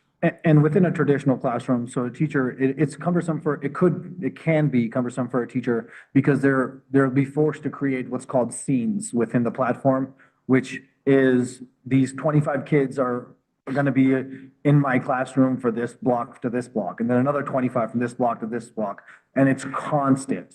And as students go in and out of your class, on and off your roster, it can be cumbersome. And again, this is something that we learned speaking with GoGuardian. So it's really specific on when it can be useful and when it cannot be useful. And again, speaking with the Lion Online team, they have a plan, and I'm sure they're excited to share that with you. Yeah. So I know not every student uses something from the district. And we had Ms. Rigsby say that a lot of these tests are online. Is this something that we think would be, well, and I'll let Ms. Del Torre answer that. I'll come back to that question. When you guys were talking to them, and did you ask about a demo? Because I saw that they had a demo thing. Do they charge for that demo, or? I'm sure there's going to be some sort of charge, Okay. but again, if they see genuine interest based on our experience, they're willing to work with us. Okay. Most have been willing to work with us because they see a bigger payday essentially. So Yeah. again, based on the approval tonight of this board, we're happy to move forward and have those conversations. Okay. We have not dove deep into those conversations. Could we have good. Absolutely. Thank you, trustee Whistler. Yes, trustee Carson. We have GoGuardian at our school. So usually they put that together at the beginning of the school year. These are your students from this period to this period time and it really helps when your kids are not supposed to be on the computer, but they're on it. You could tell they got it open, stuff like that. And I'll put it on and I'll go, oh, you're playing a game. I totally turn off their computer. Works for that, very good. And then they get really irritated with you because you have just took them off the internet for your period. And that's very helpful for students, teachers, when teachers are like saying it a million times, please get off your computer, get off your computer. I had that today. Get off your computer, and I just turned it off on them. The other thing is especially Line Online, I happen to be a Line Online teacher this year, and they can have you up on Zoom But at the same time, you don't see their screen and all they're doing is playing games on it. So you can take that game and just take it off too, so they can't play that game. For you can turn it off themselves and it's locked from them getting on it again. So that's what Go Guardian is, for, especially for Line Online. It's a very helpful thing. That's awesome. Mhm. Can we hear your plan, Ms. Del Torre? I had some more questions. Oh, yeah, good. I mean, yeah, absolutely. I just want to let her get up here and sit down next to him. So it says it's a monitoring tool designed for in-person learning environments like you're involved in. So I'm wondering how that works with an online system. And it's dependent on district managed devices. So what percentage of the students, online have district devices? And does it also require that they be on a district internet, or can they be on any internet? No, so they'd be on their home network. Okay. And we are a one-to-one school district, so all students have access to a Chromebook. And the students that are online are the same. They have access to a Chromebook if they so choose. Some students choose to have their own device. However, with this program, we would require them to be on a district Chromebook. And again, that's. So if we require them to be on a Chromebook and they say, nope, not going to do it. So I'm gonna now refer to. Okay. So answering your question, about 90% of our students use a district Chromebook. The ones that don't use a district Chromebook, they have issues with the Chromebook, they get frustrated and they run out and buy another Chromebook while they're waiting because they don't want to deal with it. And then we also find out a lot of times they lose their charger. There's all kinds of issues. It's been lost, they don't want to tell the school. It's been damaged, they don't want to report the damage. We usually find out when we do our final exams or we do like map testing with the students that now they have to use their Chromebook and there's something wrong. So the issue that we have is that the kids are doing a lot of things that we can't keep track of. So our kids, we already have a program that gets them for plagiarism, for AI usage. And we can talk to them, have those conversations. But now what they're doing is they're running things like EduBot, which is the new one, and they're running it on their Chromebooks. And what it is a program that they just found it on Reddit, and it's super popular and super catchy right now, and it runs in the background, and it actually answers all their questions for them. So they open Edgenuity, they run the EduBot, and it's doing all their work for them. So they end up doing like 200 tasks in like 30 minutes, which is humanly impossible. We usually can bust them. But if we were to able to put those students in the Go Guardian, then what it would do is record what they're doing. And we will be able to go, hey, look, we clearly see your script that you're running. We know you're cheating. We'll reset your class, but now you must stay on the Go Guardian. You're on this account. Because then we'll be monitoring you super close. Because we do have consequences. We call them, we talk to their parents, we reset the class if they go so far with even a script right now. But we don't really have consequences besides restarting the class and kicking them out. And we would like to see them stay online because it might be an environment that they're thriving, but we can't like send them to APEP or take their computer away. And if we can put that one student on this program, then it's recording and they must work with it to stay in our program, then it'll record everything that they're doing. And when we're at school, we can check and see if they're online and just make sure that they're progressing. It's not something to where we're going to be sitting there and monitoring all 100 of our students at the same time. Some of our students work at 2 o'clock in the morning. Some of them work at 4 o'clock. Some of them work all day. It's not beneficial to us that way. It's beneficial to us in the fact that we have, some kind of consequence for them. And now we're going to be really watching you. And now we can, seriously, it's not going to be like, oh, I didn't know. But it's like, they really are doing this and we have like proof. Kind of like with a video camera that's it, but it's just on their computer. We don't want to violate their privacy rights. We don't want to, we have to have program parameters of when and how we're going to use it. And we've been arguing back and forth on how we're going to do it. But we really would like to try it because when it comes time for them to do their testing online, they can't go into the locked mode because they can't have their camera on at the same time as they're in the locked mode. So we won't be able to see them. If we log them into GoGuardian while they're taking their final exam or they're doing their map testing. Then we will be able to monitor their tabs and see what they're doing. Because we'll run 15 final exams, you know, every other hour throughout the day when we do our final exams, because each student has 6 classes minimally, and each class would need a final exam. So we don't lump them all together. Each student gets their private Google Meet, we monitor them individually, and we're taking their final exam. So it does take us, that's why we have a special section for final exams. It would help us. It really would. It would help allow us to seriously see, make the kids take it seriously. And like I said, it's not for every kid. I have some students that would never even think about it, that are amazing. We got others that are coming in, but we also are the ground to where we get a lot of the long-term suspended, the ones that are just behaviorally they're not able to go to school. You know, they're trying a new environment to see if they're successful because they can't be in school. You know, mental health, in facilities, just got out, can't go back to school yet. So we have a parameter of support that we need to do them. So like I said, it's not for every student, but it would help us allow to have proper consequences. Like I said, this is the first strike, this is the second strike, you've been caught doing this, we're gonna put you in GoGuardian, and then you're kind of locked into that program to stay in our program. So do you have an actual number of students that you would want to have access to this? Mostly our high school students, Okay. more than half of our program is high school, but I would say half of those students are the ones that might need it. Okay, so saying that, you know, these students are online all different hours of the day and night, how often would you actually be able to utilize this? So the ones that we would say it's like the final consequence for them staying online in our program, it would be recording every time they log into their device, it would record them. The other ones for final exams, it would only be for that final exam.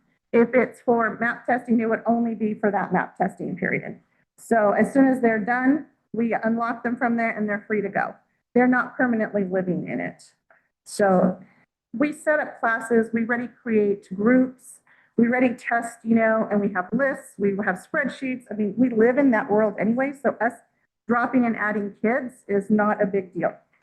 So primarily for high school students, or a percentage of the high school students? Yeah. We might get one elementary kid that might need some help, but I mean, very rarely. Okay, and realizing too that they may not all be 100% honest. I know that's, you know, a shock to everyone.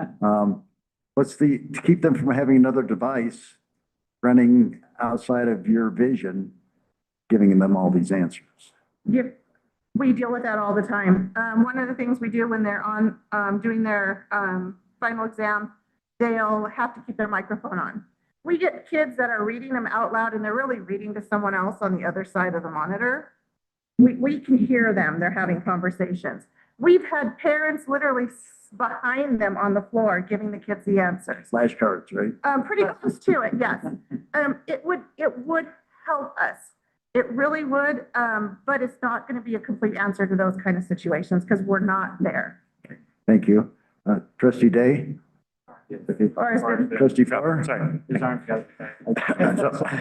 okay. It's all right. It's fine.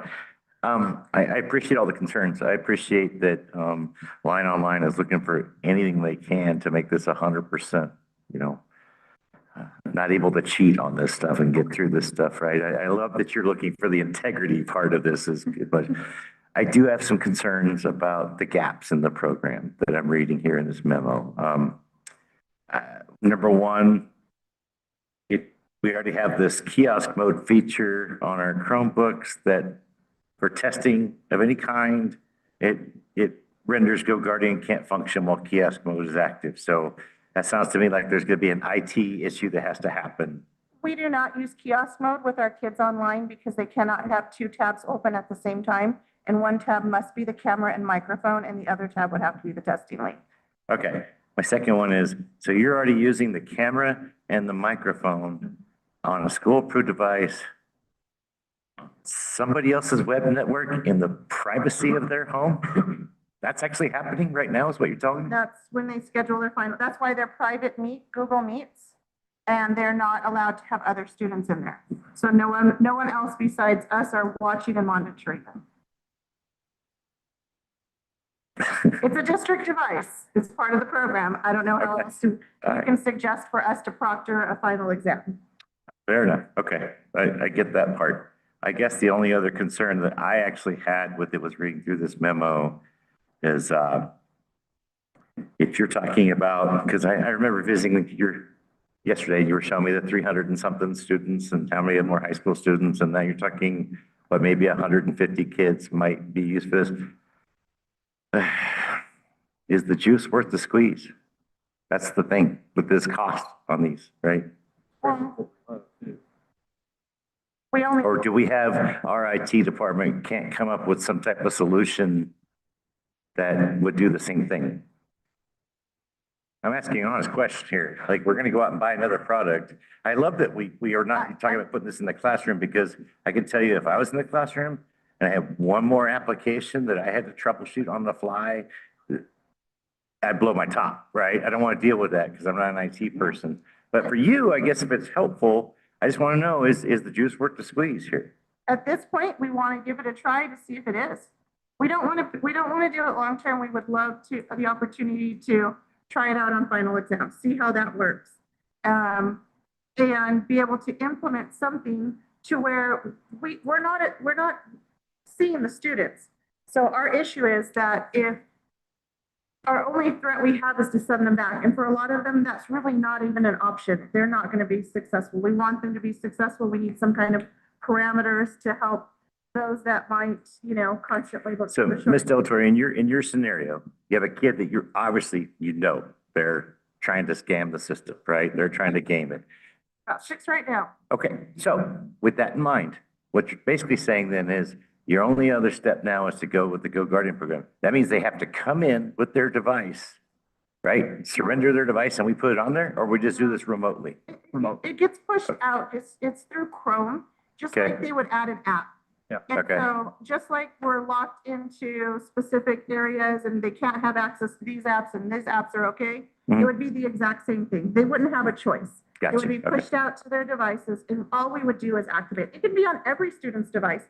It's up to the individual teacher. So I do like 11th grade.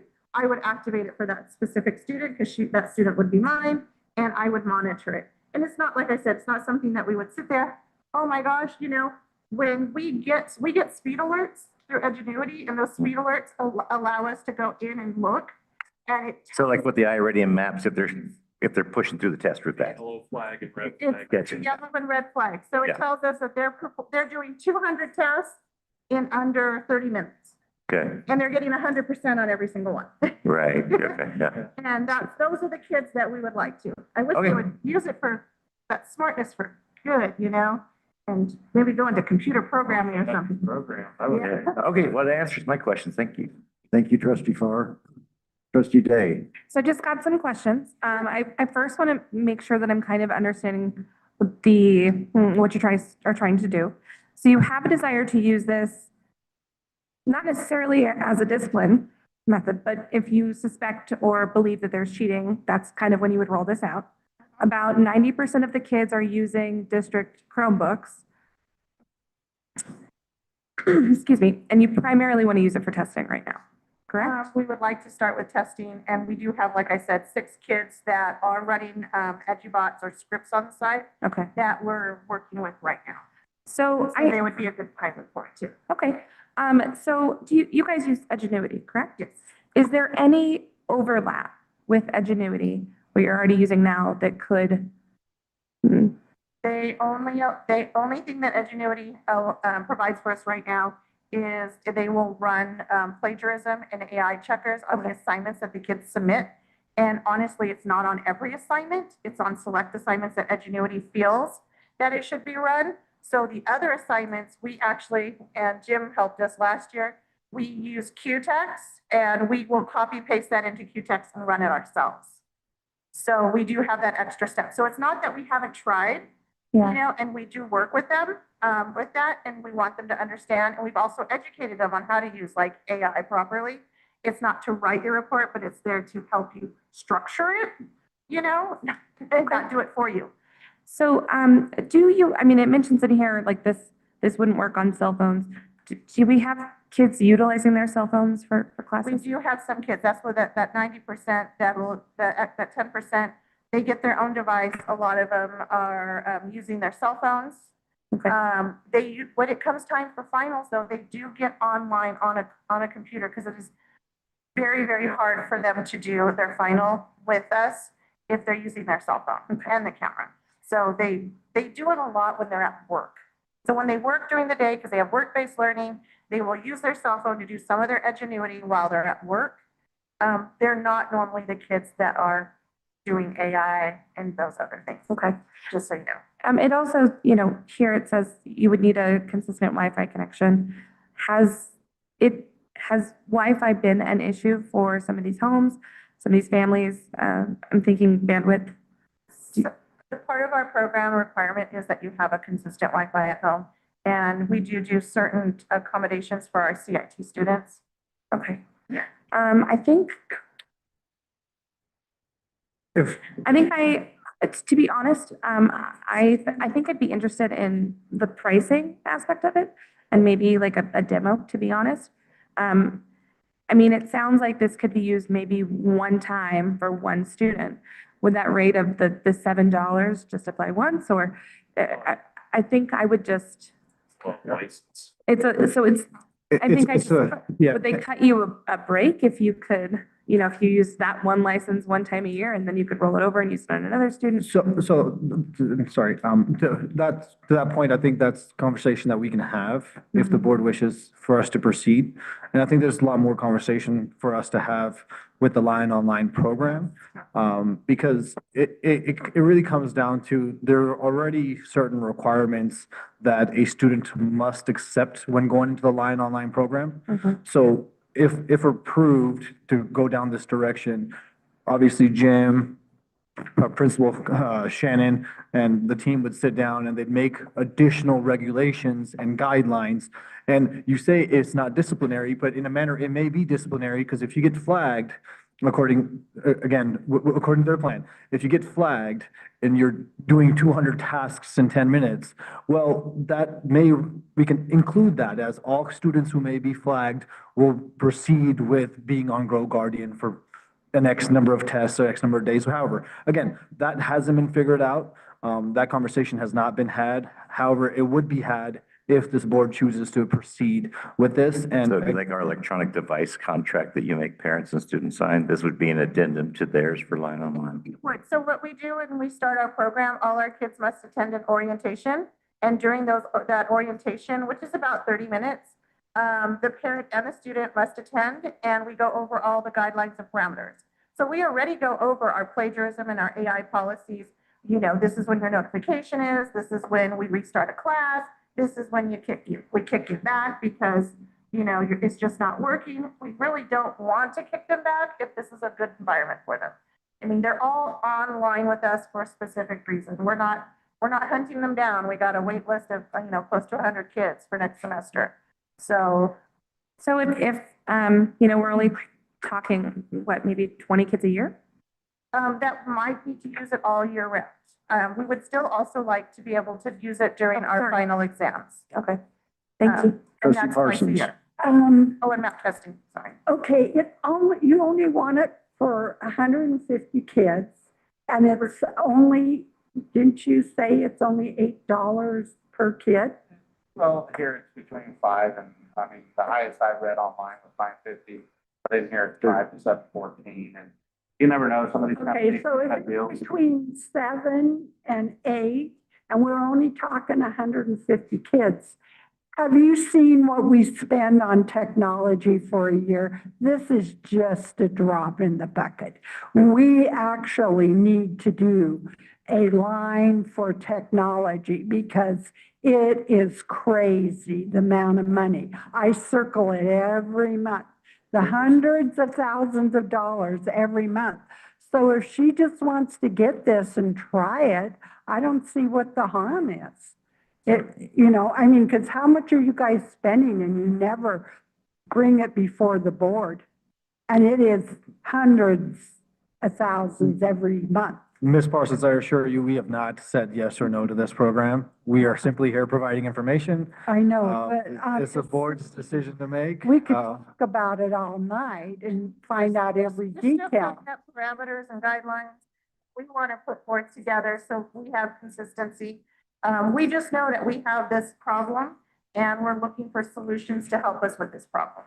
Yeah, and if you don't have anything where you can observe them, if you don't have anything, with all the money that we spend, that is just amazing. So I think we do need a program like this. We need some program. If you can't watch them and see what they're doing. But we don't vote on anything, so we have a ballpark dollar amount. So that's what I want to see. So Well, And it's still early, so it's something that we wanted to try, like either in January or definitely when the new semester started. Because then we can onboard it properly and do an orientation, do the explanation to the parents and to the students that are coming into our program. So it's not like we need it tomorrow. We've been surviving without it so far. So there's also an initial licensing fee you mentioned. Is that on top of the per student cost or how? I don't believe so. I believe the Okay. cost is gonna range anywhere from $4.50 to $7. I'm sure we can negotiate that down for a pilot. Again, I completely agree. This isn't something that's gonna break the bank by any means. So I want to emphasize as the district, we are here to support Line Online if they feel this is useful. If the board approves us to proceed forward, we will begin having those conversations. Again, I don't think if it's 150 kids and it costs an extra $1 that we may need to waste the board's valuable time to bring forward something that's $150 off, but that's for the boards to decide. So I would like to know what the costs are before we approve something. Well, I want to ask, can we look into getting a demo done with Go Guardian, see if it would cost us anything. If not, maybe have them come out, do a demo for us, and then at that same time, when you guys discuss with them, we can get a dollar amount and all that, so that way, maybe not by January, but maybe before the last tests are done, we can get Line Online going for this, so they can run a test pilot on it or a pilot on it and see how it goes. We currently don't know the cost of the demo. That's what I'm saying is I want, coming in December at the board meeting, they give us the demo to see what the cost may be. Yes, Ms. Del Torre? We see the demo first at our staff and do like a professional development and see if they would come and just do a Zoom with us so we can walk through and ask them all these questions. I'd be down for that. Kind of go forward with it from there, because next semester our numbers always go up by at least 100, 120. So we're going to be looking at 520 kids. We always have over 100 seniors, usually about 140, juniors about 120, and it kind of trickles down from there. Only because we've done it every year. It seems like the numbers are stuck in my head. So, I'm spitting out 150, but if we go home and I look at, if I go home, I want to go home. If we go back to there and I talk to Megan, Megan's our big data person. We'll look at our trends and we can figure out approximately how many we really need. I'm thinking 150. She's probably going to argue with me and say maybe 200. And it's not that the license is going to stay with them. So we can use the licensing to kids that come and go. It's not stuck with them. So if we have 5 that are permanently on them, the other licenses are going to be used for our thank you. You can recycle them.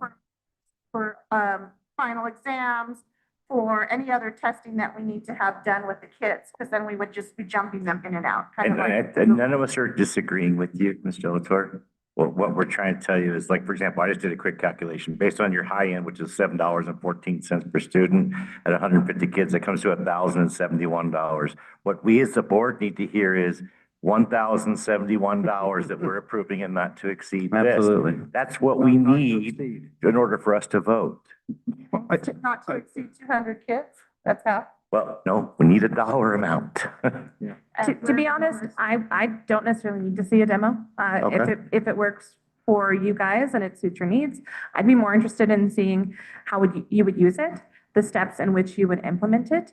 But I'm more inclined to just, if you see the demo and it fits your needs, I don't care. Mr. President? Exactly what we would like to make sure that it is going to be, because it has different features, and there may be some features we don't even want because we're using it for a specific reason, which might drop the price down even more. And if you're recycling those licenses, the cost is even going to be lower. So I just want to know how it be used, if it fit your needs. That's it. And again, I do want to emphasize that this is the holiday season, so for us to kind of turn something around here in 10 days would be difficult, especially knowing that December board meeting is quick. I do feel that, to the board's point, a demo would be useful, and again, we have a lot of research to do on our end. If we were to get a motion saying not to exceed 250 kids at the $7.14 cost per student, it comes to just shy of $2,000. I think that gives us enough direction to proceed forward. We can provide the board an update at a later date, when we are ready, along with some guidelines that we're gonna have to put together. But again, I think delaying it further, what doesn't help the program for us. So, Mr. President, I motion that we move forward and approve line on line along with Mr. Harmon to come back to us. That they can go forward to get a demo for themselves and then report to us or come back to us by January board meeting. Does that sound good to you, or do you want to try and do it for December? Are you looking for a report from the district, or are you looking From you guys, like on like costs and everything? I'm gonna say no more than 250 students. That way, just in case the numbers do jump, as Ms. Del Torre says they could, come back to us with a dollar amount and. We need a quote from the company. Yeah, we need based a on- quote from them and everything. So I motion that we approve that they require a demo and get us no more than 250 students at, we'll say $8, no more than $8. Give them a little leeway. So maximum of $2,000. Is that what you're saying?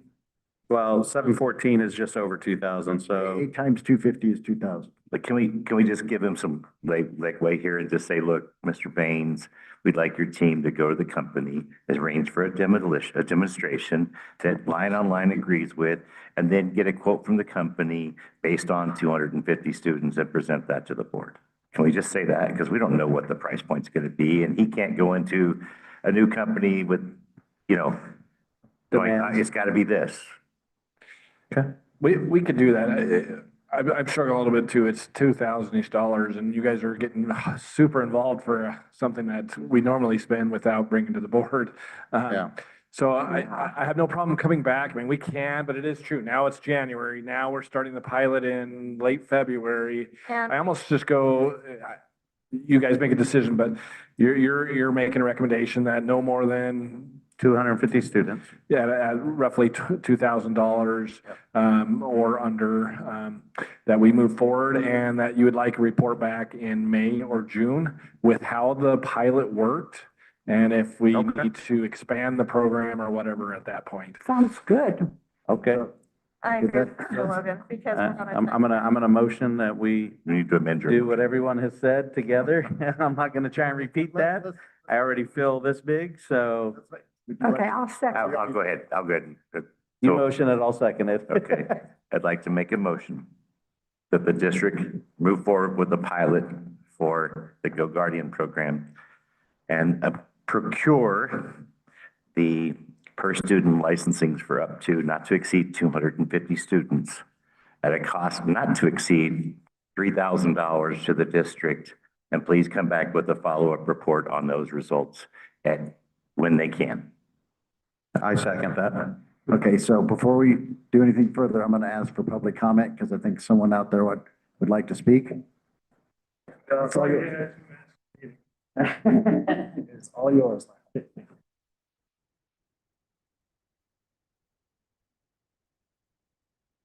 Joe Baptist. I'm a fourth grade teacher here at Yerington Elementary. I teach in a, regular classroom, traditional classroom. And I had never heard of Gold Guardian until sometime earlier this year, and I can't recall if it was IT or somebody else at the DO, or maybe one of my admin had said, because I have some students who are chronically off task on their computers. And I said, is there something we can use to monitor them rather than I'm just trying to catch them, switching screens and go and check their history because they do a power wash on their Chromebook to get rid of that history. And then we have IT problems because too many power washes. And they said, you might want to look into this Go Guardian.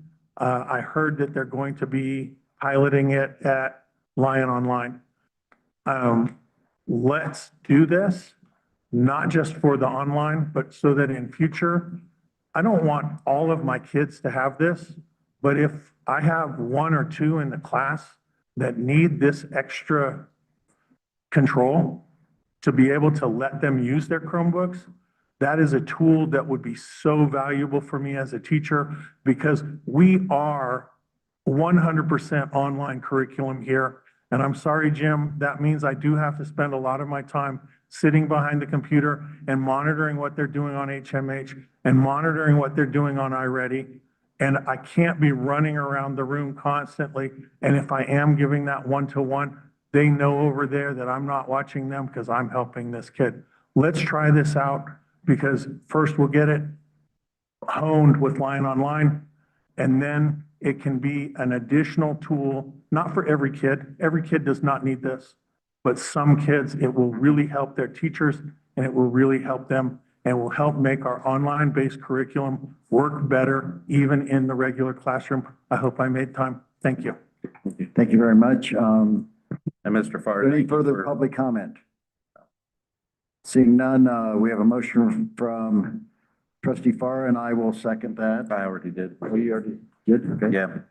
And thank you, Mr. Farr, for articulating that much better than I could. I don't know if I really did, but we'll go with it. Well done. Yes, we have. I'm in the ballpark. Any further board discussion? Seeing none, all in favor say aye. Aye. Any opposed?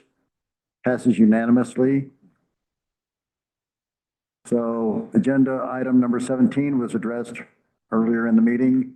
So moving to agenda item 18, discussion and possible action regarding revisions to LCSD policy BCBA, student representation on the board as a first reading. This item is being presented by board members Darren Farr and Elmer Bull.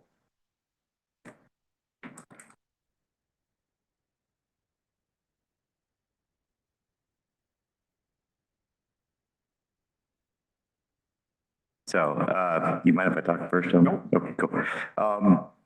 So last month, Mr. Bull and I had the pleasure of touring the Smith Valley School.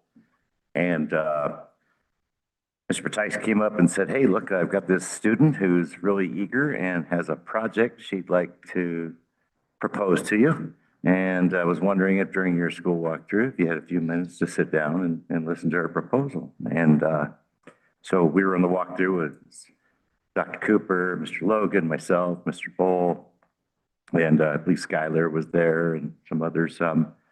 And I gotta say, Mr. Bull and I were blown away by how articulate and coherent and organized this young lady was.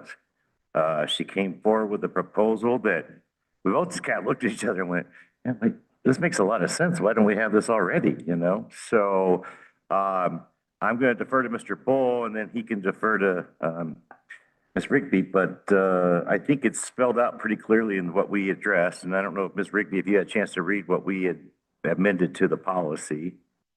If you had not a chance to read that, would you like me to read that out loud to you? Okay, I would be happy to do that to you, just so we make sure we're on the page, okay? So this is our proposed policy. The board has provided for an enhanced, formalized, ongoing method of communication with district students by establishing a council of student representatives, known as here on L as the council, to the board.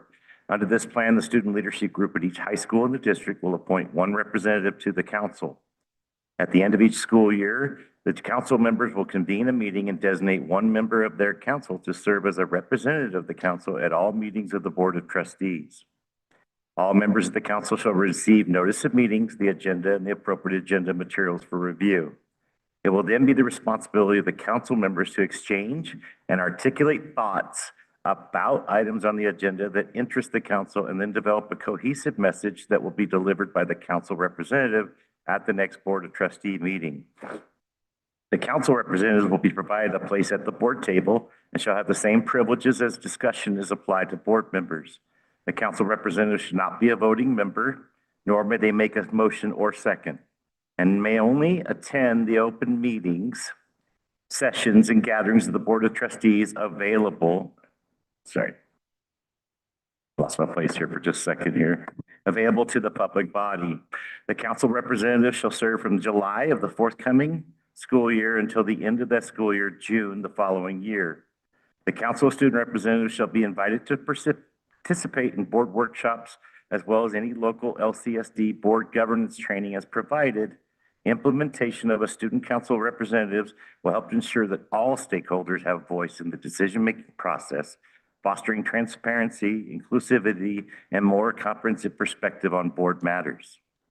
In addition, the board will continue to encourage the participation at board meetings by a student representative from the school, independent of the councils that I would add, but that is hosting that specific board meeting.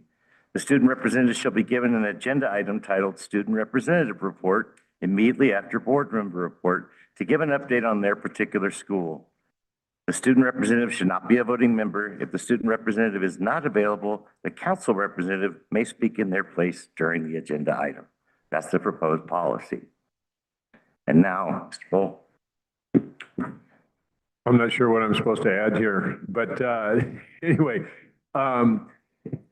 when we were in Smith and Ms. Rigsby came and did the presentation, at the root of all of this was a desire on the part of her and another student from Fernley High School. And I think other conversations have occurred with other student leadership at other high schools, I believe. The desire to have an enhanced and more formalized way for the student population of the Lyon County School District to have a voice, if you will. And to me, it makes all the sense in the world. Once we heard the presentation, it was like, yeah, well, sure thing. I look at the school district as composed of this board, the administration, the teaching core, the students, parents, and all the supporting people. Right now, the largest core or largest group of the components making up the district have very little say, formal say. If the students want to come and speak to us, it's pretty much doing what you're doing right there and right now. This change in policy and the establishment of this Council of Student Representatives would give you and others a more formalized and enhanced opportunity to bring your voices and make it be heard. And I think another real benefit of this would be that the students that are involved in this council and anyone in around them at the different high schools are going to develop a much better understanding of how policy happens, how policies are implemented. And it will be, in addition to providing that voice from the students in the district, it would be a great educational opportunity as well. And I think hopefully it would trickle back to the student populations in the different high schools of, okay, this is what was discussed. This is why it was discussed, but this is why it has to be done this way. We have a much better understanding of all of that. So it'd be, I think, a great educational opportunity for that little group of people, but also hopefully it would trickle back to the schools, be a better understanding of how this board works and why things are done the way they are certain times. So that's Just to add on to that, in case, I know a lot of you weren't there when I gave my presentation, but the biggest thing is getting an informed voice to all students. So not only will we have the informed members speaking at the board, but we'll also have them relaying that information. So whether this be through a blog, Instagram, simply speaking at other schools, we really want to inform the student body of the decisions that are happening to them that are directly affecting them. Just an example is the phone bill policy. As much as you guys are putting towards the students and wanting to benefit the students, in the end, it affects us. Like, it's for us and we should understand what's going on. And while I was researching for this policy and for this board meeting, I went around and I asked students from all the schools in the district. I asked, do you understand what's going on in the district? Have you been to any board meetings? Have you looked at any minutes of anything? And it's a little disappointing, but they were all resounding no's. No students really understand what's going on in the district. No student council students, which are supposed to be leaders in their school, they don't have any say really on what's going on affecting them. And student representatives, of course, that's amazing. Like, we really love having the students from each school, but they're giving a report on their school. It's hard. I've been one. It's hard to speak up to other topics when you're ill-informed, you're not confident enough, and you haven't seen like a fast-paced meeting like this. It's kind of being on like level 0 while everybody else in the meeting is at level 100. Okay, I have a question. Now, you want, what, just to inform all the representatives from the different schools about what's going on every month? And then that you guys will all tell that representative from that area what you feel about a certain policy? Is that what you want to do? So less so politically. We want it to be a voice that tells, I guess more to answer your question is one student representative at every district meeting for the whole year, so that student can gain the confidence to be able to talk, to be able to. That's what I was wondering. Yeah. So like you or Jackson want to be here every month, and then the other kids won't get a chance, right? No, it will not be replacing them. It'll be to build them up, to make them more confident. So we're going to have 2 kids every month? No. So- Yeah, 2. Student representative and. Yeah. But only one will be on the dates. But they're the council rep. So the idea is they form their own council amongst all the 5 high schools. And they elect their one person. Be 2 up there. Not necessarily. They will be a council member that represents the whole council that they elect. That's up to them, who they choose, who will sit up here on the board meeting with us. They're allowed to discuss things. They're allowed to bring their concerns that they've brought together as a council. So think of one of the committees you serve on. I serve on the CTE committee. I go and talk to the whole CTE committee. I come back and give a report about this is what we discussed at the CTE committee. But there is need to be one person who represents them all consistently at every meeting. Yeah. If they have a chance for a student representative to come up during the student representative report from, say, Yerington High School that month, who wants to talk about, well, we got homecoming coming up and we're doing this fundraiser, and that's just school activities. That's not actually discourse on policy or any other implementation. There's a excuse me, there's a distinct difference in what I'm talking about. Okay, now, what are we going to do about, it said in there that they can go to all the workshops. Are we going to pay them just like mileage or anything? What about for the board meetings? Are we going to pay mileage? I think we really haven't researched this. That's why we discussed this right The now. legalities of it that could happen, you know, I mean, Can I speak on this? It's a lot. To put another person up here that's going to be more or less informing us every month about what they feel about our policy. It's going to take a lot of time. We don't, Never mind, I'm gonna withhold my personal opinion. I want to hear what she has to say. I understand your concerns about time, but please put yourself in the position of the students that you're like supposed to be representing. Although like you guys do an amazing job, and I'm not saying this in a way to criticize the district, but the board at its basis is supposed to be representing the students and the teachers. And we don't have a voice in that. And I understand that it will take time. I understand that it's not an immediate thing.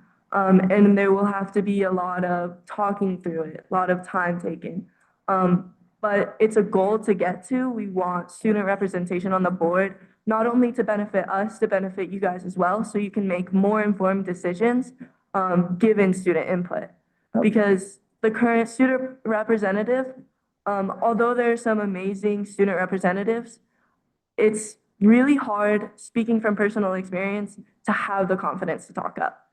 I mean, put yourself in the experience, in the position, you're in a group full of people you don't know, who have more experience than you, who aren't on your level, and you have to talk about something that maybe you don't like exactly have the confidence to say. Yes, I think that it's good that all the kids get an opportunity to do that. And I have a feeling that if it's Jackson or you, what's going to happen is you guys are going to dominate, and then that kid that's there to really give representation isn't going to say anything. Like Jackson, for the month he was there, he went ahead and he told us about how he felt on policy.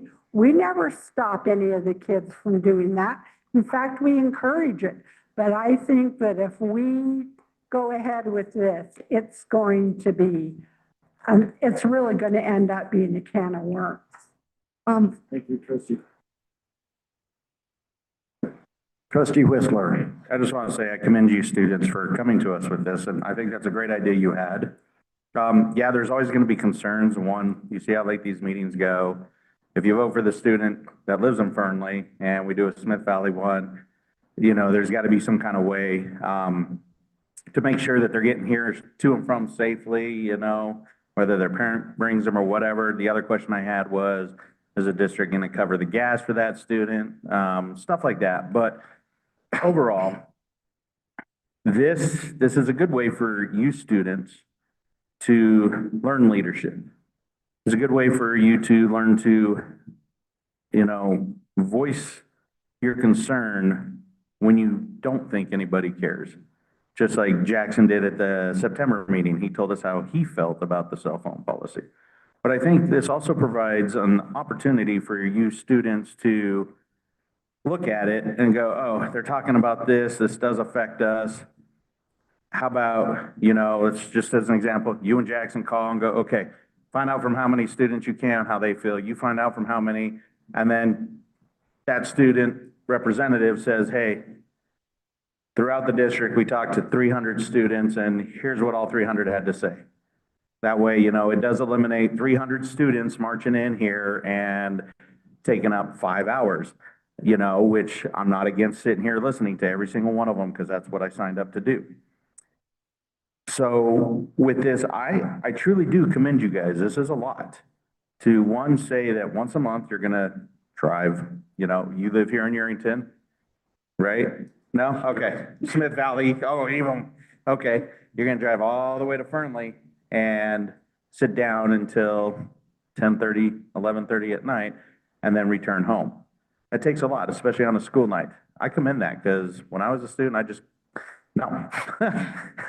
I worked. I wasn't doing that too. So we're missing the big picture here. I You're think- commending them.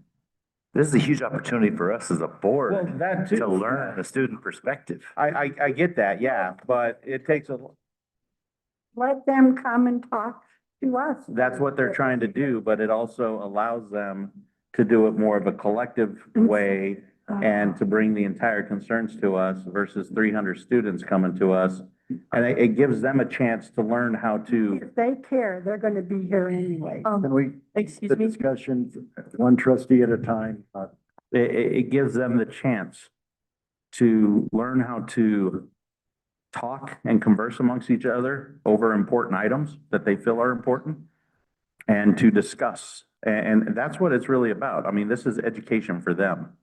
So yes, awesome job. And I definitely do support this. And I'll be quiet because I know Miss Day's hand is going numb. Trustee Day, would you like to speak? I'm just really excited. I firmly believe that children should be both seen, heard, and respected. I think that this is an awesome opportunity for all of that to occur. I think this falls in line with the Lyon County School District vision of student ownership, especially for education. I think this would look good. Yeah, I think this would look great on a resume. I think that this could create adults that are actively engaged in our community. I think that if mileage is the issue, I will gladly give up anything of mine to do that. I think that they would be bound by the conduct, the meeting conduct, as we all are. I don't see an issue with this. I think this is wonderful. I think this provides a feedback loop to the students. I think this gets someone up here that is impacted by what we are discussing. I love this idea. Go ahead. I'm sorry. I heard some of your concerns. The main thing that I think you may be misunderstanding is this is not to take over the voice of other students. Other students don't know what they're voicing for. Other students are not informed. So 300 kids won't be coming marching in here because they don't know what's going on. They don't know what they're marching for. Okay. And with an informed student, to relay that information via a newsletter, Instagram posts, et cetera, at least you'll have 300 students that know what's going on and know what they're marching for. Another point you made is mileage, and I understand that, but most things, sports, extracurriculars, there is mileage involved, and there are students who sign up for that knowing what's they're getting involved with. And there are also other opportunities in this day and age as well, like Zoom, for instance, just saying like even Zoom, like Google Meets, stuff like that, which might be harder, but if nothing else is available. Well, that takes a lot because, yeah, there's a lot of travel for all of that. Trustee Whistler, can we let him? Oh, I'm sorry. Yeah. So Anna, I know you've had a lot of conversations with Jackson, I think is his name preferably. Have you spoken with student leadership from the other schools, and what kind of response are you getting from them? What are you hearing? So yes, Is our idea kind of online? Yeah, so I've spoken with students from Friendly High School, Dayton High School, Yerington High School, and I haven't spoken with Silver Stage High School yet, but I plan to if this continues on. A lot of what I've heard is very positive. Friendly High School especially, that's where Jackson goes to school, and we've talked about it a lot. We've conversed about it. He put in a public comment today, actually. And everybody is resoundingly like, yes, that's what we need. Because again, like talking to all the students, talking to kids from Dayton, they don't know what's going on. Talking to kids from Friendly, they don't know what's going on. Talking to kids even from Smith Valley, where I can relay messages, like they still don't know exactly the details. They don't have it anywhere where it, like they can read off of. It's just in kind of another world from them. Mm-hmm. Okay. So. Go ahead. Trustee Carson. I was just wondering, is there a way of like, because you'll have one representative from each school, that they can do it from their area? Like if we're in Fernley, can the Fernley representative, and you guys talk, I know you're gonna meet yourselves monthly or weekly, whatever you decide to do, because that's your decision to do. So is there a way of like, because you're gonna be discussing things anyways, of having that student be able to represent for your group? Because then you don't have to drive to Fernley or to Dayton where Jackson could do, you know what I'm saying? So, yes, and no. the idea with the student representative is kind of to have one person build up confidence. That's the biggest thing for me is even Natalie sitting in that chair over there, you read your report, and then the adults talk. It's really hard to go in on policies. It's really hard to get informed on anything when you don't know the jargon that all the adults are saying. And so, like, as much as it would be good to have a different student at each one, it also will just be school talk. Like, you'll hear about what they're saying, and just like Trustee Farr said, like, we don't want to take away what's happening at the schools. Like, that's still a good thing to have in trustee meetings, but we want a student representative to help voice more of the student than just what's going on in their school. So you talk about the confidence that this will build, and I think it would be, you know, we're talking about 5 distinct areas in our district, giving the opportunity to 5 students to build their confidence over a year. And I think that would be a great confidence builder for each one of those students. And certainly, they would have the support of the others, district representatives that could help them and support them. I also heard what Trustee Whistler said about the logistics. You know, that's certainly something that could be an issue, you know, especially in winter, you know, when roads are icy or snowy or something like that. I mean, it's dangerous out there. And we do look to maybe have Zoom someday for people, but yeah, 5 leaders, as Trustee Carson said, around the district would be something I would like to see. And, you know, Yeah, any one of those that would be representatives great. would have the same rights as they talk about in here. You know, the student representative would just be student representatives, you know, a number of those. And that would give us broad representation across the district. And so I see advantages in that as well. And, you know, also I concerned about influence by the board over the students, you know? I mean, if any one of us was to reach out to that one person and try to give our opinion on a policy, you know, that would be impactful. So those are all my concerns. So, And, you know, this year, maybe Mr. Farr and Mr. Matthias don't mind driving, but, you know, we're making policy for years down the road. And so we've got to do, you know, whatever we put in there, it's got to be sustainable. And so I just don't think this has really been thought through. I do like what you're saying about the students meeting with you and Mr. Jackson, and then maybe them saying something when they come to the meeting. But we want to see all the kids, you know, and we don't want, at least I don't want 2 more people up here because they're going to feed off of each other, you know? And so if one starts talking and they're a kid, it's going to be 2 of them are going to be talking. It's 10:30 and now, and if we had 2 more people up here, it would be so much longer. So go ahead. Yes. 2 people up here. We've gone over it 3 times. It's not 2 people up here. Talk to the 2. She's listening.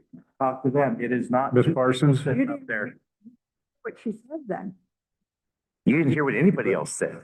Ms. Parsons, could I Never do. interject here? So there would not be 2 additional people up here. There would be 1 person who is from the Council of Representatives. Okay, that's the 1 person that would have a seat up here. The school representative, if it turns out to be a different person, would be someone who comes up and gives a report at that table during that portion of the agenda when that's assigned. So we're going to have the 1 person and the other kids won't get a chance. I don't think that's good. They get a chance during the comment to give a report on their school, this student, will stay for the meeting and then report back to the others on what's going on and then get info back so. And I do think that this year, that there is one kid that probably wants to do it.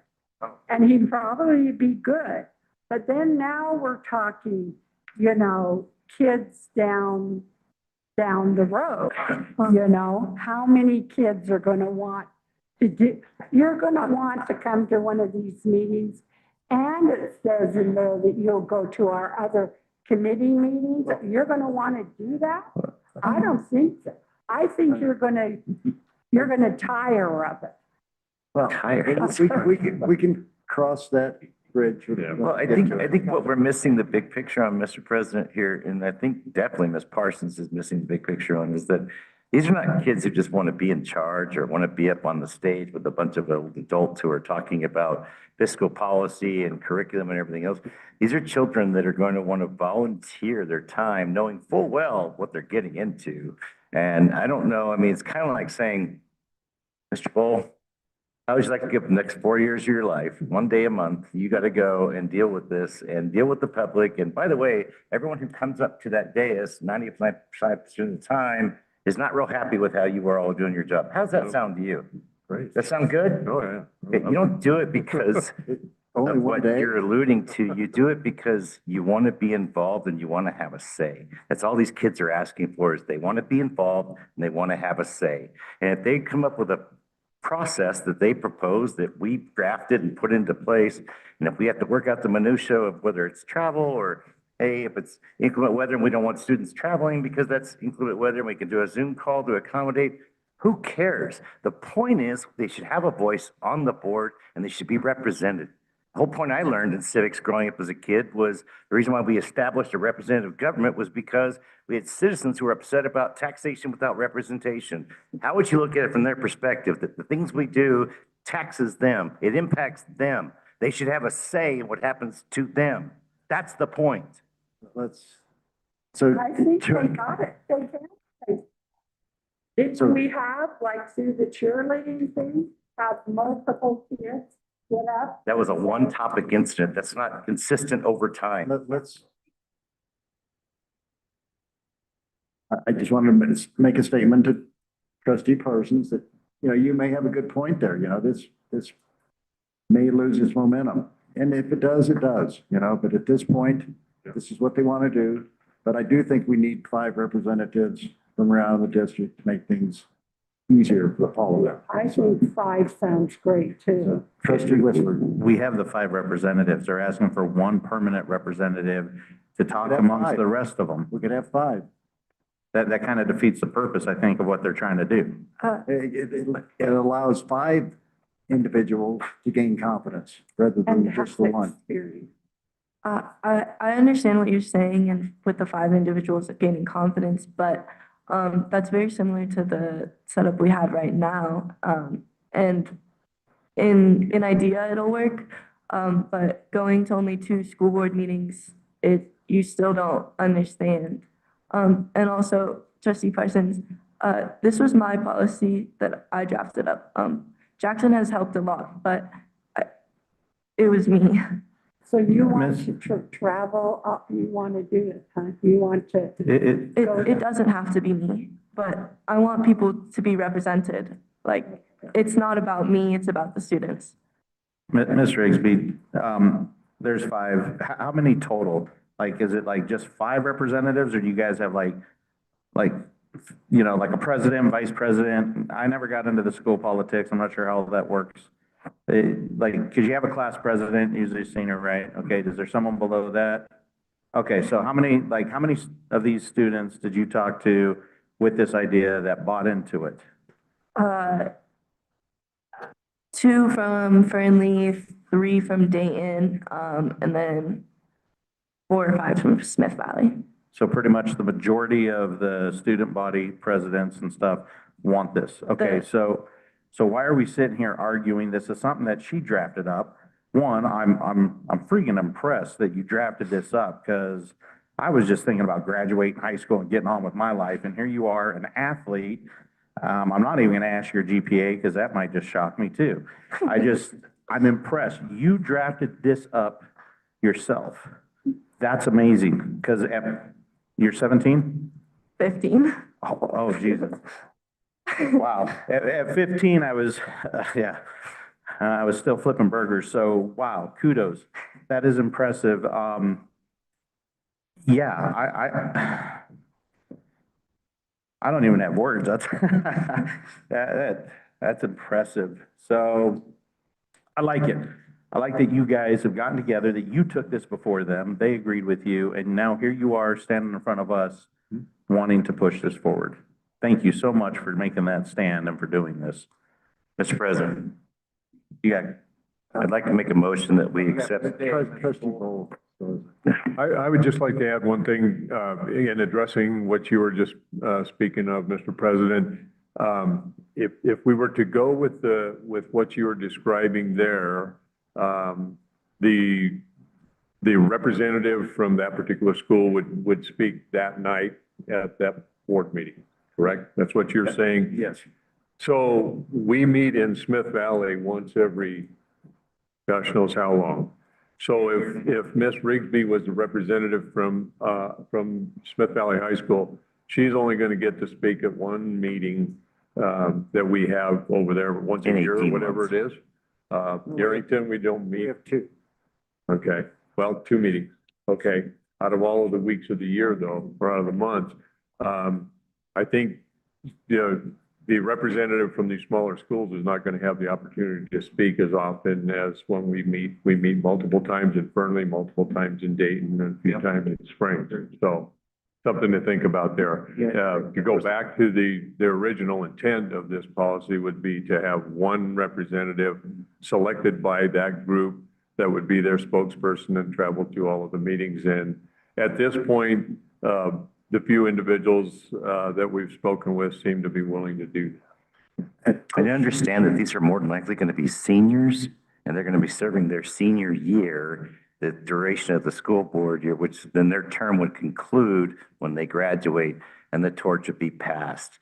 This encourages them as a council to build on this and develop a relationship with the board, showing consistency and letting the students elect amongst themselves and choose their own leaders to represent them at these meetings.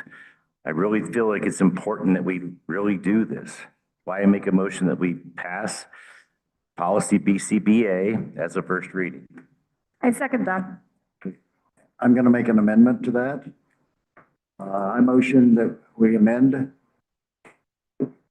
BCBA to have 5 representatives, 1 from each distinctive area. I think you had a motion and you had a second, so I think that has to be addressed, and then if it fails, then. Where does the amendment fall in there?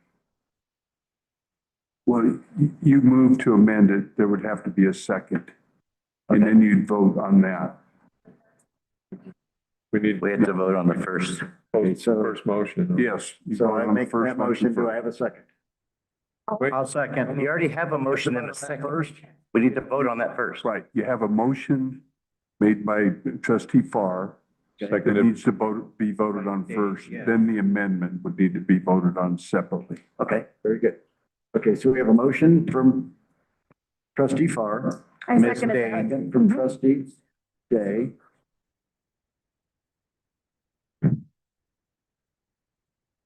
Okay, now I'm going to make an amendment. No, We have to we need to vote vote on that first. Okay, so how does that work?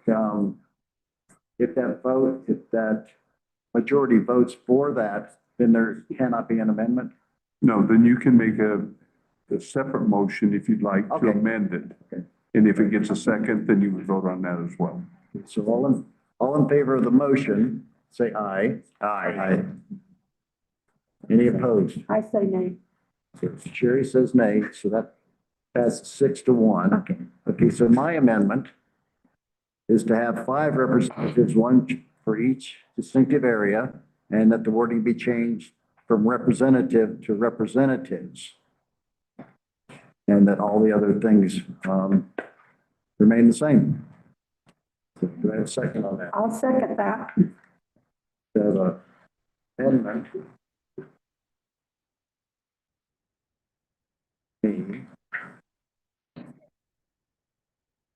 Yeah.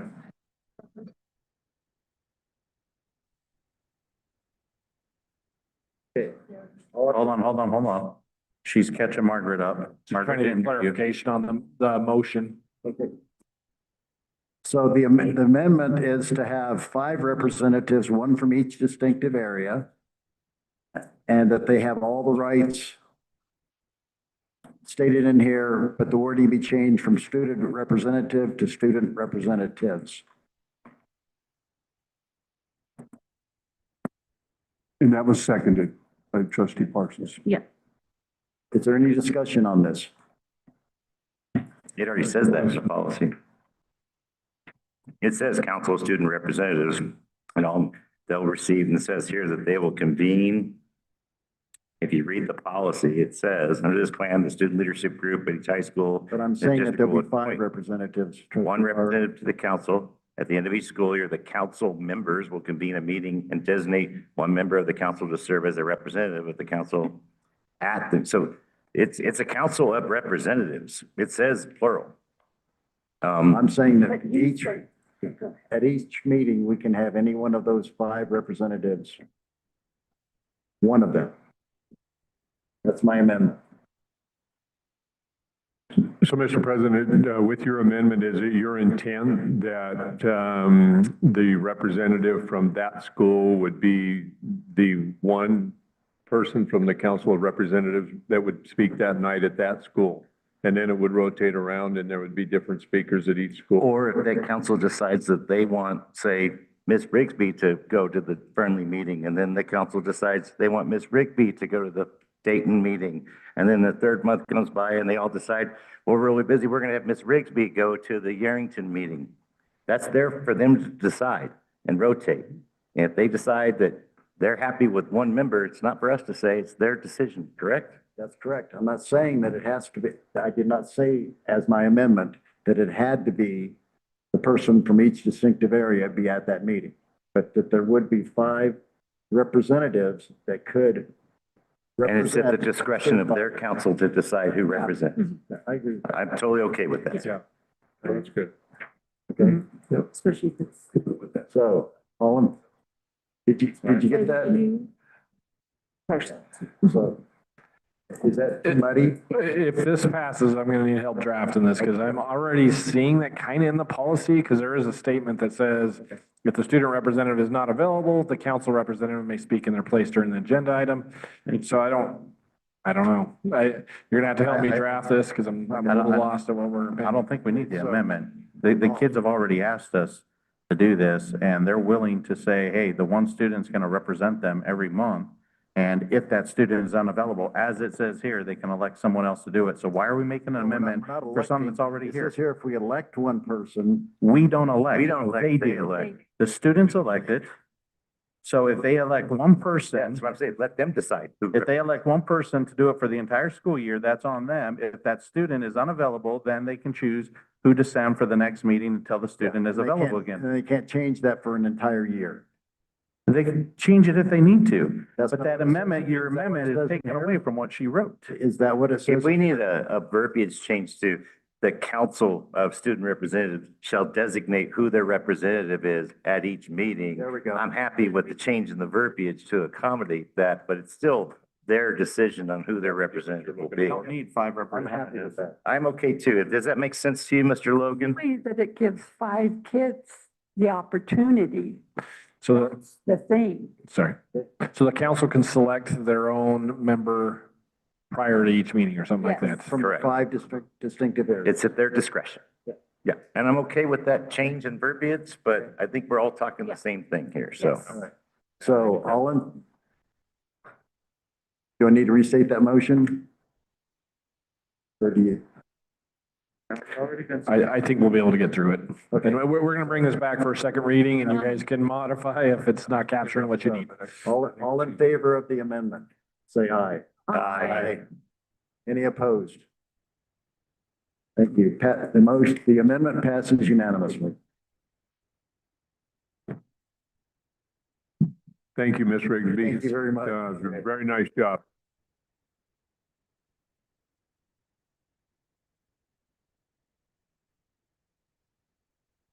Okay. Mom used to be very. Yeah, go home, get sleep. You got school tomorrow.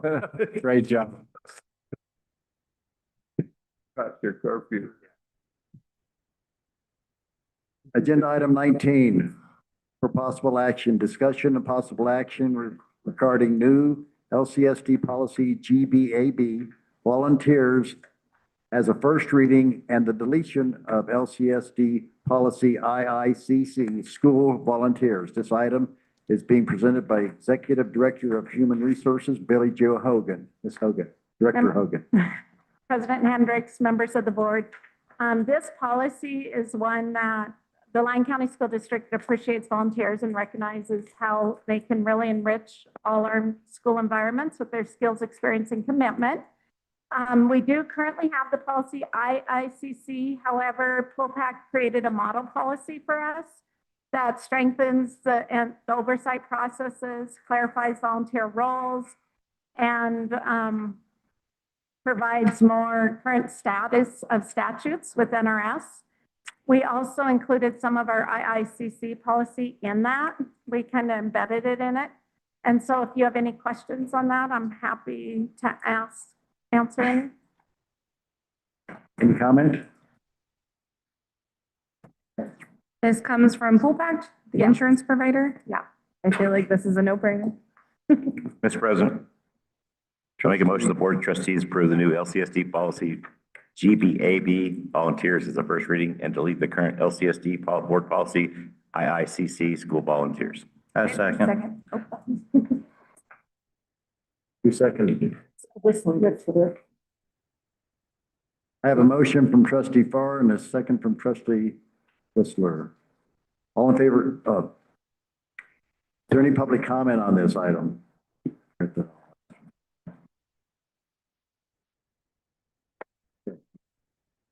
All in favor, say aye. Aye.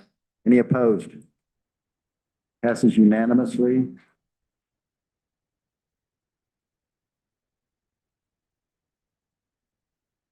You're up there for a while.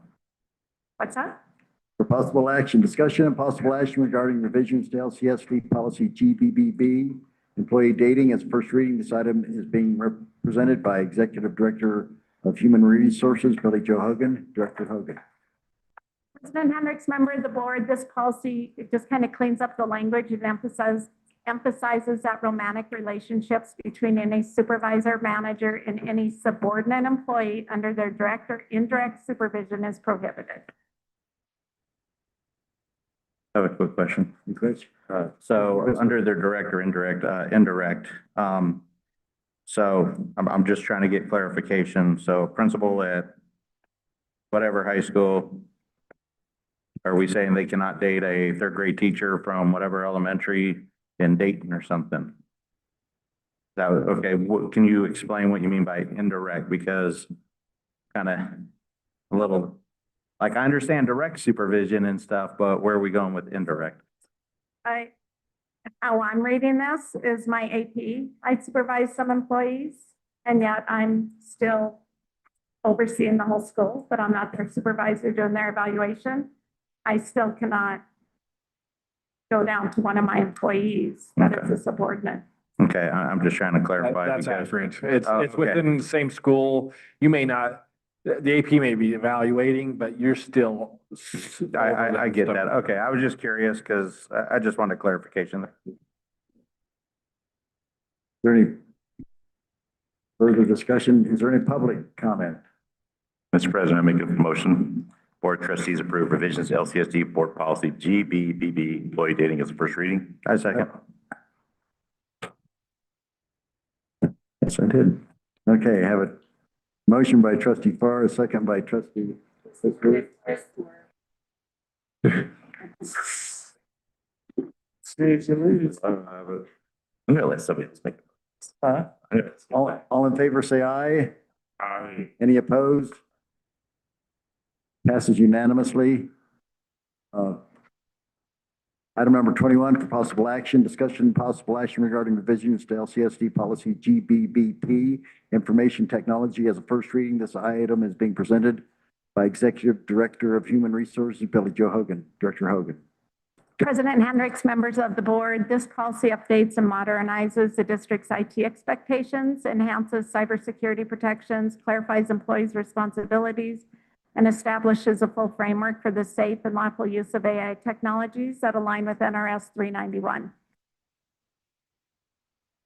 Trustee Whistler. I motion that we approve the Agenda 21 Board for Policy GBBP Information Technology as a first reading. I second. I have a motion from Trustee Whistler and a second from Trustee Day.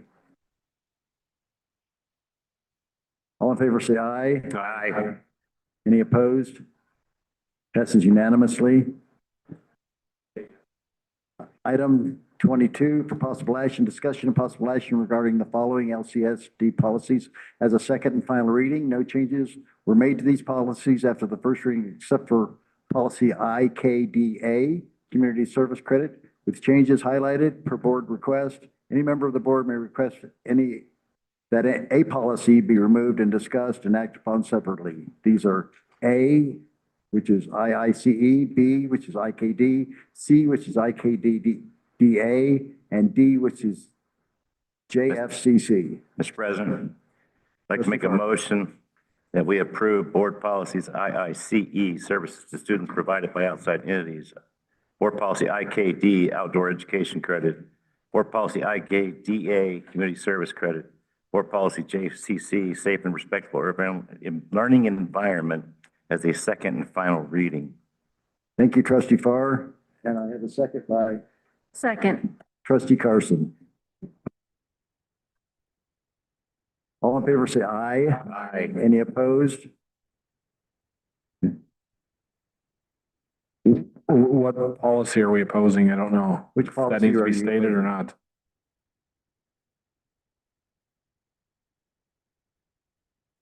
Okay. Okay, so Trustee Parsons is opposed to policy IKD and IKDA, but is in favor of the other two, IICA and, or do you oppose all of them? No? You want to just oppose all of them? Yeah. Jerry, I'll just put down that you're opposed to all of them, if you don't mind. Safe and respectful learning environment. Okay, so the vote is 6-1 with Trustee Parsons opposed to all of the policies, all of them. Okay. Item number 23 for possible action. Discussion and possible action on agenda items for future board meetings and any and/or information item request, including a summary by the superintendent. This item is being presented by Board President Hendricks and Superintendent Logan. Superintendent Logan. I know I have comments, but I'll read what I already know, and then you guys can add as a board what you feel like at that point. So it is at December 16th. So again, we're not necessarily that fourth Tuesday because of Christmas break. So just a reminder, it's that third Tuesday, I believe, the 16th at the PLC in Silver Springs. So we did move that back out of Dayton, back to Silver Springs at PLC. We'll do the Silver Stage school staff and highlights during that. We should have the FY25 certified audit, I believe. 5-year capital or CIP graduation rates should be out at that point, and so we'll share those officially if they're available. It is the time for the mid-year review for the superintendent. That's just the mid-year. Board self-evaluation is done typically in December. We'll have some more first readings for some policies around HR. And then obviously we'll have these second readings as well, including the policy B, I can't remember. BCBA. Thank you. The one we just went over. Okay. What was the first one you stated there before the CIP? The FY25 certified audit, I believe. And I'm getting a head nod, so yes. Okay. You have something? No, I was just clarifying that that would be a second reading with amendments that we proposed, correct? Yeah. Correct. So I would like to make a statement here that in the future, my meetings with Superintendent Logan will be summarized and sent to all board members. Thank you. That's very nice. That's great to hear. Oh, James. For the next board meeting, I'd like to, for discussion and possible policy revision on graduation caps and the decoration of them. I'll start going through that. I think these kids work very hard to decorate their caps and then, or to graduate.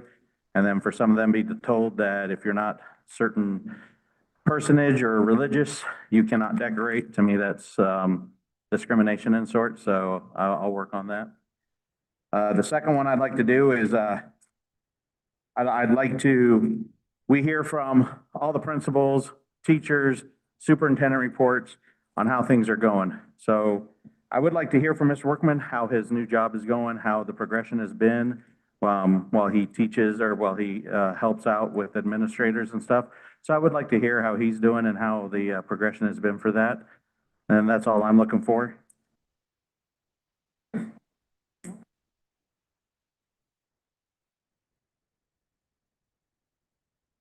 Well, Yeah, I don't okay, think I'm we sorry. can compel an individual employee to come before this board. I don't think that's allowed. We cannot. Okay, well, what exactly is his position again? It's an employee. Okay, see, that's the thing is you don't know. It's employee relations. Okay, Employee relations. the employee relations position, I'd like to hear from them on how they're doing and how things are You going. would like someone to come forward. Yes, And explain what is. I'm not opposed to getting a yearly update from our Human Resources Department on staffing levels and recruitment incentives. And that's if that fine. includes employee relations, then I'm okay with that too. From a department at your Mhm. district level, Mr. Superintendent, but not an individual employee. I would never be a, Well, I know he's got the position, so I apologize. I didn't know what the position itself was called, but I would like to hear from employee relations to see how they're doing and with it being a newer position in the last year and a half, just to kind of. You would like an gauge. explanation from someone in the administration on what is, Some of us felt like we were. or do you want it given by the employee? line or I would like to get it by the employee. I mean, they're the one that's going to know how it's going versus us getting it word of mouth from somebody else. I think we're mean, walking a really fine line here. You have one employee, and that is myself. If I ask your wife and I want to call her up, I can't do that. Not as a board. You don't get to call a single employee up and say. okay, well, I "You're apologize for accountable calling to them out us." by name, but it still is a position that is paid for by the district, and we as the board oversee the budgets and employees. And as you can see in NRS, we also have the authority to hire staffing. It's not just you that we can potentially hire. So I am asking, and I don't know why this is such a fight, to get an update from employee relations member on how things are going. It's a newer position that was put in by the last board that we all deserve to hear from. Like, why is that such a hard concept? It's a for hard some of concept us? when you say, I want Mr. Logan or Mr. Workman to come up in here and I report, which get is what that. you've done every single time.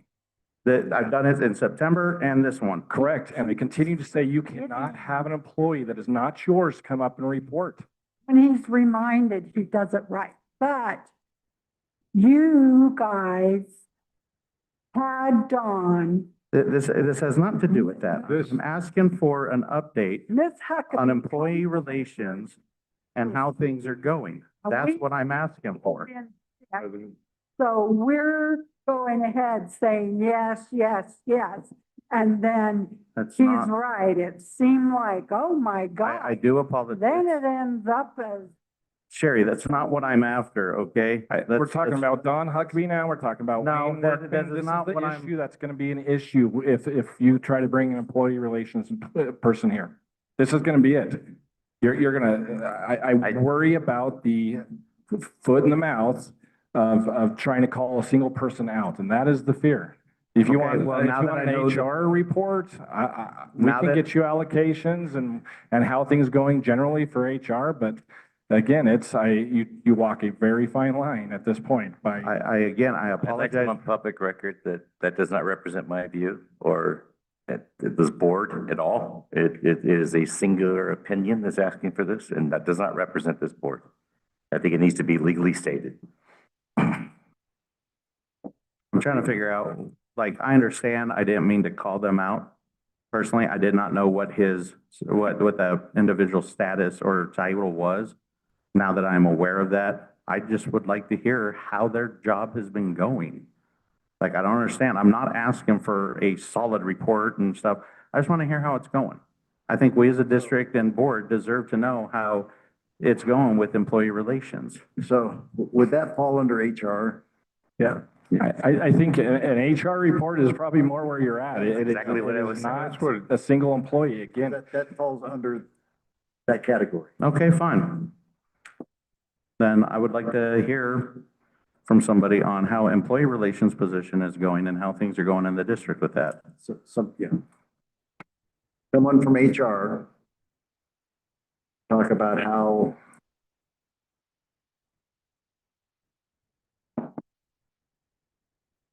Is there anything wrong with that, Mr. Lattin? how that department. I didn't mean to call the person out. I'm just trying to, I didn't know the position, so I apologize for that. But I think legally, Mr. Latin can maybe concur here, what I'm going to say. You just admitted on an open mic in a public meeting that you didn't even know what their title was. So now you're changing Neither it did to a their couple of the title others. when you're really just referring to one specific individual, whether you name them by name or not, it's still insinuating. Am I wrong? No, I think the way that President Hendricks posed it is the appropriate way to do it, to have an HR report involving That's and fine. with a summary of what's going on with that position. Okay. Thank you, Attorney Lattin. Thank you for that, Mr. Lassen. And I would also like to bring back the policies from Agenda 12 for just further discussion, because I had some questions that I didn't really get to. Which one? Agenda 12. Board governance? Yes. Is that what it was? Yeah, BBA, BBBA, BBBBB, All those back again? I will email you and superintendent on the couple that I would like to see back, since I didn't get to really ask questions about them. Okay, if you could get that to us. I'll get it to you I'll get it to you as soon as possible. Thank you. Yeah, thank you.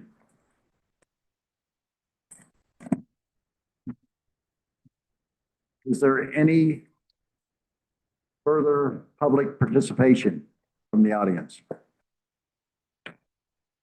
Seeing none, this meeting is adjourned at 11:11. Yeah, 11:11.